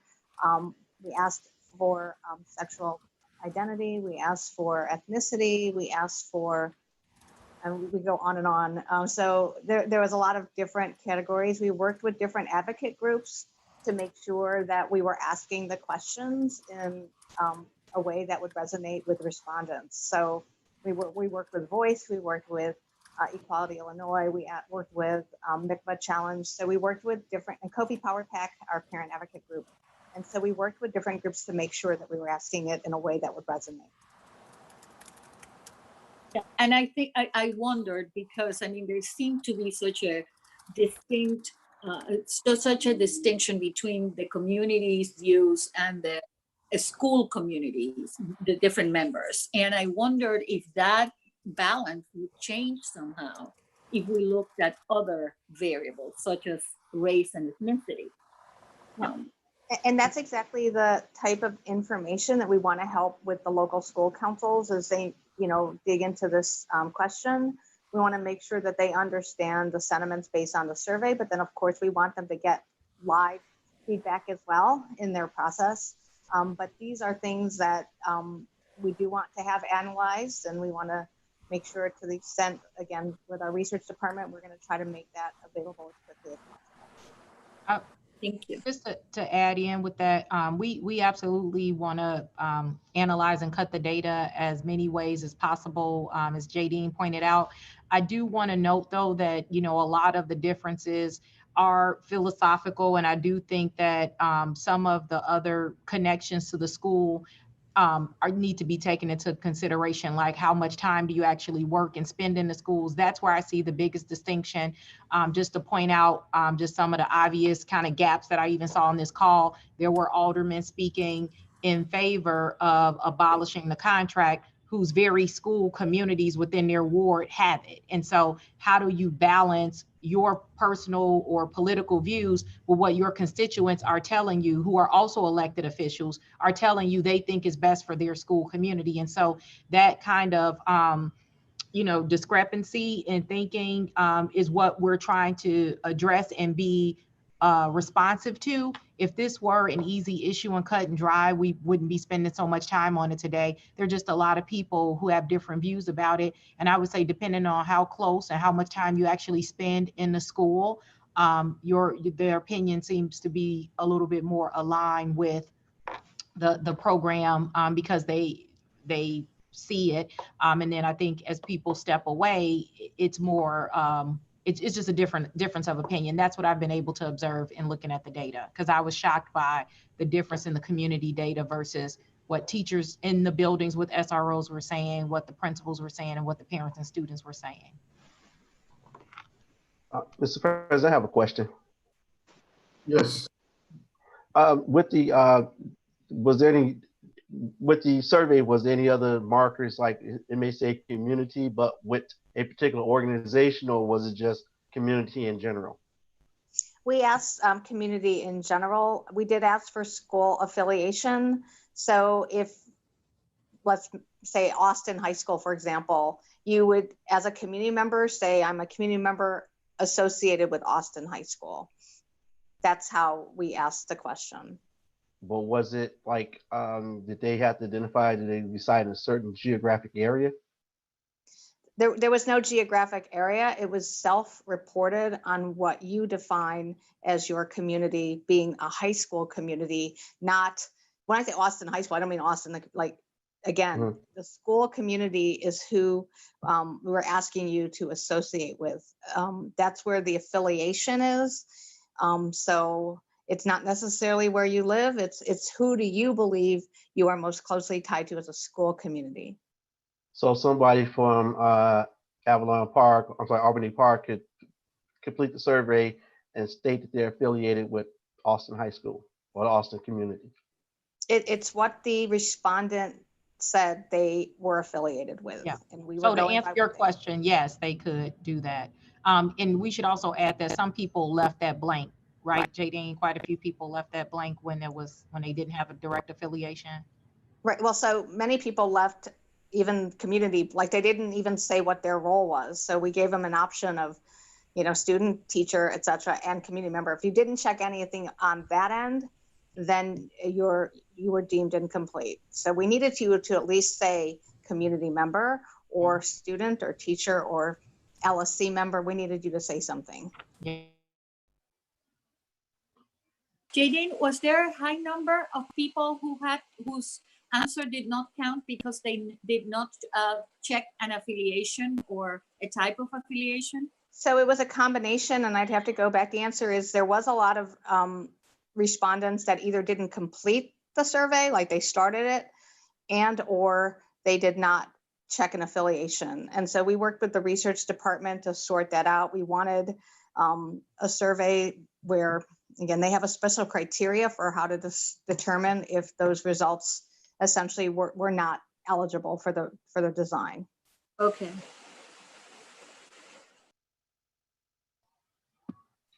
Any other questions or comments? Question about the consent decree. Last week, in relation to this work, I know that last week a report was put out by the Independent Monitor that talked about the many deadlines that have been missed. I think 70% of the total deadlines citywide for the CPD side in terms of meeting what was required. And a number of those were specific to the SRO program. And so I know that there's a part of this work that's CPS's work and there's a part of this work that's CPD's work. And I think in looking at some of the particular areas related to the SRO work that were deemed non-compliant, it was disturbing. So things like failing to include the critical recommendation of having excellent disciplinary standards, that was one that has been non-compliant. And so when people talk about all of these complaints that current school resource officers have, I think it's disturbing to see that that is still something that's not being complied with on the CPD side. I think that was paragraphs 39 and 40. And then with paragraph 42 being not in compliance around training. And again, I know Jadine, your team provided some training, but there's also training that CPD has to provide. And I think in particular, I guess this is a comment, but I promise there's a question at the end. One of the main things was about training, and there's been a lot of emphasis that's been put on how training is going to be the thing that makes this better. And particularly on training around cultural competency, on de-escalation, on methods and strategies to create positive interactions with specific student groups, in particular those with limited English proficiency and those who are LGBTQI, the report found that the CPD is non-compliant and that will not be completed until the summer of 2021. So that's an entire another school year, as noted in the report. And I think back to a year ago when this vote was up in August, and we had young people come and speak to us who participated in that process of having SROs lead these conversational meetings to get feedback on what was going to be put in place in these trainings and reforms that were going to happen. And in particular, we had two young trans women of color who came and spoke about the ways that they felt disrespected in that meeting, about the ways that they felt discounted in that meeting, about the ways that they felt violated as CPS students during their times in schools because they were in relation to SROs as young trans women of color. And I guess to see in then that report then that we're supposed to tell them and their peers, well, wait another year until the CPD can say that they will be compliant with that part of the training. How are we to reconcile the two sides of this? There's the CPS responsibilities, and you've documented, the work that's being done over here. But if the other partner in this is not doing the things that they're supposed to do, even under a federal order to reform, it is hard to have trust in the system as something viable. I mean, thank you for the question. Thank you for the comment. Obviously, when that report came out, it was concerning to read it in that way. I want to read, just to give me a moment to read one line that introduced that section. And because I think the details kind of got caught if you read it in the news, et cetera. So the IMT, who's the monitor, believes both the NASRO training and the materials submitted by CPD for the proposed new curriculum addressed most of the consent decree SRO training requirements and largely aligned with community and stakeholder input on SRO training content.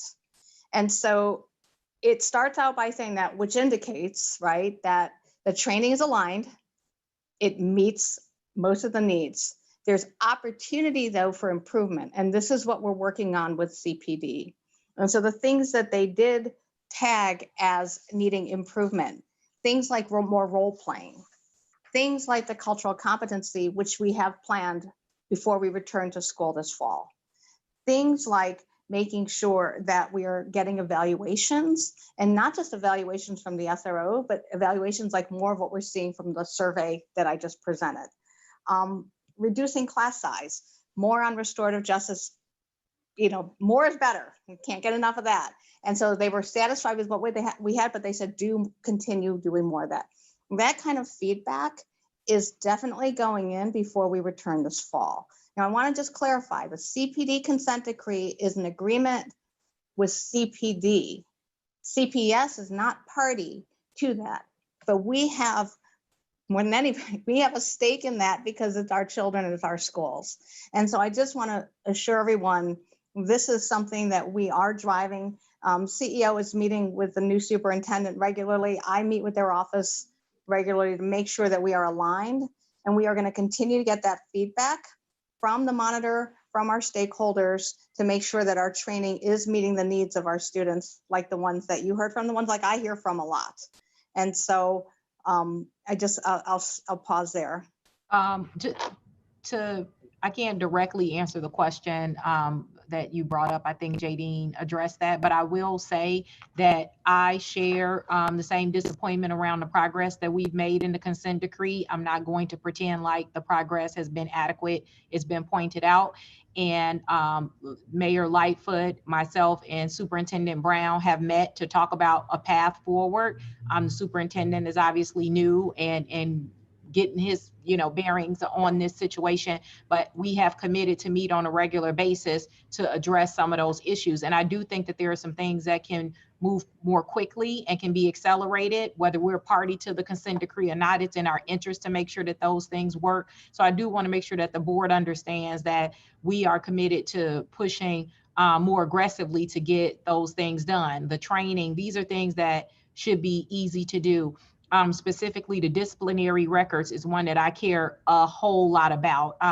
And the reason we were not in full compliance is because we needed to document that process in a way, and that was complicated. That was complicated because of the our inability to get access to their backgrounds, we've now come up with a way for Chicago Police Department to attest that every officer in our buildings meet those standards and the standard that we set as partners in this. And so there will be a variety of things like that where we think we can hold ourselves more accountable to make sure that the right individuals are working within our schools.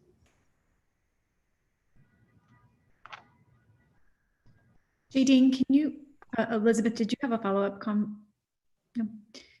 Jadine, can you share how the survey went out and if there's going to be changes in the method to make sure that more student voices are represented?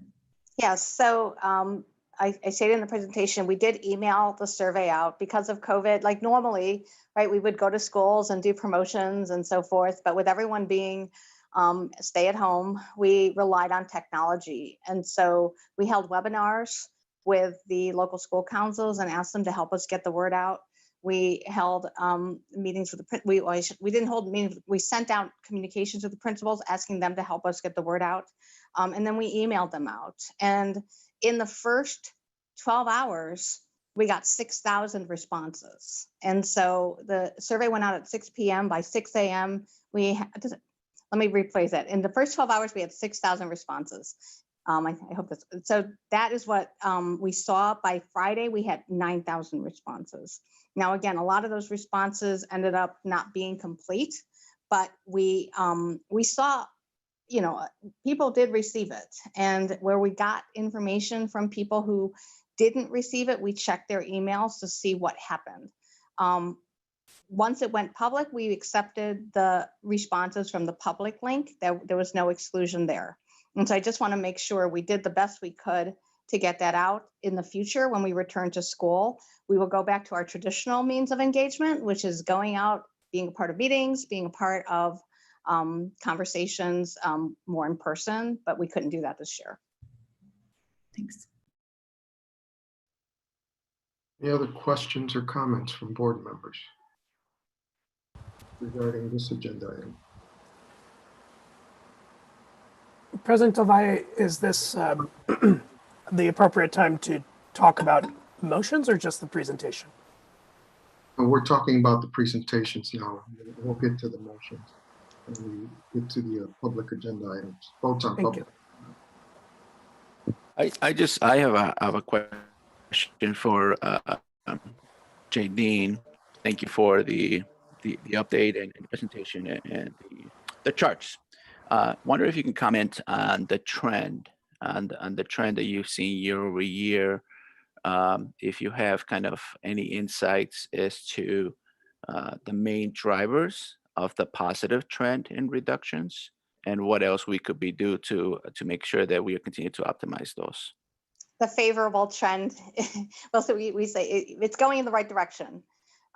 So when I started in 2011, at the end of 2011, CPS was still under zero tolerance, meaning there were certain conditions under which schools were required to suspend students.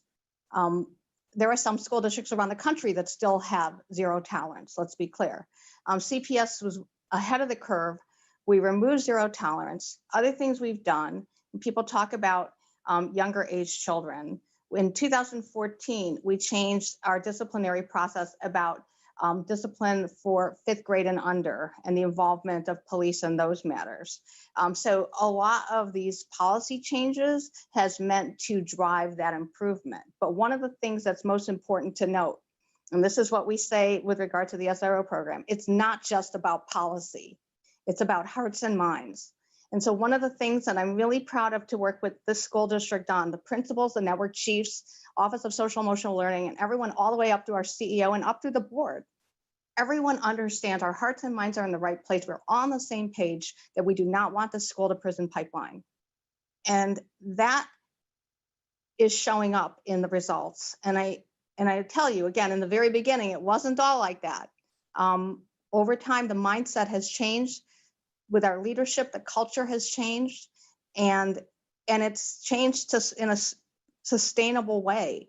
And that's why it's so important as we do these policy changes, as we implement these programming, we have to think about it in a way that really matters we're on the same page so that it doesn't just revert backwards. And I've said to some of you on the board, with regards to the safety of schools, we want to be very careful about how we implement things, because you don't want unintended consequences where if something goes maybe sideways and then a bad incident happens and then everything is gonna lash back in the other direction. I feel like as a district, we've been very thoughtful with our leadership, with our implementation around how we implement these policy changes and programs so that they are sustainable. And that's why at least, we're keeping the right direction. You see a straight line going down. It doesn't like go up and down. It's going straight down. And I think that is an important lesson as we implement these very important changes that involve student safety. Stakes are very high. And we want to make sure that we are being very thoughtful before we make these decisions. Great. So let me just kind of ask you now the question behind the question. So I'm glad that one of it was driven by policy. I'm wondering if there were any behavioral changes, any kind of team-oriented changes where the principals and the local school councils, as well as the SROs, actually engage. When is the right time to engage, to have these notifications, and when is it not, to make sure that it becomes more of a team-based approach instead of a unified approach, right? Because policy can only do so much. And that's kind of the question behind my question. Yeah, this is part of really the improvements in the program. And so in the past, it has not been consistent. In the past, you've heard from some schools saying, well, I don't really know my SRO very well. They keep to themselves. And one of the things we've done this past year is we've worked to give principals and the SROs tools, recommendations on how to partner together in an interactive way, in a team building way. Our next step is to build upon that. These are based on restorative practices. So I brought my colleagues from the social emotional learning office. They know this stuff really well, and we're able to bring those team building. We need to do more of that with the entire school community though. Yeah. And so when we hear things that students don't feel safe around the SROs, we need to understand the root cause of that and what is going on there so we can address that. We want students to feel safe. One other thing I would add, Jadine, and I'm not sure if you mentioned this, I know it was in the presentation, is that we also retrained our staff around police notification and initiating that involvement with police. And so part of that reduction that you see, the slides Jadine showed from 2015, where over 1,000 African-American students were, the police were called on them, and we're now down to 300. A lot of that was just simply reframing and training. I remember as a network chief working with Jadine on that and asking about this policy and how we were reframing and retraining folks. And I think it's important to note that I think it's a good question because it does require both policy and behavior changes. And we should also note that there are a variety of reasons why the police get involved. It's not the principal only calling the police or the clerk.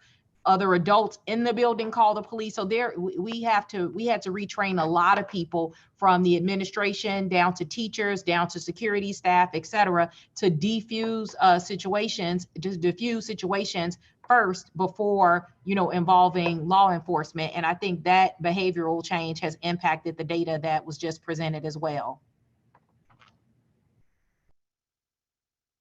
I have a question that is sort of loosely related to that.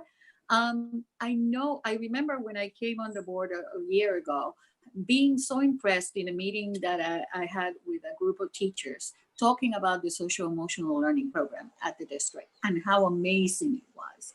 And of course, I've also been impressed by the work being done around restorative justice. Now, Jadine, do we have any data about that associates those changes in the relationships or in the outcomes with the implementation of those specific initiatives? Because I know that, they're not district-wide yet, that we are moving towards that, but is there any way to sort of look at the intersection of those things? Absolutely. So from a social emotional learning perspective, and I'm going to speak on behalf of that department, my colleagues Helen Antonopoulos and Ben McKay. Dr. Jackson mentioned there's a certification process that has criteria on SEL standards. And so there's a very tangible way to measure that. The goal is to have all schools underneath that measurement. They're coming along. Just to be clear, they all are underneath that measurement. They're just at different places. So there are no schools who can opt out of social emotional learning or the use of restorative practices as outlined by the Uniform Discipline Code. The certification that Jadine mentioned is our way to have two-way conversation between the school and the community around where that school falls on the continuum. So some people are still in early phases and they have a lot of work to do to make their schools more restorative and collaborative, but everybody is expected to do this. We're working through the implementation of that to ensure fidelity in all of our schools. Yeah, sorry if that wasn't clear. I just want to say there that there were schools that were excused from this policy, but that as with every major change, it takes time to get everybody on board because it demands a lot of resources. Absolutely. And I apologize if I wasn't clear. Absolutely. And this is our day-to-day work. And so one of the things that we do is on a regular basis, on a monthly and quarterly basis, we review the data. And so we look at the metrics, some of the data that you saw today, we look at that at a school level basis and we look at it at a network level basis so that we can course correct between my team and their team. Because the safety side of it, involving the security officers, the de-escalation, which we have trained greatly on, combined with the classroom management side, which the SEL side has trained. So together they come together. It is a team process. It involves the students, involves the staff, involves the leadership at the schools, parents. And so all of it comes together, and the SROs play a role in that where schools have SROs. Thank you. Any other questions or comments? I have another question about coordination with principals on this. And again, Jadine, less about your side of the relationship and more again about the CPD side and some of their, it seems, failure to meet up their side. And to your point, this is, I was reading the full report from the independent monitor, and there were a couple quotes that just stood out to me again around the non-compliance on paragraphs 39 and through 40. And one of the things it said is that, quote, the CPD offered minimal evidence regarding coordination or consultation with CPS officials in the selection of school resource officers. That's one part. And then it goes on about the IMT urges the CPD to improve its school resource officer selection process by encouraging joint reviews and sign-offs on school resource officers assigned to CPS schools, and then has other questions about relationships with principals. Again, our institution is only responsible for one part of this. We have another partner in this. Can you talk at all about, I guess, any ideas on how to try to compel them to participate more, and particularly around plans around working with principals and selection process, given how many complaints there have been documented against SROs? Absolutely. And one of the things that Dr. Jackson referenced, which we are taking very seriously and very immediately, is making sure that these action steps are documented in writing. And that way everybody can be held accountable so that we're not like, oh, I thought they sent the resumes over, what have you. We want all those steps accountable so it can be demonstrated to the monitor. So I've been in conversation with the monitor as well, and understanding the things that he is looking for, we can help drive CPD to those requirements, not just because we want to check the box, but because these are things that are going to make the program better for our schools and for our students. And so we take those feedbacks very seriously. And as Dr. Jackson said, on the whole idea of disciplinary records, you can bet that everything is going to be much tighter this year. Principals will understand who they are working with. And so even if someone has a good relationship in the school, we want to make sure that they have been vetted to the extent that CPS is comfortable that they are the right people for our schools.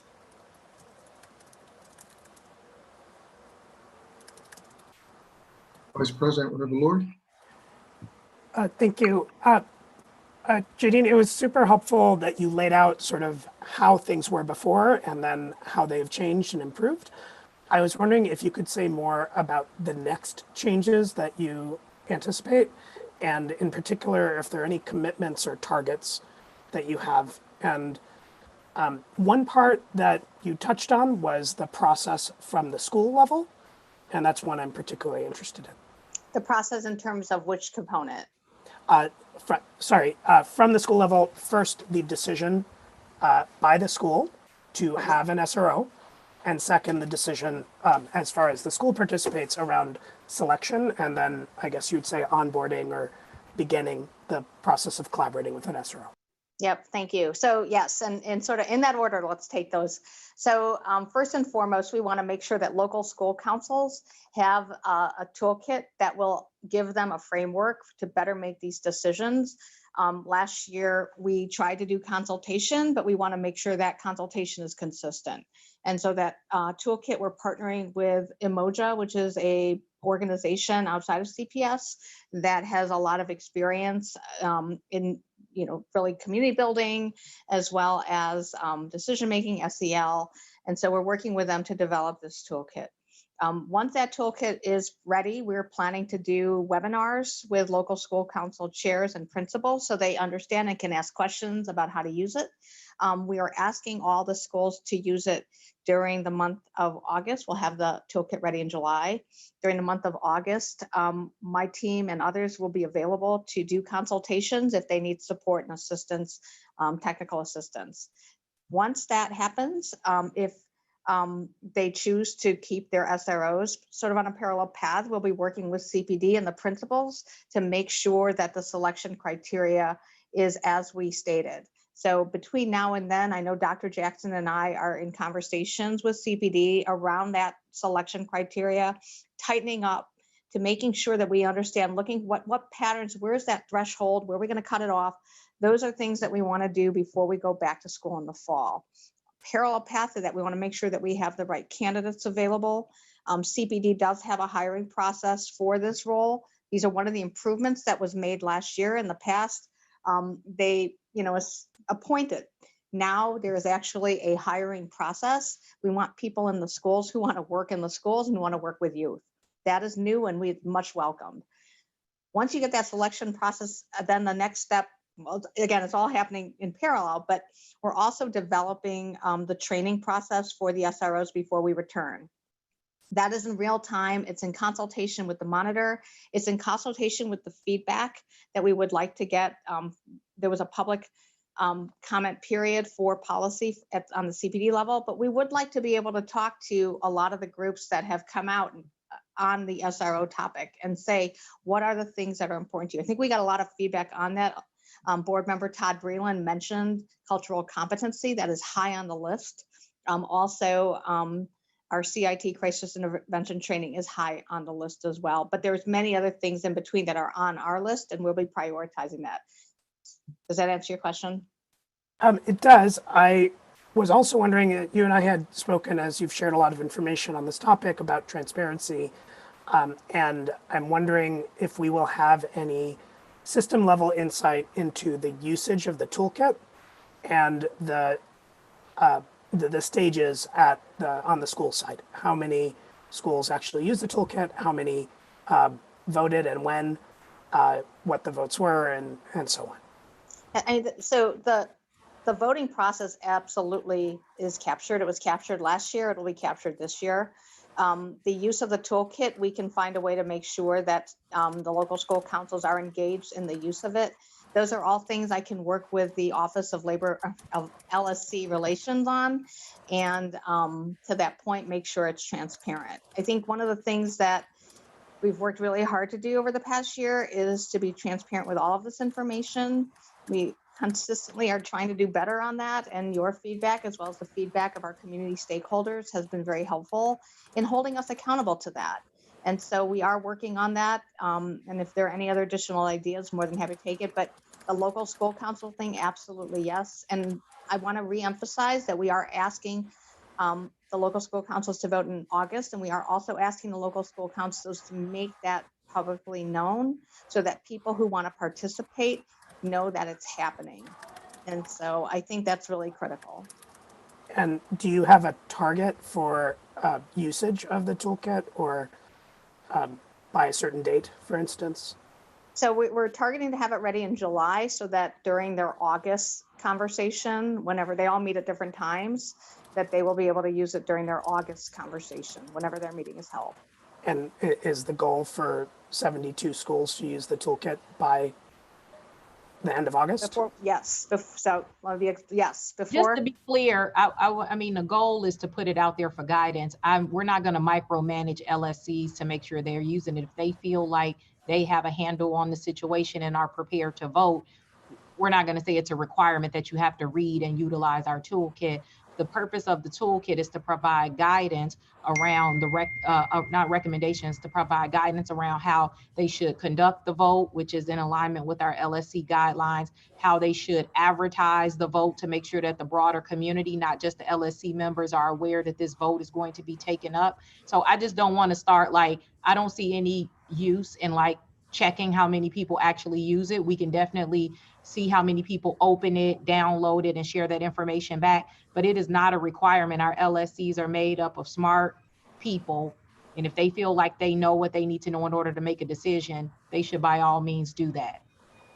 And we do know that some LSCs have already begun voting to that point, Dr. Jackson. So yes, but we do want people to have a process where if they do need it, it is there and it's consistent for their use. Okay, thank you. I'm not suggesting that we require it. I'm just inquiring as to the goals of making the toolkit, presumably are that it gets used. And I'm wondering what the goal is. So I feel like I'm hearing two different things, but we can resolve that another time. I agree with what Dr. Jackson said. I do think that, our intention is for it to be helpful. And so that's where we'll make it available to them. President Del Valle, Tia, our honorary student board member, has a question for JD. Yes, please. Hi, thank you so much for the presentation. Correct me if I'm wrong, but I heard you mention restorative justice. And I just wanted to know what your take on restorative justice versus transformative justice would be in approaching transforming actors instead of just restoring communities, in the fact of that lots of students' voices that I've heard of writ large are looking towards trying to take into account transformative justice instead of restorative justice. Thank you. Thank you and welcome to the board. Congratulations. We appreciate you already. This is a great question. So when we think of restorative justice, we call it restorative practices. We think of it as how do we institute restoration, essentially. So remove the harm, address the root cause, definitely instructional, okay? So the opposite of that is punitive, right? So when you think about punitive consequences versus we've addressed the root of it so it won't happen again. When I think about transform, and I would love to hear what your sense is, when I think about transform is really changing the mindset, reimagining as we use that description. What do we think of? And I think we can get there. And I've talked to some of the board members about this. Things have evolved. And I think that if we can reimagine what safety means inside of a school one day or as we go, I think that's what people think of as transformative. I think it's a matter of how aspirational you are willing to go. And I think that's why the local choice is so important, because I think people are at different places depending on their lived experiences, depending on where they are, what they've gone through. And I think that's why we say the local school council process is right for right now. But we always say our thoughts on this are always evolving. And I really would like to talk to you more. I really want to hear your thoughts on that, because I believe that we as a city can get to a place where our children 100% feel welcome in their school, where we have a zero school to prison pipeline. I think we will get there. I think we're on our way there. We're not there yet. We have a long way to go, but I think at some point we will get there. And I think to carry it over that last mile, I think it's going to take some transformative mindset. And I'm hoping that young leaders like you and a lot of the young leaders that we've seen will help us, challenge those of us who are a little bit older to really push for that. I think we can get there. Thank you for the question. Thank you. Jadine, I have some questions about access to information. I know there were more questions on the survey that we didn't yet see, and I know you said you're working on looking at the data and analyzing it and getting it out to the public. Can you share when the board will be able to see the survey data? We will be able to access that sooner. And similarly, data about the $33 million and how it's allocated. I think we have sort of a broad view, but I've been asked questions that I haven't been able to answer just because I don't have a window into the budget. Can you share when we will get more information about that? So more information about the survey, you know, there's a lot of, so I work with the research department here at CPS, and there's a lot of surveys going out right now. And so we're working with them on when they can fit this in, quite candidly. And it is a priority, obviously. And so I think, you know, I will get back to you on when we will have that. The data is a lot. So when you think about the number of schools, you've cut it that way. We want to cut it by different demographics. We want to cut it by different questions. We want to cut it by the different segments. So there's a lot of ways to look at it. And so we are, you know, hoping to create some sort of tool that will allow people to look at it in a way that means most to them. So that's what we're working on. I have to get back to you on when that will be available. As far as the budget, I'm not sure specifically what your question is on that. I think we did provide some information to the board on the breakdown, but I wasn't sure if there was something else you had. Would love to see, I think we saw a high level view of just the kinds of officers that it supports, but I'm assuming based on the numbers and what possible salaries could be that we're paying for more than that. And I haven't seen a more detailed breakdown. Okay, so more detailed than the cost per officer. I understand just from reading elsewhere that we pay for equipment and including weapons for officers, and just would really like access to the information of how that budget is broken down. I will work to get that to you and to all the board members. Thanks. Okay. Thank you. Any other questions or comments regarding school resource officers? President Del Valle, I just want to make sure I'm clear on this. We're going to hold off talking about the actual motions on the table today until closer to the time of vote. Is that correct? We get to the motions, yes. Okay. Any other questions or comments? If not, I don't know if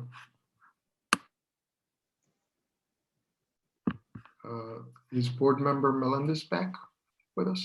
Yes, Mr. President. Yeah, I'm here. I'm sorry. No problem. Thank you. I just needed to. We're going to proceed to vote on the public agenda items. But before that, board member Melendez, I believe you have a statement on the AGA with the Department of Family and Support Services. Yes, I do. And I'll try to be as brief as possible. When during the last few years, the work of the city on early childhood education has shifted significantly. And when I joined the board a year ago, I had been an early childhood teacher in pre-K, kindergarten.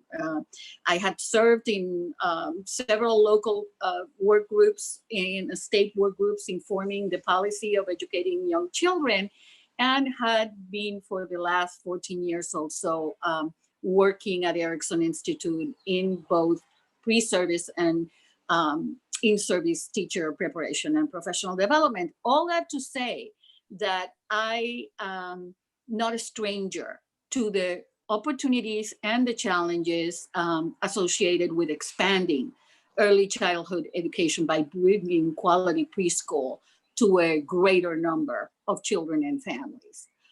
When I was asked to chair the board's early childhood committee, I felt that one of the committee's first tasks should be to provide an opportunity for parents, community stakeholders, and the city to engage in a conversation about what was working, with the new initiatives and what may need some revision or closer look. I felt that this effort was meant to contribute to the open dialogue about citywide early childhood educational programs that I believe is one of the commitments that is shared by the mayor's office, CPS management, and the Chicago Board of Education. When we had our first committee meeting in January 14th, and that feels like it was 200 years ago, not 6 months ago, at Mariano Azuela Elementary School. And in that initial meeting, concerns about the following issues were repeatedly came up. The first one was the ease of the application and enrollment process for early childhood programs across the city, and in particular, the CPS's pre-K expansion. There was also a call for a clear understanding of how different institutions were collaborating in efforts to improve the quality and the availability of early childhood education and care. And there was a need for more data to inform the ongoing citywide efforts to improve early care and education services, to which Mayor Lakefoot and her staff, CPS and DFSS, are undeniably committed, in my opinion. We had every intention to hold other meetings, but then COVID-19 happened, and those plans were put on hold. However, we did continue to communicate and engage with the city, with the Division of Early Childhood at CPS, and with DFSS also, and on how to best move forward these joint efforts. Today, the board is charged with voting on a one-year intergovernmental agreement between Chicago Public Schools and the Department of Family Services. The board report, which is available in the public agenda and can be downloaded from the board's website at cpsboe.org, includes specific recommendations about 3 major points.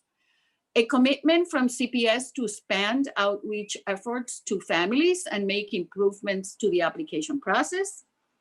A recommendation that annual reports to the board should include data pertaining to how CPS and DFSS, in collaboration with the community-based organizations, are working together to meet the demands of preschool for all eligible children and families. And the third point is one that is very, very important to my own personal and professional vision. In future intergovernmental agreements, which I understand are renewed every year, both programs under these consider until this IGA prevention initiative and preschool for all will recognize emergent bilingual and multilingual development as a potential asset and include considerations pertaining to children's and families' linguistic diversity that should inform, among other things, the use of developmental screenings, parent education, and program quality, which is some of the points that are addressed in the intergovernmental agreement.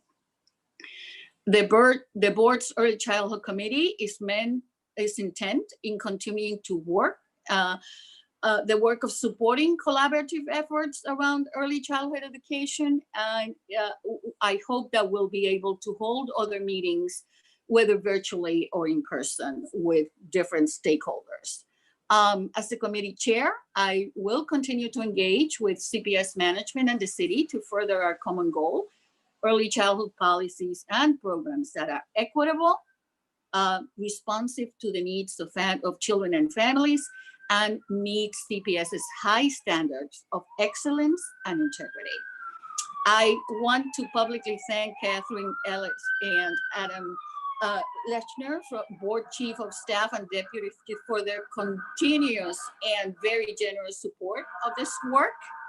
And my deep appreciation to CPS management Chief McDade and the Office of Early Childhood Education, the mayor's office in the person primarily of Jennifer Alexander, and to Board President Del Valle for this opportunity, thanking for this opportunity and his unwavering assistance and encouragement during this process. So any questions, but all the board report, like I said, is available at cpscboe.org.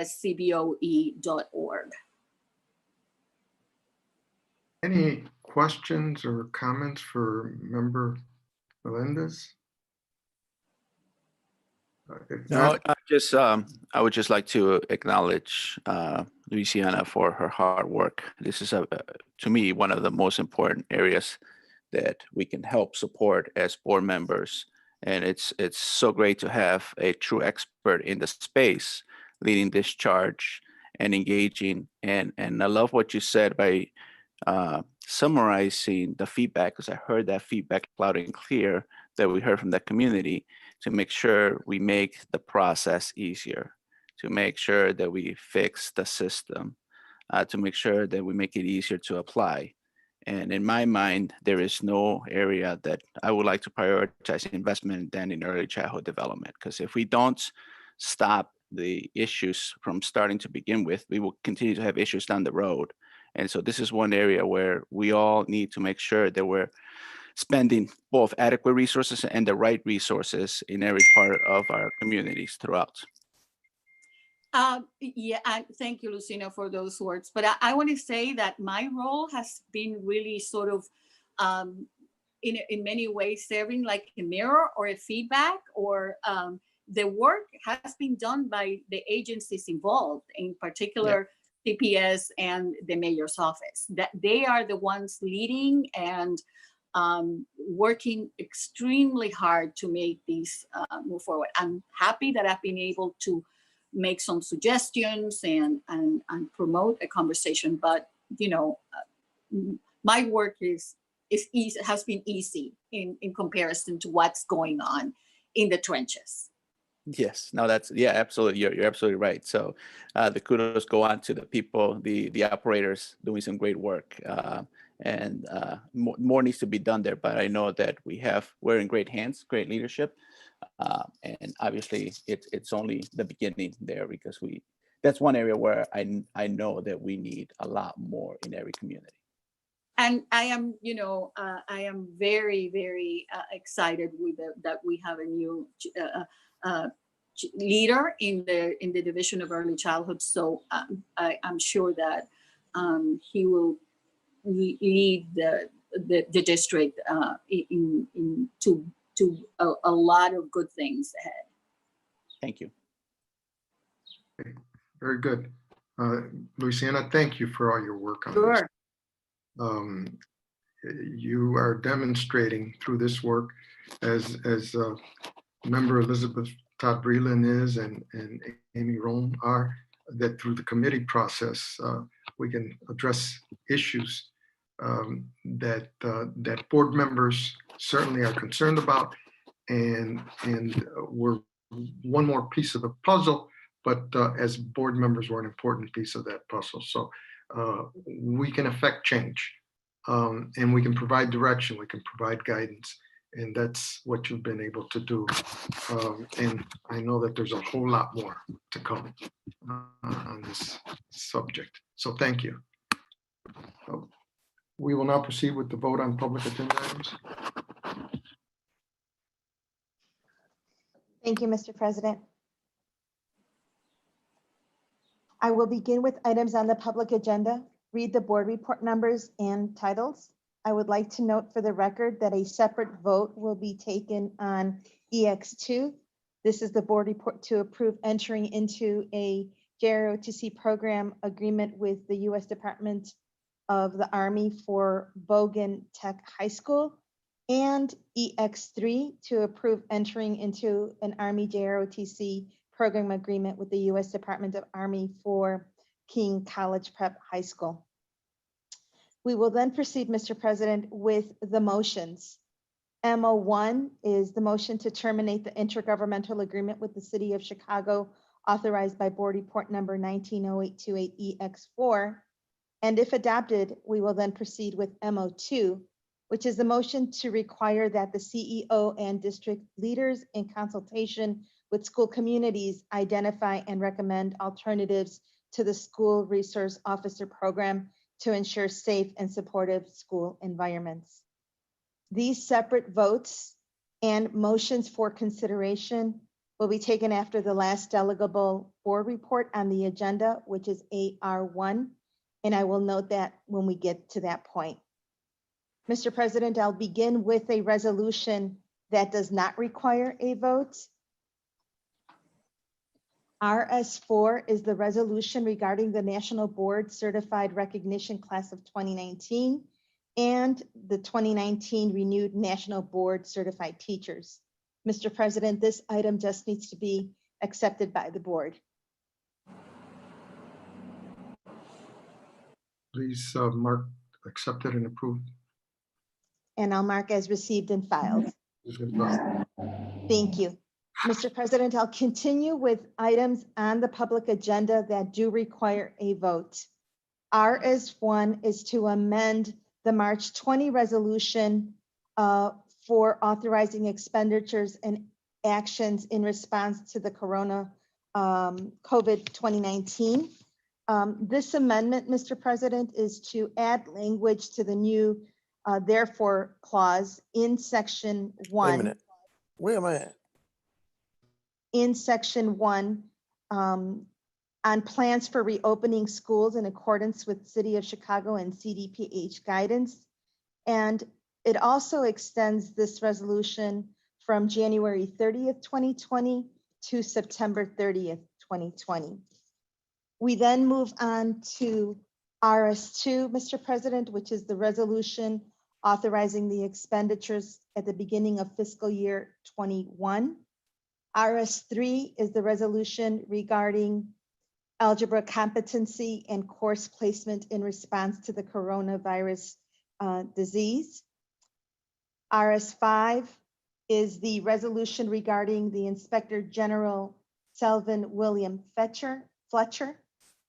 PO1 is to rescind policy 010725 PO3 for retention and management of business records and adopt a new records management and retention policy. PO2 is to rescind Board Report 080827 PO3 for the policy on student health examinations, immunization, dental examinations, and eye examinations, and add section 6-6 health requirements on an interim basis to chapter 6 of the board rules. PO3 is to rescind Board Report 120125 PO2, administration of medication policy, and adopt a new administration of medication policy. PO4 is to rescind Board Reports 120125 PO4, diabetes management policy, 120125 PO3 for the asthma management policy, 110126 PO2 for the food allergy management policy, and adopt a new chronic conditions management policy. RU1 is to adopt Board Report 2-4.2 for the emergency authority in the event of a declared state of emergency on an interim final basis. I'm sorry, on a final basis. We then move on to EX1. This is the transfer of funds. We have EX4. This is to approve the final option to renew the IGA professional learning and scholarships agreement with the Department of Family Services. EX5 is to approve entering into the IGA with the Department of Family Services for the community-based organizations. FN1 is to authorize the placement of the board's FY21 excess liability and property insurance programs with various insurance companies through Mesro Insurance Services. We then move on to OP1. This is to amend the lease with Invescomex for space at 4628 to 36 South Kedzie for the Columbia Explorers. And this amendment is to revise the square foot and annual rent amounts on that lease. We then move on to OP2, Mr. President. This is to approve the renewal lease agreement with Brothers C&S LLC for use of space at 4014, 4024, and 4028 West 59th Street for the use of PEC pre-K programming. PR1 is to authorize the first renewal agreements with various nonprofit organizations for the CSI partner agency services. PR2 is to authorize the second renewal agreements with various nonprofits organizations for CSI Sustainable Community School Services. PR3 is to authorize the third and final renewal agreements with vendors for arts and cultural education, for out-of-school academic support and student health and wellness services. We then move on to PR4, which is to authorize a new agreement with Saga Innovations for in-class math tutoring services for at-risk students at various high schools. PR5 is the report on award of construction contracts and changes to construction contracts for the board's capital improvement program. We then move on to PR6 is to authorize the first renewal agreement with the Institute for Excellence in Education, doing business as National Charter Schools Institute for the school oversight program. I'm sorry, school oversight system. We then move on to PR7 to authorize a new agreement with NCS Pearson Inc. to purchase a developmental screening tool. PR8 is to authorize the first renewal and also amend the agreement with CBRE Inc. for real estate brokerage services. And the amendment on that contract will be necessary to update the scope of services and fee schedule to add brokerage leasing services to assist CPS Real Estate Department with securing leased properties owned by third parties for use by CPS. We then move on to PR9, Mr. President. This is to authorize a new agreements with various vendors for audit services. PR10 is to authorize the extension of the agreement with Omicron Technologies, Inc. for the student key card systems. PR11 is to authorize a new agreement with CitySpan Technologies Inc. for program management functions for student transition program services. And then we have PR12. This board report is to authorize new agreements with various vendors for field support services. And Mr. President, these items do require a vote. Is there a motion? Is there a motion? So moved. A second? Second. Motion's been So seconded. moved by Vice President Rivelluri and seconded by Board Member Sotelo, and I will proceed with a roll call. Member Truss, Yes. Member Ted Breland, Yes. Vice President Rivelluri, Yes. Member Melendez, Yes. Member Rome, Yes. Member Sotelo, Yes. and President Del Valle. Yes. We have 7 ayes, 0 nays. These matters are adopted by the board.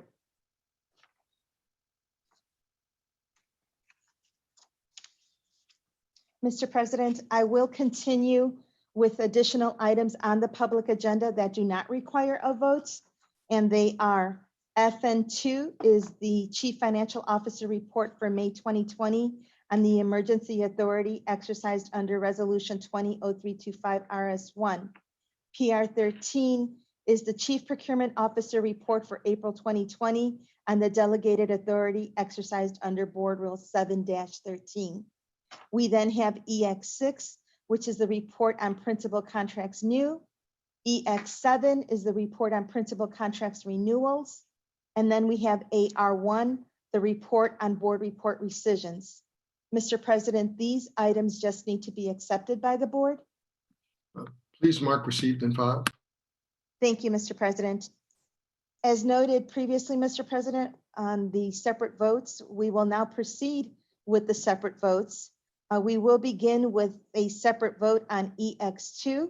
This is to approve entering into an Army JROTC program agreement with the U.S. Department of Army for Bogan Tech High School. Is there a motion? So moved. Is there a second? Second. We have the motion moved by Member Todd Breland and seconded by Board Member Truss. I'll proceed with a roll call. Well, Member Truss? we want to make sure that people have an opportunity to discuss. Are there any board members who have additional comments before proceeding, or questions before proceeding on this roll call? If not, please proceed. Thank you, Mr. President. I'll proceed with the roll call then. Member Truss, Yes. Member Todd Breland, No. Vice President Reveluri, Abstain? Member Melendez, Abstain. Member Rome, No. Member Sotelo, Yes. and President Del Valle. Yes. The tally on the votes, we have 3 ayes, we have 2 nays, and we have 2 abstentions. And the I motion, would like to inquire with our general counsel. I don't believe we have the affirmative votes to pass this matter. We would have needed 4. General Counsel Moriarty?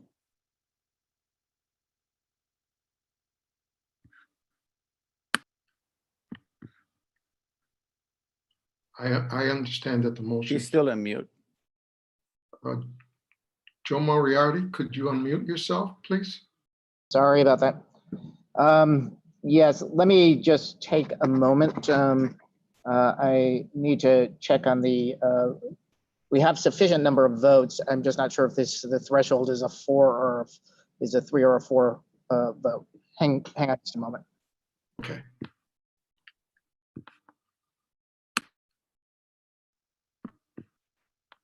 That's why we have a legal counsel who can also act as a parliamentarian.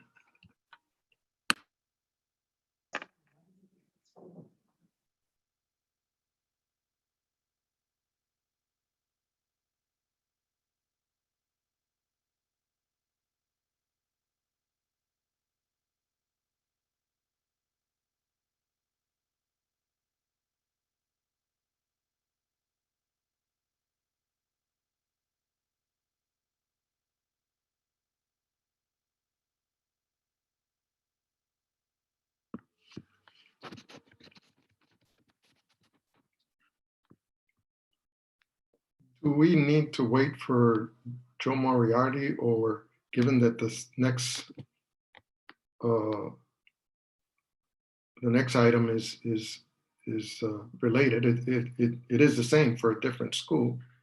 Can we begin to? I apologize. Okay. So I've just consulted with the board secretary. The motion carries at 3-2. There is the requisite number of votes under Board Rule 2-9, and a majority of those votes has approved it. So the motion should carry. Okay. Thank you very much, Joe Moriarty. Please proceed with the next motion.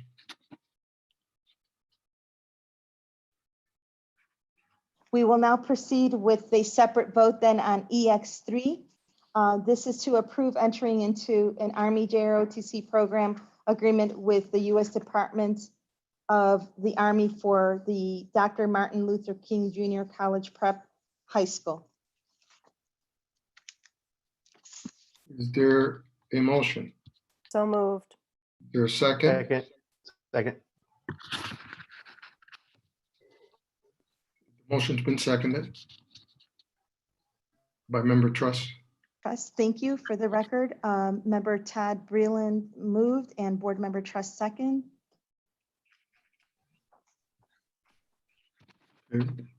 We will now open this matter for discussion. Board members, any comments before proceeding with the roll call vote?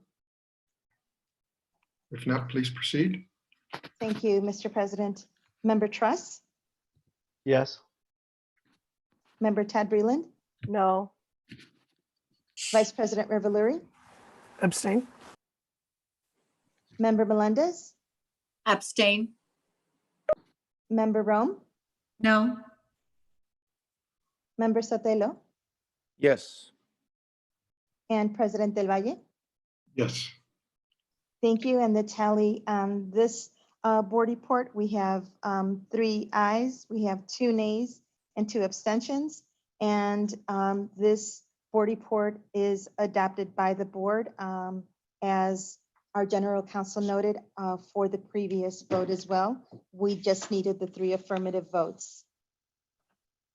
So, Mr. President, moving on to the next item on agenda, I believe that Member Todd Breland will present MO1.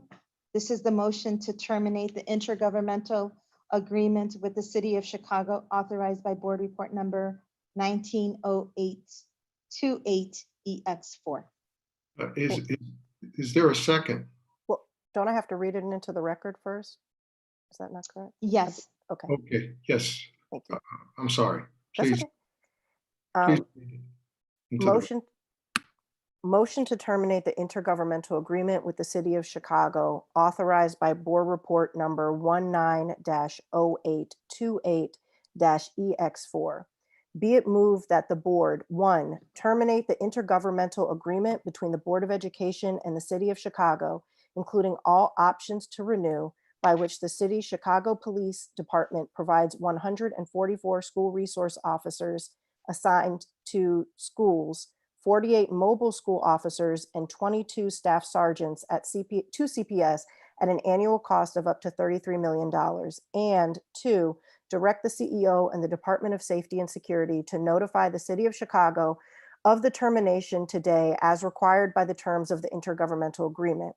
The following are offered in support of the motion. 1, the Board of Education of the City of Chicago, the board or the district, entered an intergovernmental agreement, IGA, with the City of Chicago for a school resource officer, SRO, program whereby Chicago Police Department is to provide the services of sworn Chicago Police Department police officers as SROs to district schools. The terms of which are as follows. The board reimburses the Chicago Police Department for the services of SROs at an annual cost not to exceed $33 million annually, which is payable in 2 installments, one covering September 1st, 2019 to December 31st, 2019, and the other covering January 1st, 2020 to August 31st, 2020, in amounts not to exceed $16.5 million each. This IGA terminates on August 31st, 2020. 2, the board is responsible for the operation of the Chicago Public Schools, CPS, including all interactions students have with adults in our school buildings. 3, the partnerships that the board enters must adhere to the district's core values, which include being student-centered, supporting the whole child, and eliminating barriers to success to ensure equity. 4, the district's equity framework states, quote, to become a more equitable school district, we must shift from a historical education lens that upholds structural racism to an equity lens that creates fair access and opportunities for all, and, quote, requires a theory of change from reimagining what our district could look like and do, end quote. And the district's 5-year vision makes a commitment to focusing, quote, on promoting equity and narrowing the opportunity gap for students most in need. 5, there is a well-documented history of police misconduct, abuse, violence, and disregard of human dignity and Black life. In addition, recent incidents of police violence against Black people across our country and in our city are in direct conflict with the values of the district and require us to take action. 6, national and local research consistently demonstrates that the presence of police in schools serves as an entry point to the school to prison pipeline and disproportionately harms Black, Indigenous, and Latinx students, students with disabilities, and students most in need who are furthest from opportunity. Black students comprise less than 36% of the CPS student population, but between the school year 12 and school year 18, Black students accounted for nearly 66% of police notifications in CPS. The rate of school-based police notifications for Black girls in CPS were 7 times the rate of notifications for white girls. CPS students between the ages of 6 and 10 were involved in more than 300 police incidents over a 3-year period. In school year 18, over 30% of police incidents involve students with individualized education plans, IEPs, twice the percentage of students in the district with IEPs. CPS SROs have accumulated thousands of allegations of misconduct against them. In addition to this gross harm, SRO misconduct has cost the district millions of dollars. Police assigned to CPS have a combined total of at least 2,354 misconduct complaint records on file against them. 7, the staffing of sworn police officers to act as SROs in district schools does not align with the district's core values, vision, and equity framework.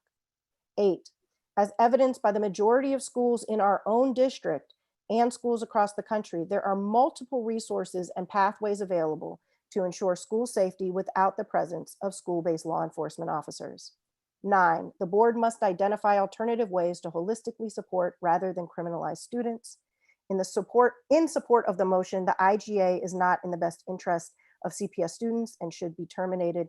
And there are a list of references at the bottom because citations are important.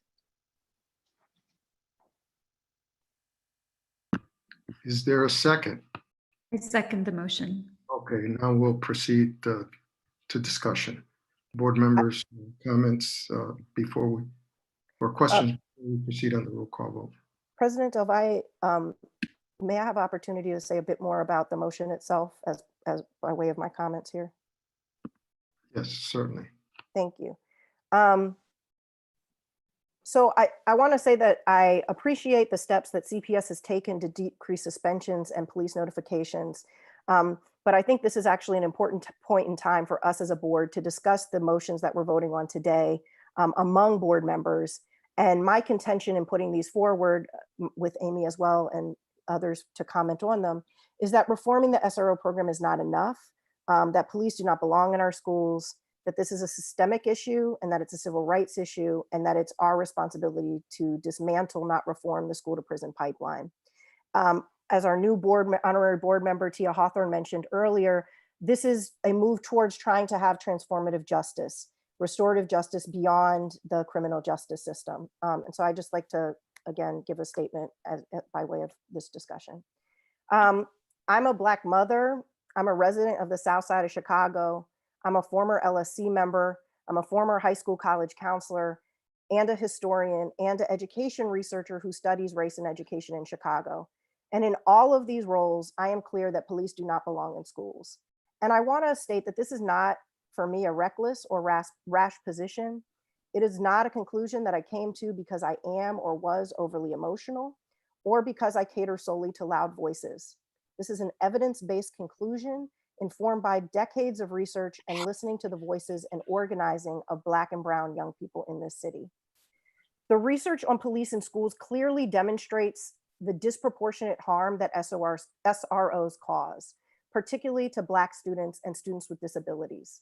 Education researchers, criminal justice researchers, historians, psychologists, social workers, physicians, juvenile court judges, research produced by our own community organizations and our own students has all concluded that the presence of SROs increases student involvement in the criminal legal system, harms student social, emotional, psychological, and academic development, and that the presence of SROs fuels and perpetuates the school to prison pipeline, particularly for Black students.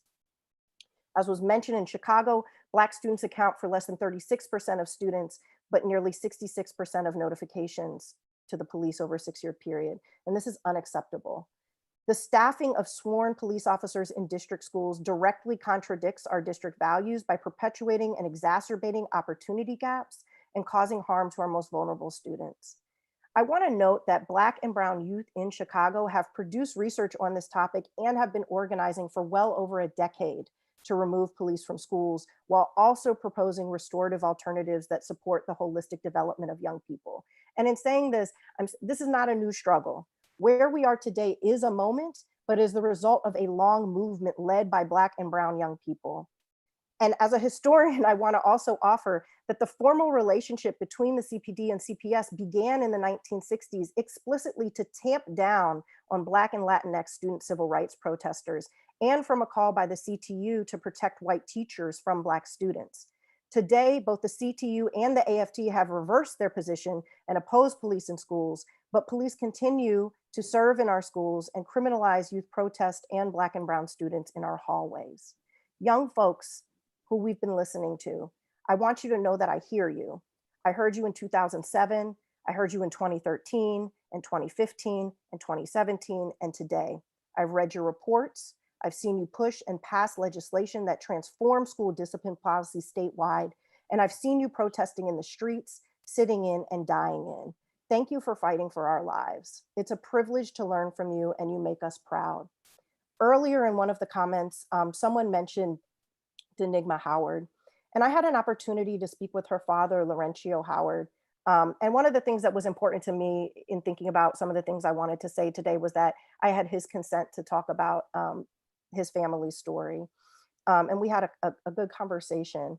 A little over a year ago, his daughter, Denigma, was dragged down 2 flights of metal capped stairs in her CPS high school.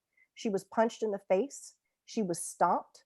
Police stepped on her chest and held her down and tased her multiple times by Chicago police in her school for using a cell phone.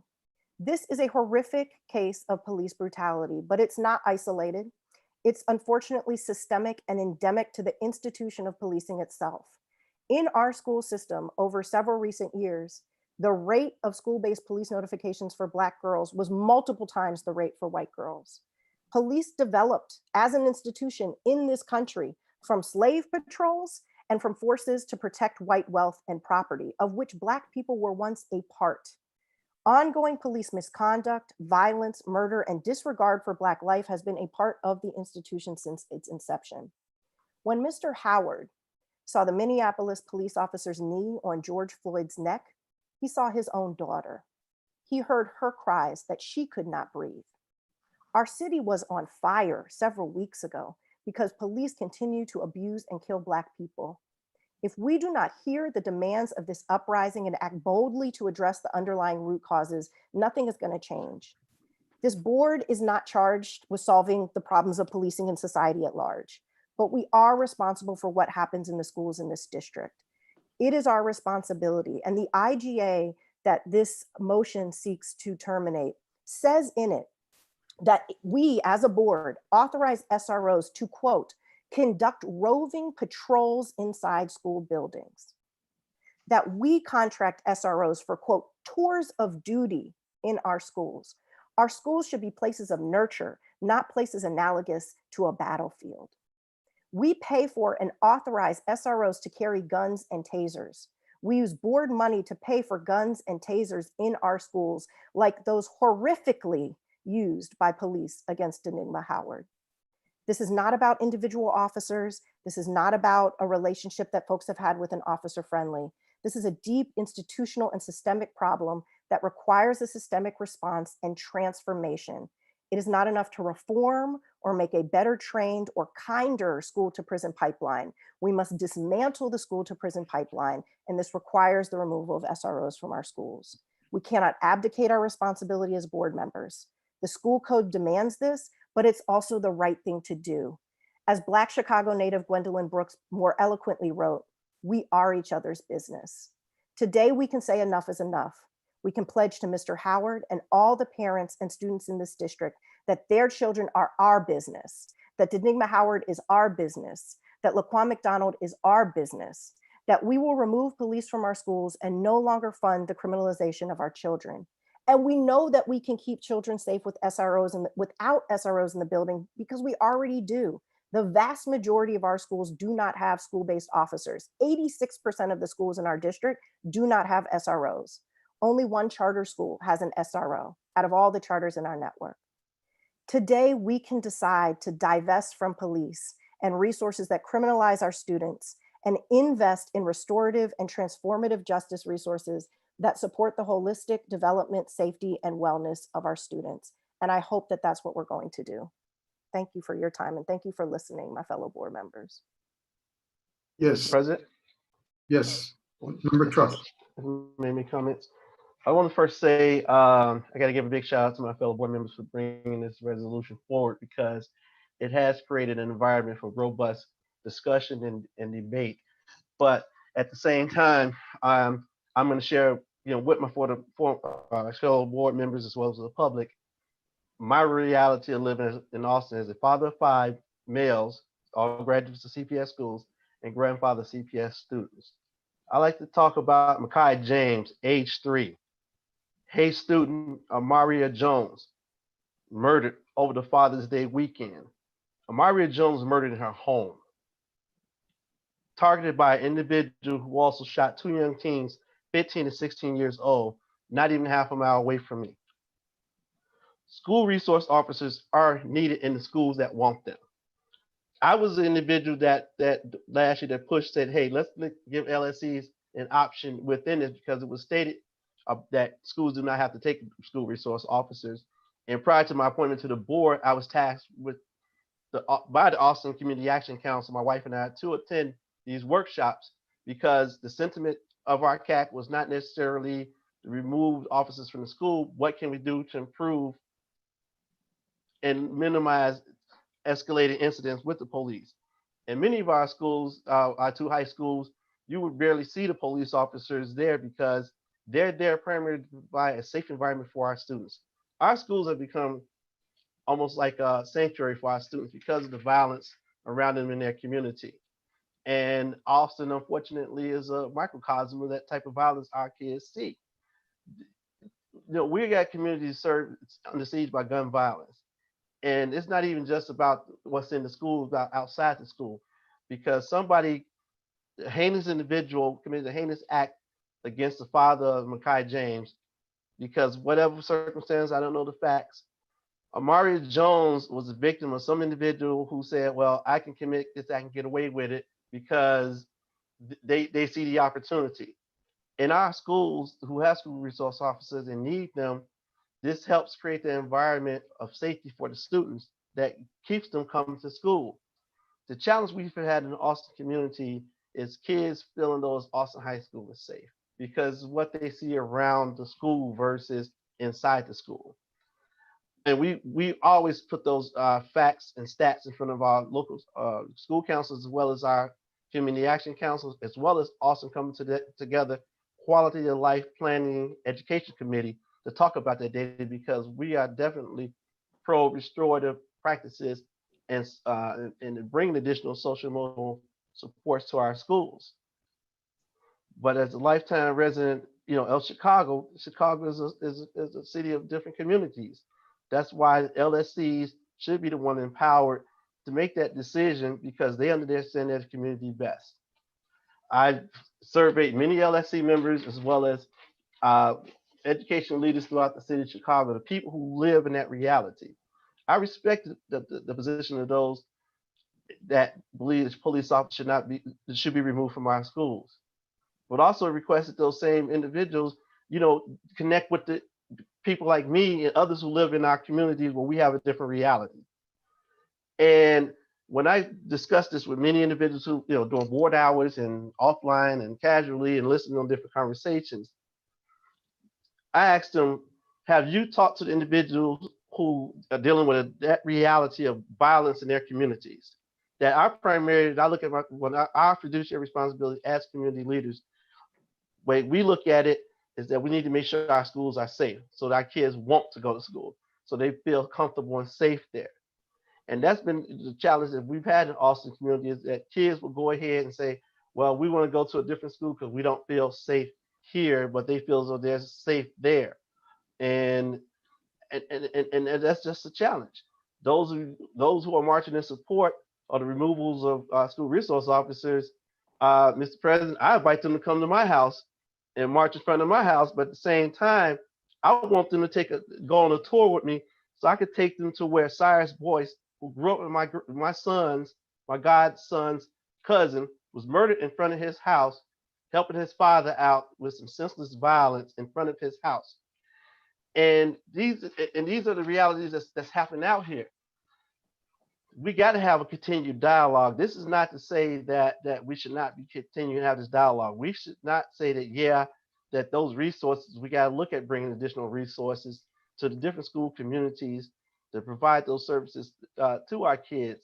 I've got the battle scars of doing everything from working in the parks, running youth organization programs, advocating on the behalf of our kids and families to bring those needed resources, watching some elected officials support policies that hurt families. But we got to go ahead and keep the discussion around convert, that's a fair conversation. That how do we look at that schools do not want school resource officers, I can potentially divert some resources someplace else. That's a fair and valid conversation. But I just say that I ask those who want that advocating for school resource officers to be removed from the schools, please go into the communities impacted by violence. Please go to the local school council at Michelle Clark High School where they want to keep their SRO, because like we shouldn't be in a position where we're kind of taking away their right in the sense to have SRO in the school. Same with Austin, same with Manley, same with Collins, same with the schools, Marshall High School, same with Roseland, because I've talked to the different LSC members and school leaders and community leaders. I sat at those round tables with JD and Child last year because I wanted to get a sense of what's going on, because I'm not the one that's going to say I know what's best for everybody. So that's why, I was the one that pushed hard about let the local school councils make that decision. Yes, it was rushed, but we also, and I'm not trying to frame this as a silver lining, but at the same time, it's a great thing that we got an evolution that's going almost within a year of our being on the Board of Education to get to this point of having this conversation. And that's an awesome thing. And some of you heard me always say politics and democracy are not always pretty or sexy, but my wife is, but it's not a microwavable process either. We must continue to have those discussions with the communities impacted. And I've yet to see any evidence that there's been engagement with the West Side branch of NAACP, Northwest Austin Council, SANA, North Lawndale Community Coordinating Council, the North Lawndale Community Action Council, so numerous organizations. So I do say that without us really trying to really document what those schools want, the proper thing to do is to say, okay, the LSCs, your community.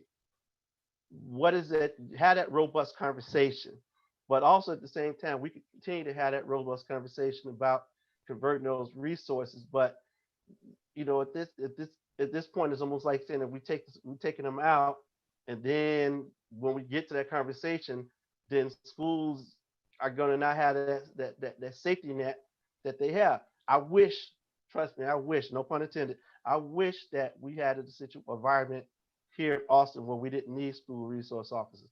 I wish we didn't have an environment where we got many K-8 schools using local school funds to pay off-duty police officers to come into the schools. But that's what they choose to do. And that's why I say let local school council make that decision, and let's keep this conversation moving as how we can strike the right balance, but making sure that we include those other stakeholders in the different communities being impacted by violence. And let's also, as Pastor Ackery stated from Greater St. John Bible Church, all the movement people, hey, we need you to come march with us because we literally having children killed in their homes.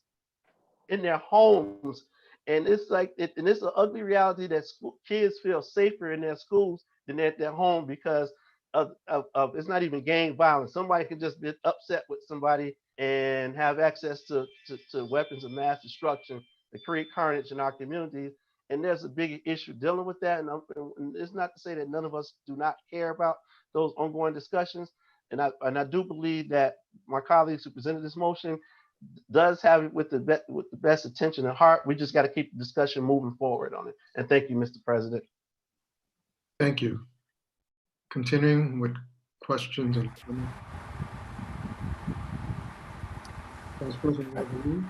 Yeah, thank you, President Del Valle. I wanted to echo some of what both Elizabeth and Dwayne have said. I appreciate that we're having this conversation, that we're having it in public.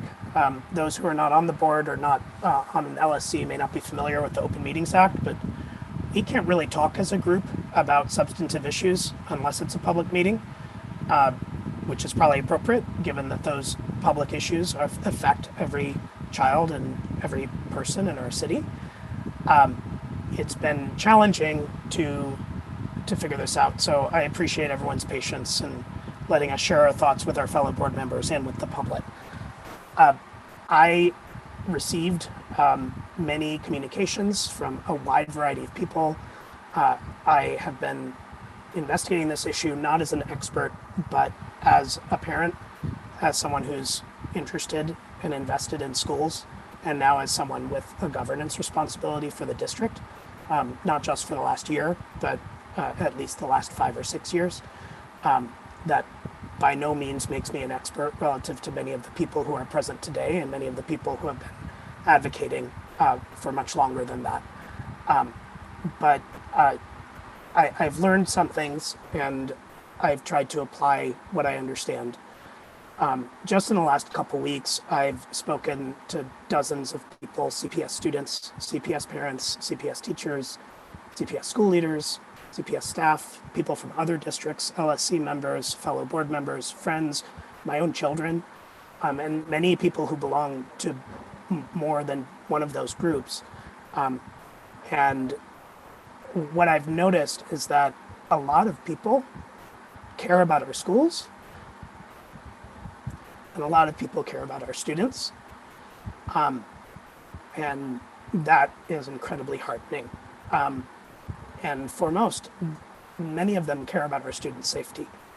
I hope that all of these people will stay engaged or get more engaged at whatever level, because that's what it's going to take to resolve this issue and all of the connected issues that interact with the safety threats that our students face.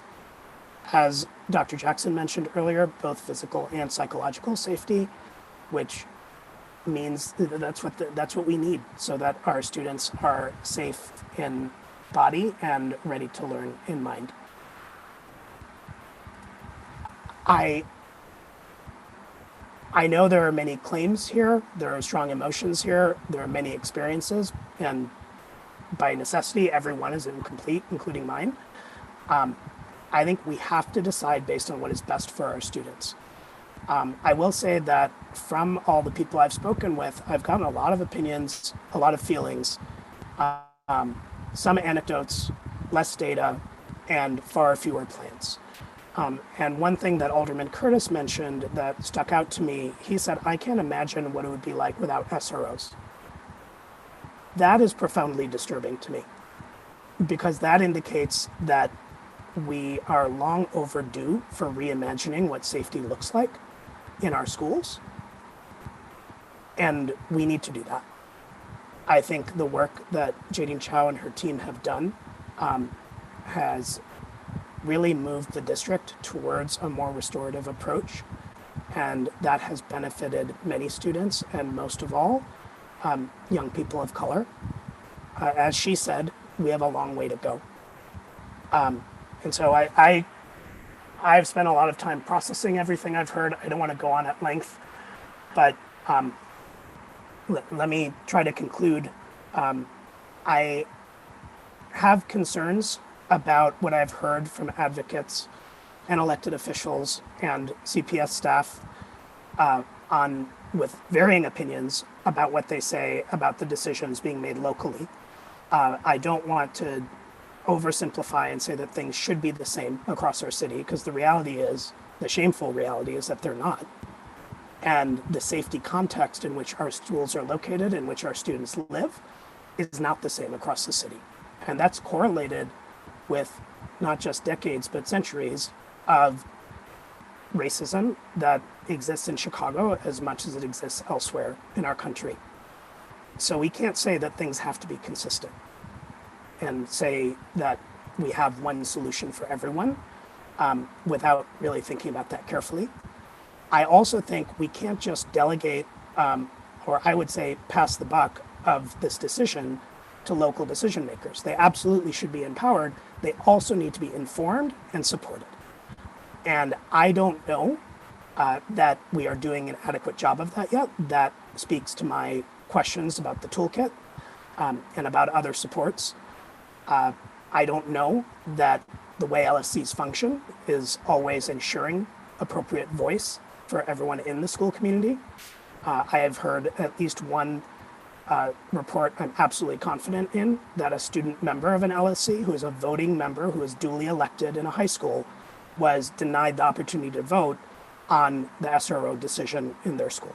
And certainly she was one vote, but that is actually contravening the rules around LSCs as I understand them. I also have been starting to assemble examples, but I don't have data yet about the representativeness of LSCs in diverse schools. And even in schools that are maybe racially not diverse, I don't know that they are representative. And there needs to be a broader communication and a broader conversation so that people are aware, as apparently hundreds or thousands of people who have sent me emails are not, that LSCs made the decision 2 weeks ago. Maybe they all know now, but more people need to know that. And the basic idea I have is that by my count, there are 76 days from now to the first day of school. We need to reimagine this. We need to get it right. There is a lot of room for improvement. Our students need us to make sure that we don't just figure it out, but that we implement a solution that keeps them safe. And that is very complex because of the size of the district and the variation across the district. But it's a combination of clear statements of vision and values and implementing them in a way that's actually going to work. I think the most fundamental thing that I need to, I would feel better if we were all aligned that when we do have people in schools, whether they're armed sworn officers and members of the Chicago Police Department functioning as SROs, or their administrators, or their teachers, or security guards, they are there to keep students safe. They are not there to police the students. And if we're aligned on that, then it's a question of how do we best get to that point? As Jadine mentioned, and I have experienced in other domains, this is not something where we can make a statement and magically everything changes. It is the work of years to shift those hearts and minds and to shift practice in a way that it sticks. And it will keep sticking even if there is disagreement or some adverse event happens. But we have to start there, and then we have to figure out how to actually make that happen. My concern is, as a board, we are not engaged with the doing, and we shouldn't be. We are not the fine-tuners of the plan. We are here to provide strategic vision and governance and to say yay or nay. I would like to see in the near future what would make me confident of the changes that we need to see in the next month, because we're scheduled to vote on a new IGA with the police department next month, and in the next year, which is, if we do that, when that would expire. And if I'm confident that those changes are coming in those terms, then I think there's hope for improvement. And if there's not, then we're kind of relegated to using the broader, coarser tools that we have as a board, which is a up or down vote. So I apologize if that was a little disorganized. My thinking is definitely disorganized. There's a lot of complexity here. I appreciate everyone on the board listening and the 1,500 people who are watching this listening. And I hope that we can work together to get to a much better place. Thank you, Vice President Revolori.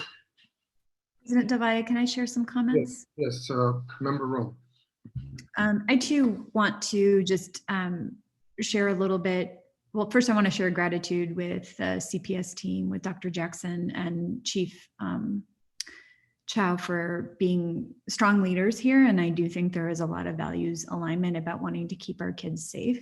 And I know there's been tons of improvement that I want to acknowledge over the last several years. And I've gotten to experience Jadine's leadership firsthand as a school leader, working closely with her. And to other board members, thank you for sharing your stories and experiences. Thank you so much, Dwayne, for sharing your lived experience and really helping us see important issues to you and your community. And I really appreciate how you always lift that up for us and help us see something that we may not otherwise fully understand. So thank you for voicing your experience. I want to just respond a little bit to the motions that Member Todd Breland and I are putting forward today and the timing, because Sendel just lifted that up. And the reason why we're doing this a month before the vote was planned, because of the issue of timing, that now if this decision is made to terminate the IGA with the Chicago Police Department, there is time for the district to make sure that there are other safety measures in place and time for school to open. And so a month from now felt too late and not respectful to the leadership team at the district to make sure that they could engage communities and come up with alternative supports for schools. I want to just start my comments with some gratitude for so many have lifted up their voices about police and schools. And thank you to our students, alumni, and youth organizations. I'm inspired by your collective action and advocacy around police and schools. Your efforts are powerful, and I appreciate your organizing, protesting, researching, and the willingness to talk to board members about your experience with police and schools. You're helping us learn, and I'm listening. I worked in and with Chicago Public Schools for most of my adult life as a teacher, principal, and community member.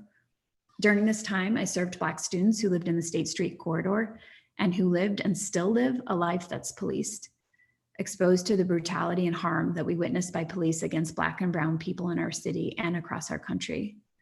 Today, I'm imploring our board to take a stand against this brutality by choosing people over politics and transformation over reform. I'm asking that you vote for the resolution to terminate the intergovernmental agreement between the Chicago Public Schools and the Chicago Police Department.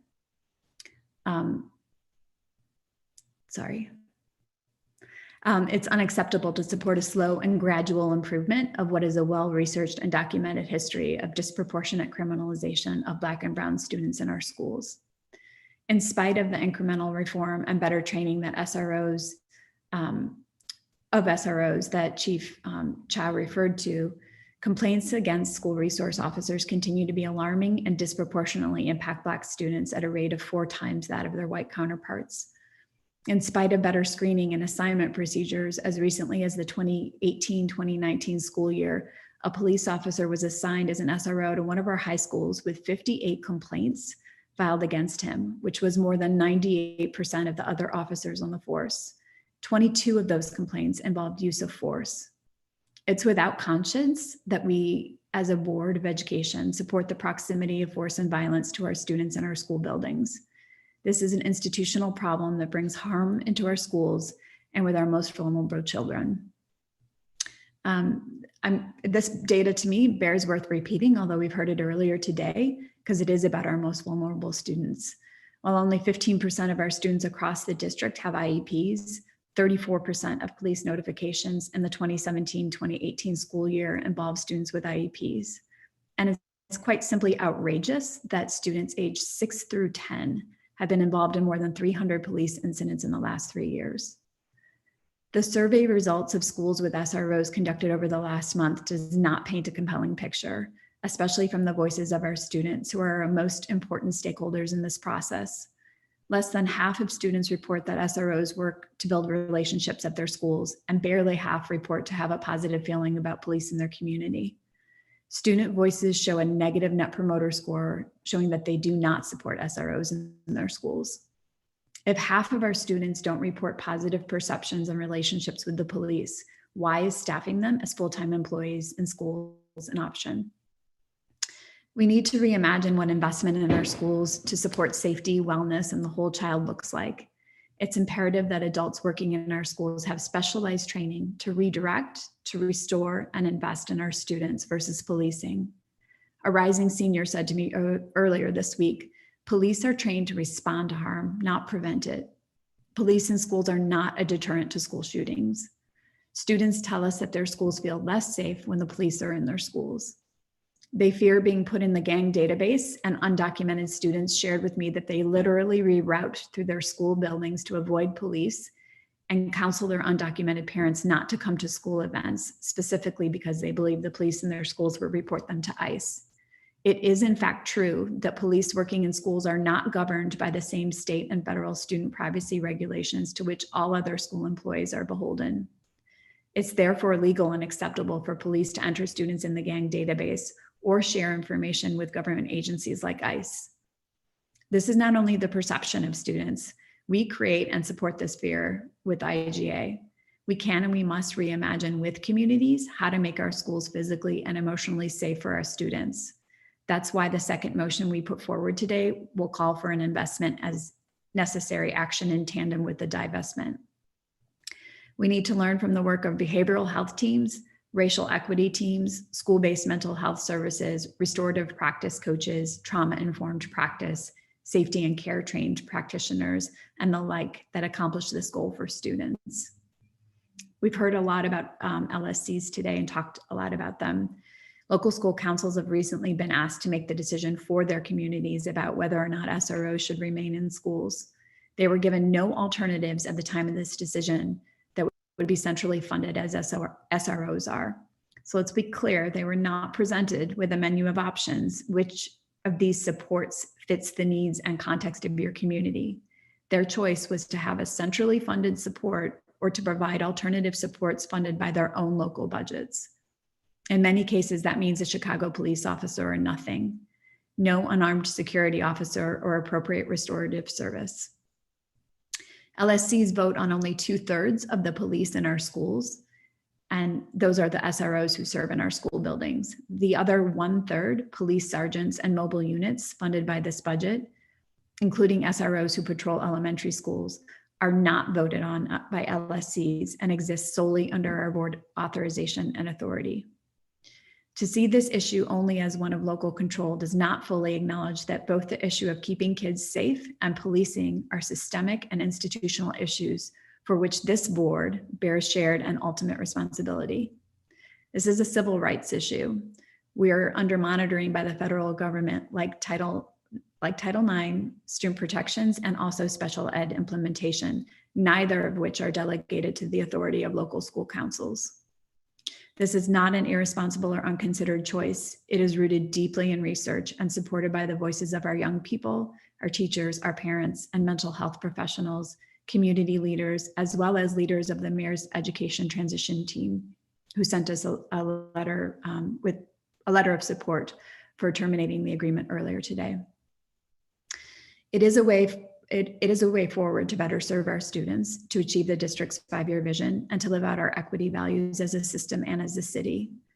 Yesterday, I had the privilege of attending a student town hall and hearing from brilliant and brave young people. They shared their perspectives and experiences while away from school and engaged in remote learning. They were home away from their school communities as we watched and heard about the murders of George Floyd, Breonna Taylor, Ahmaud Arbery, and Tony McDade. They were hurting from being disconnected from their peers, struggling to help their families economically and emotionally recover from unemployment, and even watching family members die from the virus. They are asking for wellness and mental health supports, not police in their schools, and now is the time to listen to them. Thank you.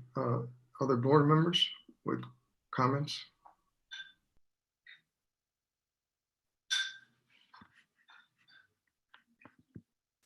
Any more comments?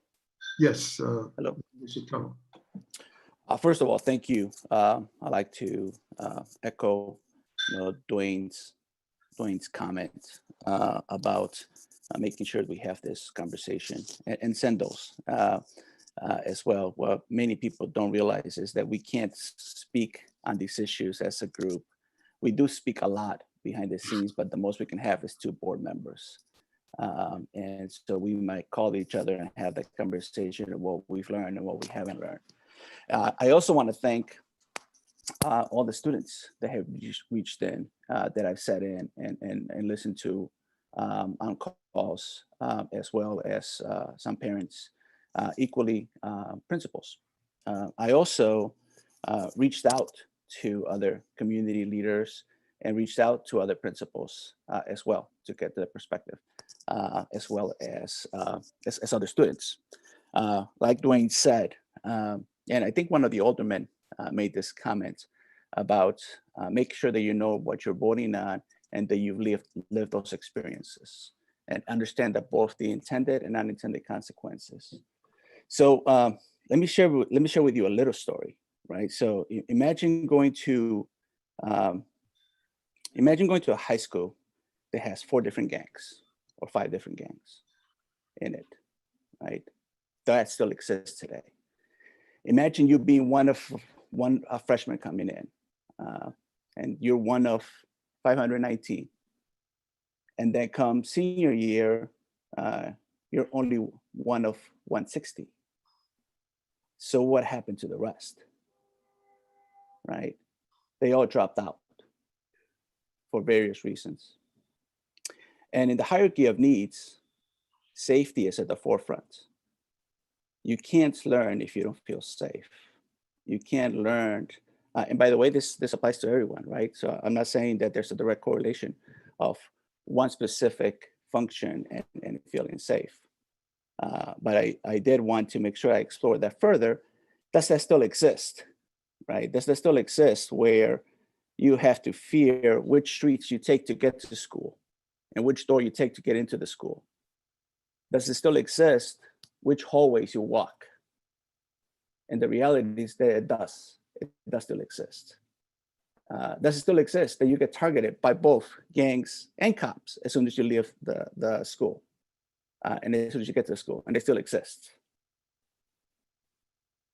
And that was my reality. So for that alderman that said, are we voting on experiences? We are. We're voting on experiences, and we're also voting on what's reality today. And so I want to go back to the story about starting with 519 and then they went to 160. Have you heard from those voices? Have you heard from the voices that dropped out? Why did they drop out? And I reached out to both principals as well as current community activists that work with that group, that work with the students that are still dropping out. And guess what? That still exists. Not only are they getting threatened to join gangs, they still get a knife on their throats, of which I also experienced. They still get a bat to their head, of which I also experienced. Those are realities. And I could not phrase it better than what Dwayne said. We might have some experiences or heard certain things, but we also need to take into account the realities of some of the neighborhoods, which unfortunately are still not as safe, and they do look to a safe haven, which happens to be in their school.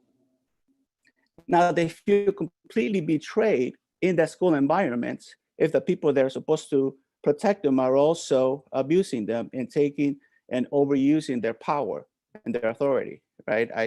I certainly have heard a lot, but one of the, I learned a lot from all my fellow board members, Dwayne, as well as Elizabeth, as well as Amy, and I'm always amazed how much I learn. But to Elizabeth's point, we should not have an IGA that says it's a tour of duty. That's the wrong positioning, right? We should not have an IGA that says your job is to patrol, right? We need to make sure we have language that adequately interprets and positions the role that they play to keep the students safe, right? And safety is paramount. So while I hear all the voices, and by the way, when I did my reach out, I can safely tell you that both the 20,000 emails or 30,000 emails that I received, they were pretty tilted towards getting rid of the SROs. It was really one common theme. And that's why I like to reach out to hear the unheard voices. Because guess what? Those kids do not speak up. They just drop out. They disappear. They don't listen. And there was a lot of friends that I had that happened to. And one of the reasons I joined this board is to make sure that I heard those unheard voices.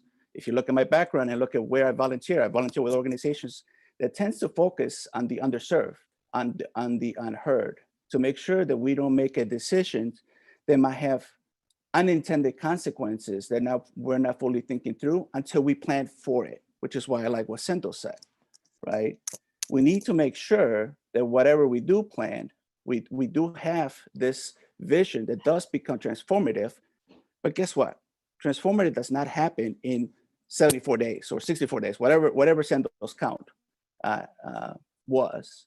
We need to make sure that we have fully laid out, fully informed options that we can hold to account, both CPD and CPS, to ensure that the roles that are supposed to play, they're playing, and to make sure that the LSCs are hearing what the needs are of the community.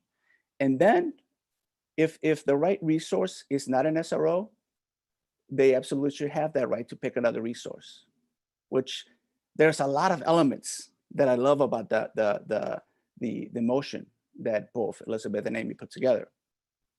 The one element that I fundamentally disagree, that I would have a hard time sleeping with, is what would be the unintended consequences of this, of doing this so abruptly. And now we have another issue that we've created with a higher dropout rate. And we've made so much progress over the years and over the decades, certainly from when I was. But guess what? Those metrics, that dropout rate and those drivers of the dropouts, they're still existing today. They're just in other communities, of which Dwayne certainly alluded to, right? And that's some of the things that certainly kept me up as I listened to all perspectives, as well as the perspectives of the principals. And the principals is pretty consistent, right? So if you look at both the survey results, as well as the calls that we had with both the ones that called in, as well as the ones that I reached out. And by the way, I was not selective. I reached out to principals that are frequently on the headlines of all the great work that they're doing, to find out what's good about their work that's working, so we can replicate that, and what other resources they might need, and what are the resources that are working and the resources that are not working. And I heard a mixed bag, right? I certainly heard a mixed bag. I certainly heard from some principals that they could not see themselves opening up in the fall without having SROs. I also heard from another principal that said, let's make sure we have that conversation with the LSC to make sure we have a fully informed decisions. And that principal currently does not have an SRO, but does have a volunteer police person in there. And I do want to talk a little bit about that as well, right? So one of the things that has been called out throughout this process that frankly, to me, is inconsistent with the whole transformation we want to drive. The narrative that we're having with police officers in today's conversation in the schools is all negative. And the reality is that the principal that I spoke to, while it wasn't an SRO, as a volunteer police officer, was a great resource for her school, as well as other ones. So the narrative that all police officers are bad, I think a lot of police officers take issue with that, especially all the good police officers out there. And by the way, I'm sure that some of my friends that might be watching, it's not like we weren't targeted when we were in high school. We would drive out and we would see Officer Friendly out there, and as soon as we made a right turn, they would stop us again, and we would say, "Oh no, not you again," right? It wasn't by accident that they stopped us. It certainly was targeted. So I've seen both sides, but I've also seen the side that has a more detrimental effect, that if the student doesn't have a safety net within the school where they feel safe, where they can learn, then they drop out. And guess what happens? Then they don't have options to what to do with their career, right? And what I love about education is that education is the great equalizer. And the way I define success is through education, you're going to have an option to do what you want to do. And I don't want to take that option away from the LSC, and I don't want to take that option away from the students, especially the students that are not speaking up today, because guess what? That's not cool. Right? It's not cool to speak up on this, especially at this point in time, because it's something that will fall back on them. So I just want to make sure that I provide kind of the feedback that I've been hearing, both the one that has come inbound and the one that's been outbound, where I've done my own outreach to make sure that we do take a balanced perspective and certainly listen to all sides and come up with a plan that gets to the vision that we all want, right? There's not a lot of things that I disagree with what I've heard today. the only thing that I want to make sure we do is that we look at the full pictures and we really understand both the intended and unintended consequences so that we don't do more harm than good in having the right intentions. And I know we all have the right intentions and we all want the right things here. Thank you, Member Sotelo. It was stated we need to put people over politics. I don't think there's one board member here who in any way is putting politics over people. All of you have struggled with this issue. We have all struggled with this issue. To me, it's also personal. As a CPS graduate, and having been in high school, a junior to be precise, in 1968, when as a junior, I felt like the entire city was just falling apart after Martin Luther King Jr.'s assassination, and feeling very, very unsecure and not safe. And having lived through civil disturbances in my neighborhoods in 1966, 67, then 10 years later in Humboldt Park, where 2 young men were killed. I have been through all that. And then having raised 4 kids and being worried about whether or not they're going to be hurt in the evening. And we have, if you could hear that noise in the background, those are students that are still out there. They've been with us all day. I don't think they can hear what I'm saying, but hopefully at some point, someone will tell them what I'm saying. The physical and psychological damage that we've been talking about, I experienced both. The physical damage as a student in a CPS school, I healed, but the psychological damage 51 years later still remains. I remember that.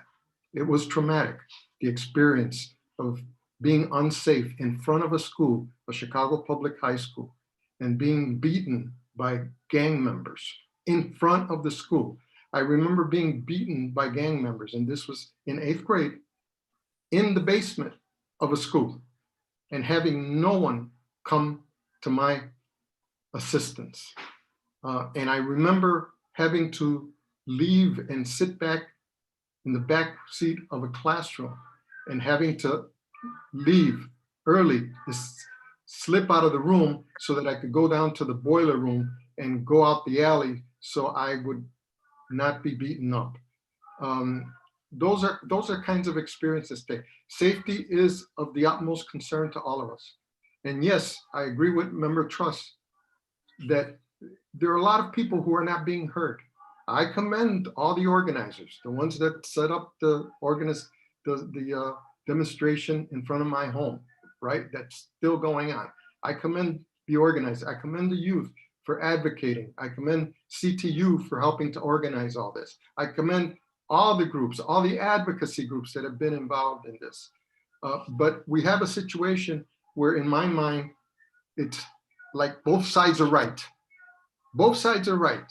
And so the question is, how do we take what's best from both sides and what's needed and essential from both sides and bring it together in a way that it affects positive change, the kind of change that's necessary. And that's what we're looking for.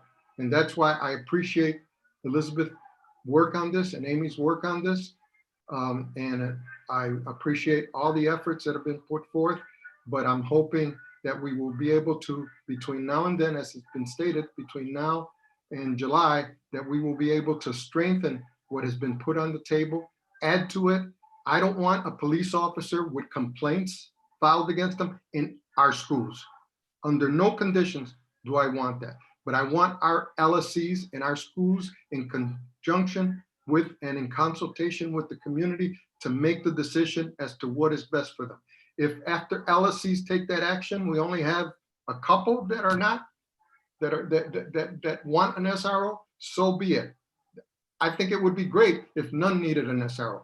But I ask all the organizers, and I echo Dwayne's invitation to come out to the communities and find ways, in addition to working on this issue and working directly with local schools on this issue, and I welcome that. I also ask them to work on a plan to reduce the level of violence. 106 shootings, 14 killings.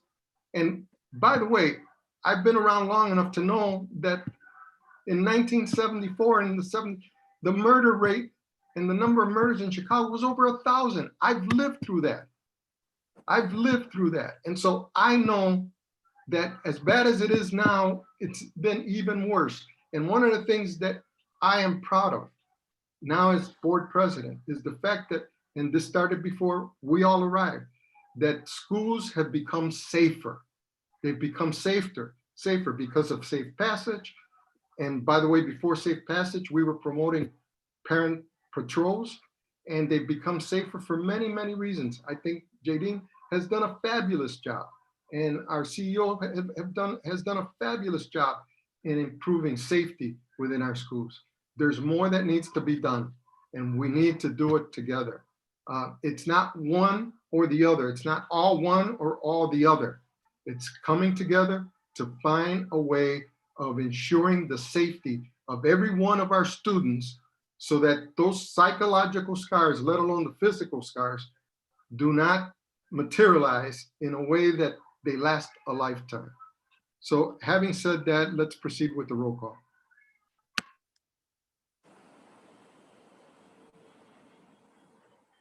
Thank you, Mr. President. So we'll proceed with the roll call on MO1.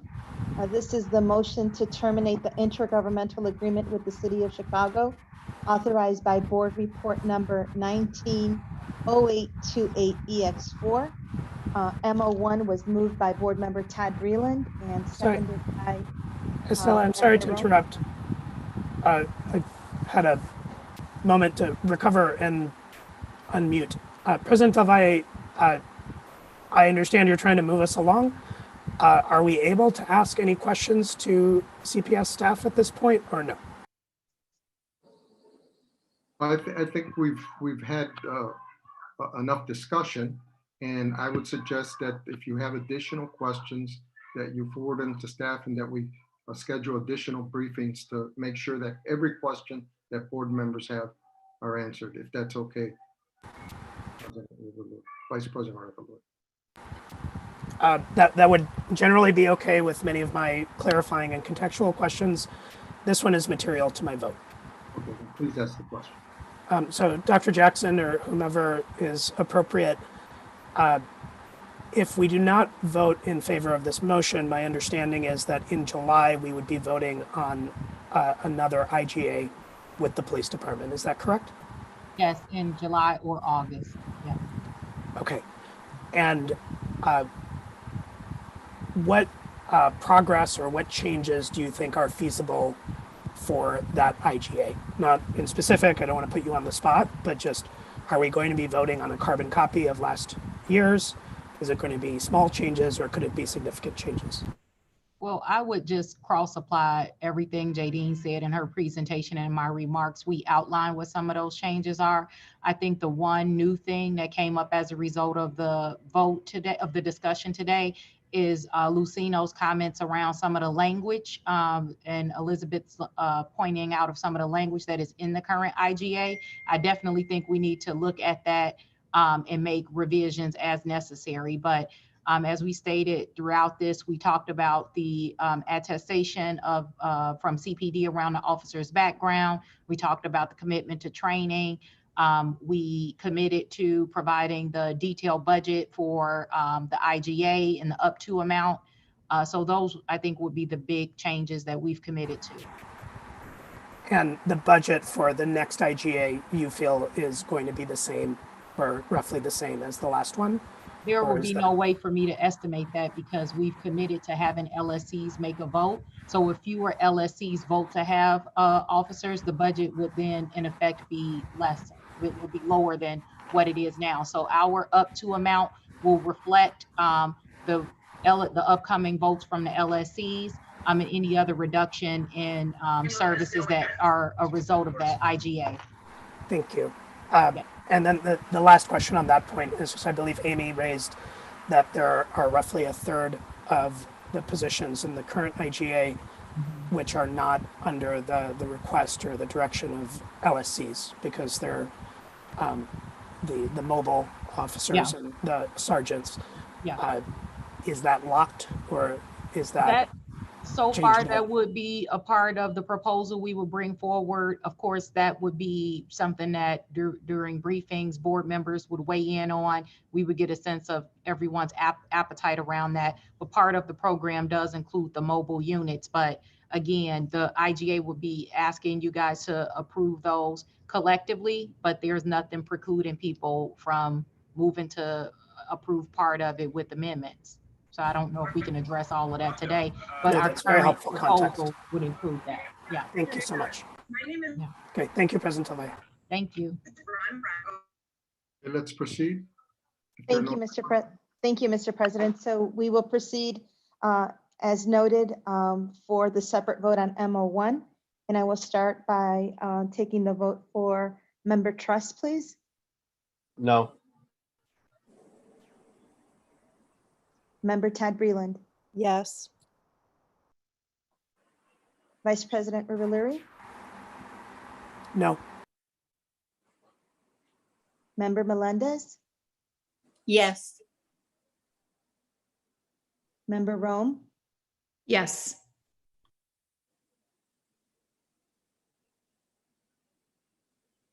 Member Sotelo.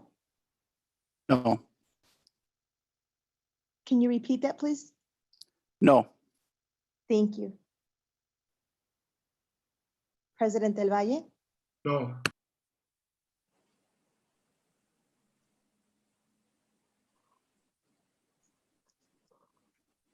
Mr. President, we had 7 members cast their votes, and the tally is 3 ayes and 4 nays. This motion has failed adoption. President Del Valle, can I say something very briefly? Yes, please. Yes. You know, I've been silent and listening, and like every single person that is sitting in this virtual meeting, I think, have been giving a lot of thought to this. And I want to commend Amy and Elizabeth on bringing forth this. I had conversations with a lot of people as well. And although I also want to thank Dwayne for highlighting that even though I am the mother of 2 men of color, there's some experiences that I have not had, thankfully.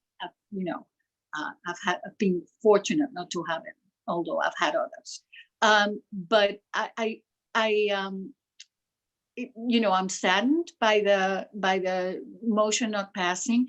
And my biggest concern in its not passing is that although I fully and strongly believe that there are wonderful police officers out there, I also am convinced that there are so many things in the police culture that need to change. And I need to change radically and quickly if we are really, if we can all say with pride that their presence in our schools is going to make our students better.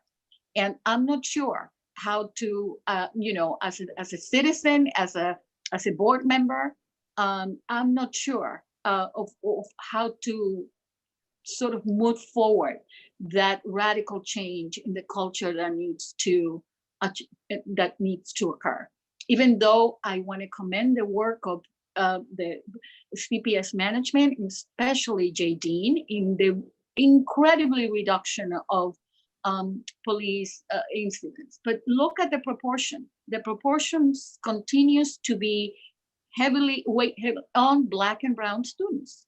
That there's rarely instances where police intervention is sought to address to deal with students from white or other races. So that is what it really it's been tugging at me since we began this conversation. That unfortunately, police departments in this country have proven to be racist, not individually, but as culturally, and that is what worries me. Will we be able to start enacting change to transform that, so students in our schools, if they're Black and brown, don't have to fear that they're 4 times more likely to be the target of unfair police practices? I don't have the answer for that. I think that when people ask me about how I'm enjoying the work at the board, and I say I'm learning a lot, and it's one of the most humbling experiences in my life. And I want to, and this instance, I think, has probably been the most humbling, because the issue of safety is paramount, but also is the issue of working to eliminate structural racism in our society. Thank you for allowing me to say that. Thank you. Thank you, Mr. President. So the next item on our agenda is MO2, and I believe Member Rome.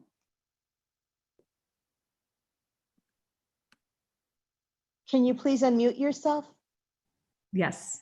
Thank you. I'd like to note for the record that MO2 will be withdrawn from the agenda. Thank you, Member Rome. So MO2 has been withdrawn from the agenda, Mr. President. That concludes, Mr. President, the matters on the public agenda. Yes, we'll now proceed with the vote on executive session items. Madam Secretary, please proceed.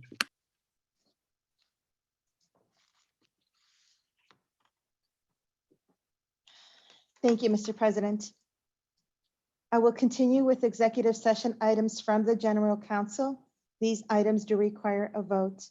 The first report, appoint Assistant Deputy General Counsel, Department of Law, Jocelyn J. Gardner. Second report, appoint Senior Assistant General Counsel, Department of Law, Christy L. Michelson. Third report, appoint Assistant General Counsel, Department of Law, Rashad A. Simmons. Fourth report, retention of the law firm Burke, Warren, McKay, and Saratella, PC.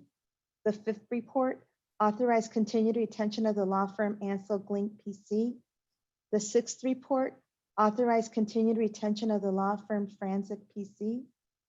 The seventh report, workers' compensation payment for lump sum settlement for Luzmila Adrianson, case number 19 WC 006779. Eighth report is the workers' compensation payment for lump sum settlement for Gwendolyn Edwards, case number 10 WC 13406. The ninth report is the workers' compensation payment for lump sum settlement for Arthur J. Hubbard, case number 15 WC 026045. We then have the 10th report, workers' compensation payment for lump sum settlement for Denise Long, case number 10 WC 36641. The 11th report is workers' compensation payment for lump sum settlement for Anthony Manesi, case number 05WC 013186. The 12th report is workers' compensation payment for lump sum settlement for Dawn Schmidt, case number 09WC 7826.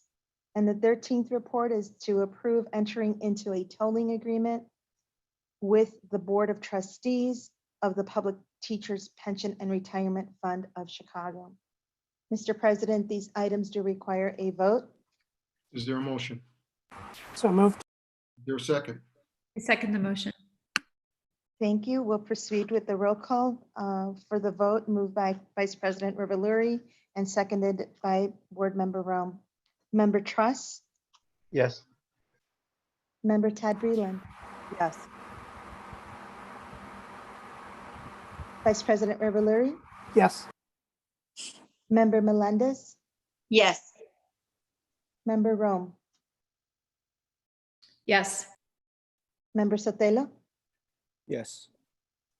and President Del Valle. Yes. We have 7 ayes and 0 nays. These matters are adopted by the board. Mr. President, I will continue with items from the Chief Executive Officer, and these items do require a vote. The first report is to ratify the tentative agreement to amend the collective bargaining agreement between the Board of Education of the City of Chicago and Unite Here, Local 1, AFL-CIO.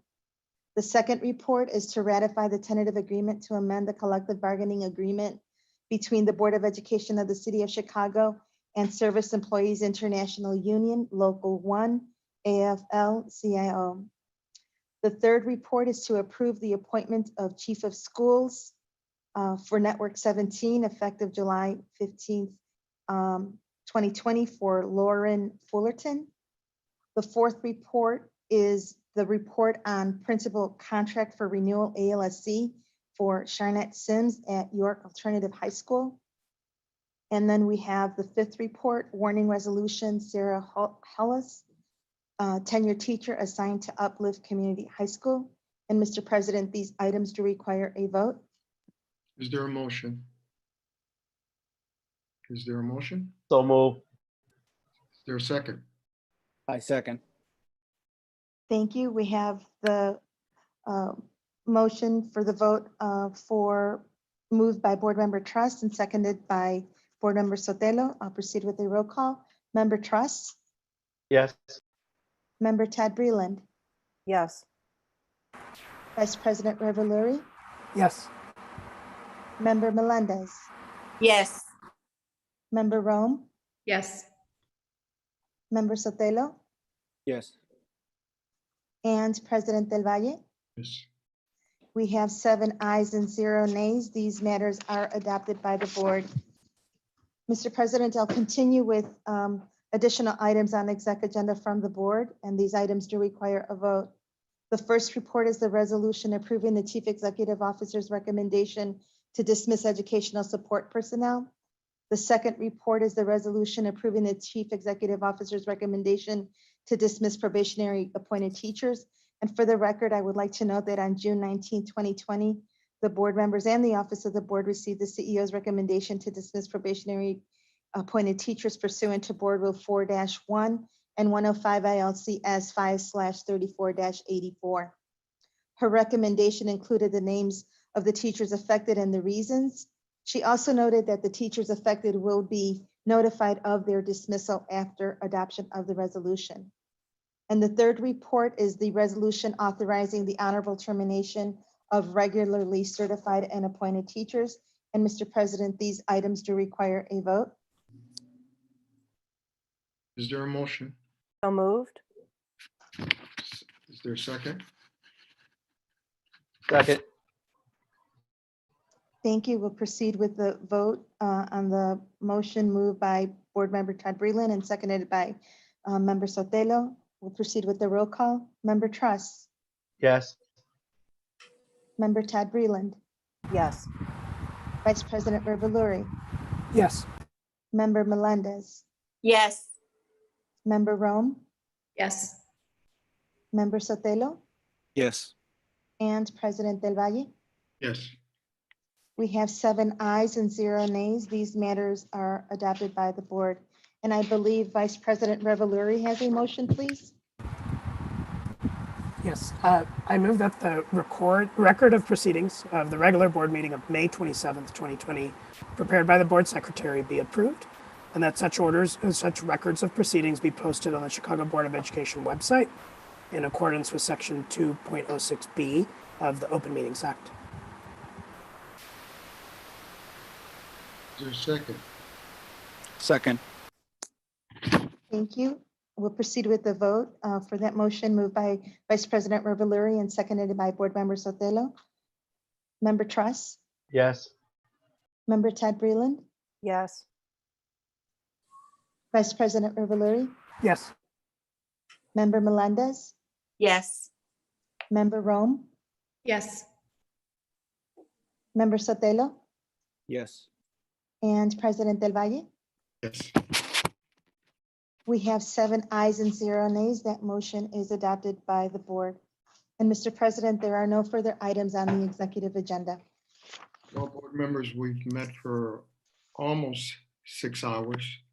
I thank you once again for your time, for your dedication, and for all the work that was done on the motions that were prepared and all the things we've dealt with today. I really appreciate your service on this board, and I hope the general public appreciates how much energy, how much effort, how much time you've put into your role as a member of the CPS board. So once again, thank you.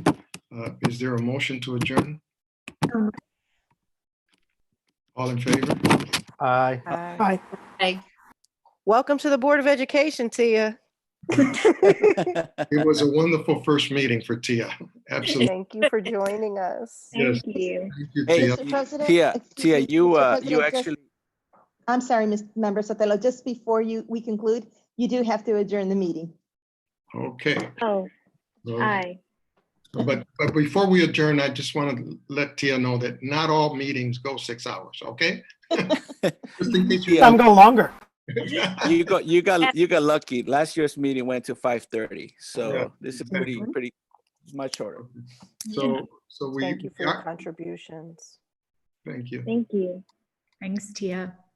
We are adjourned. Thanks, everyone. Buddy.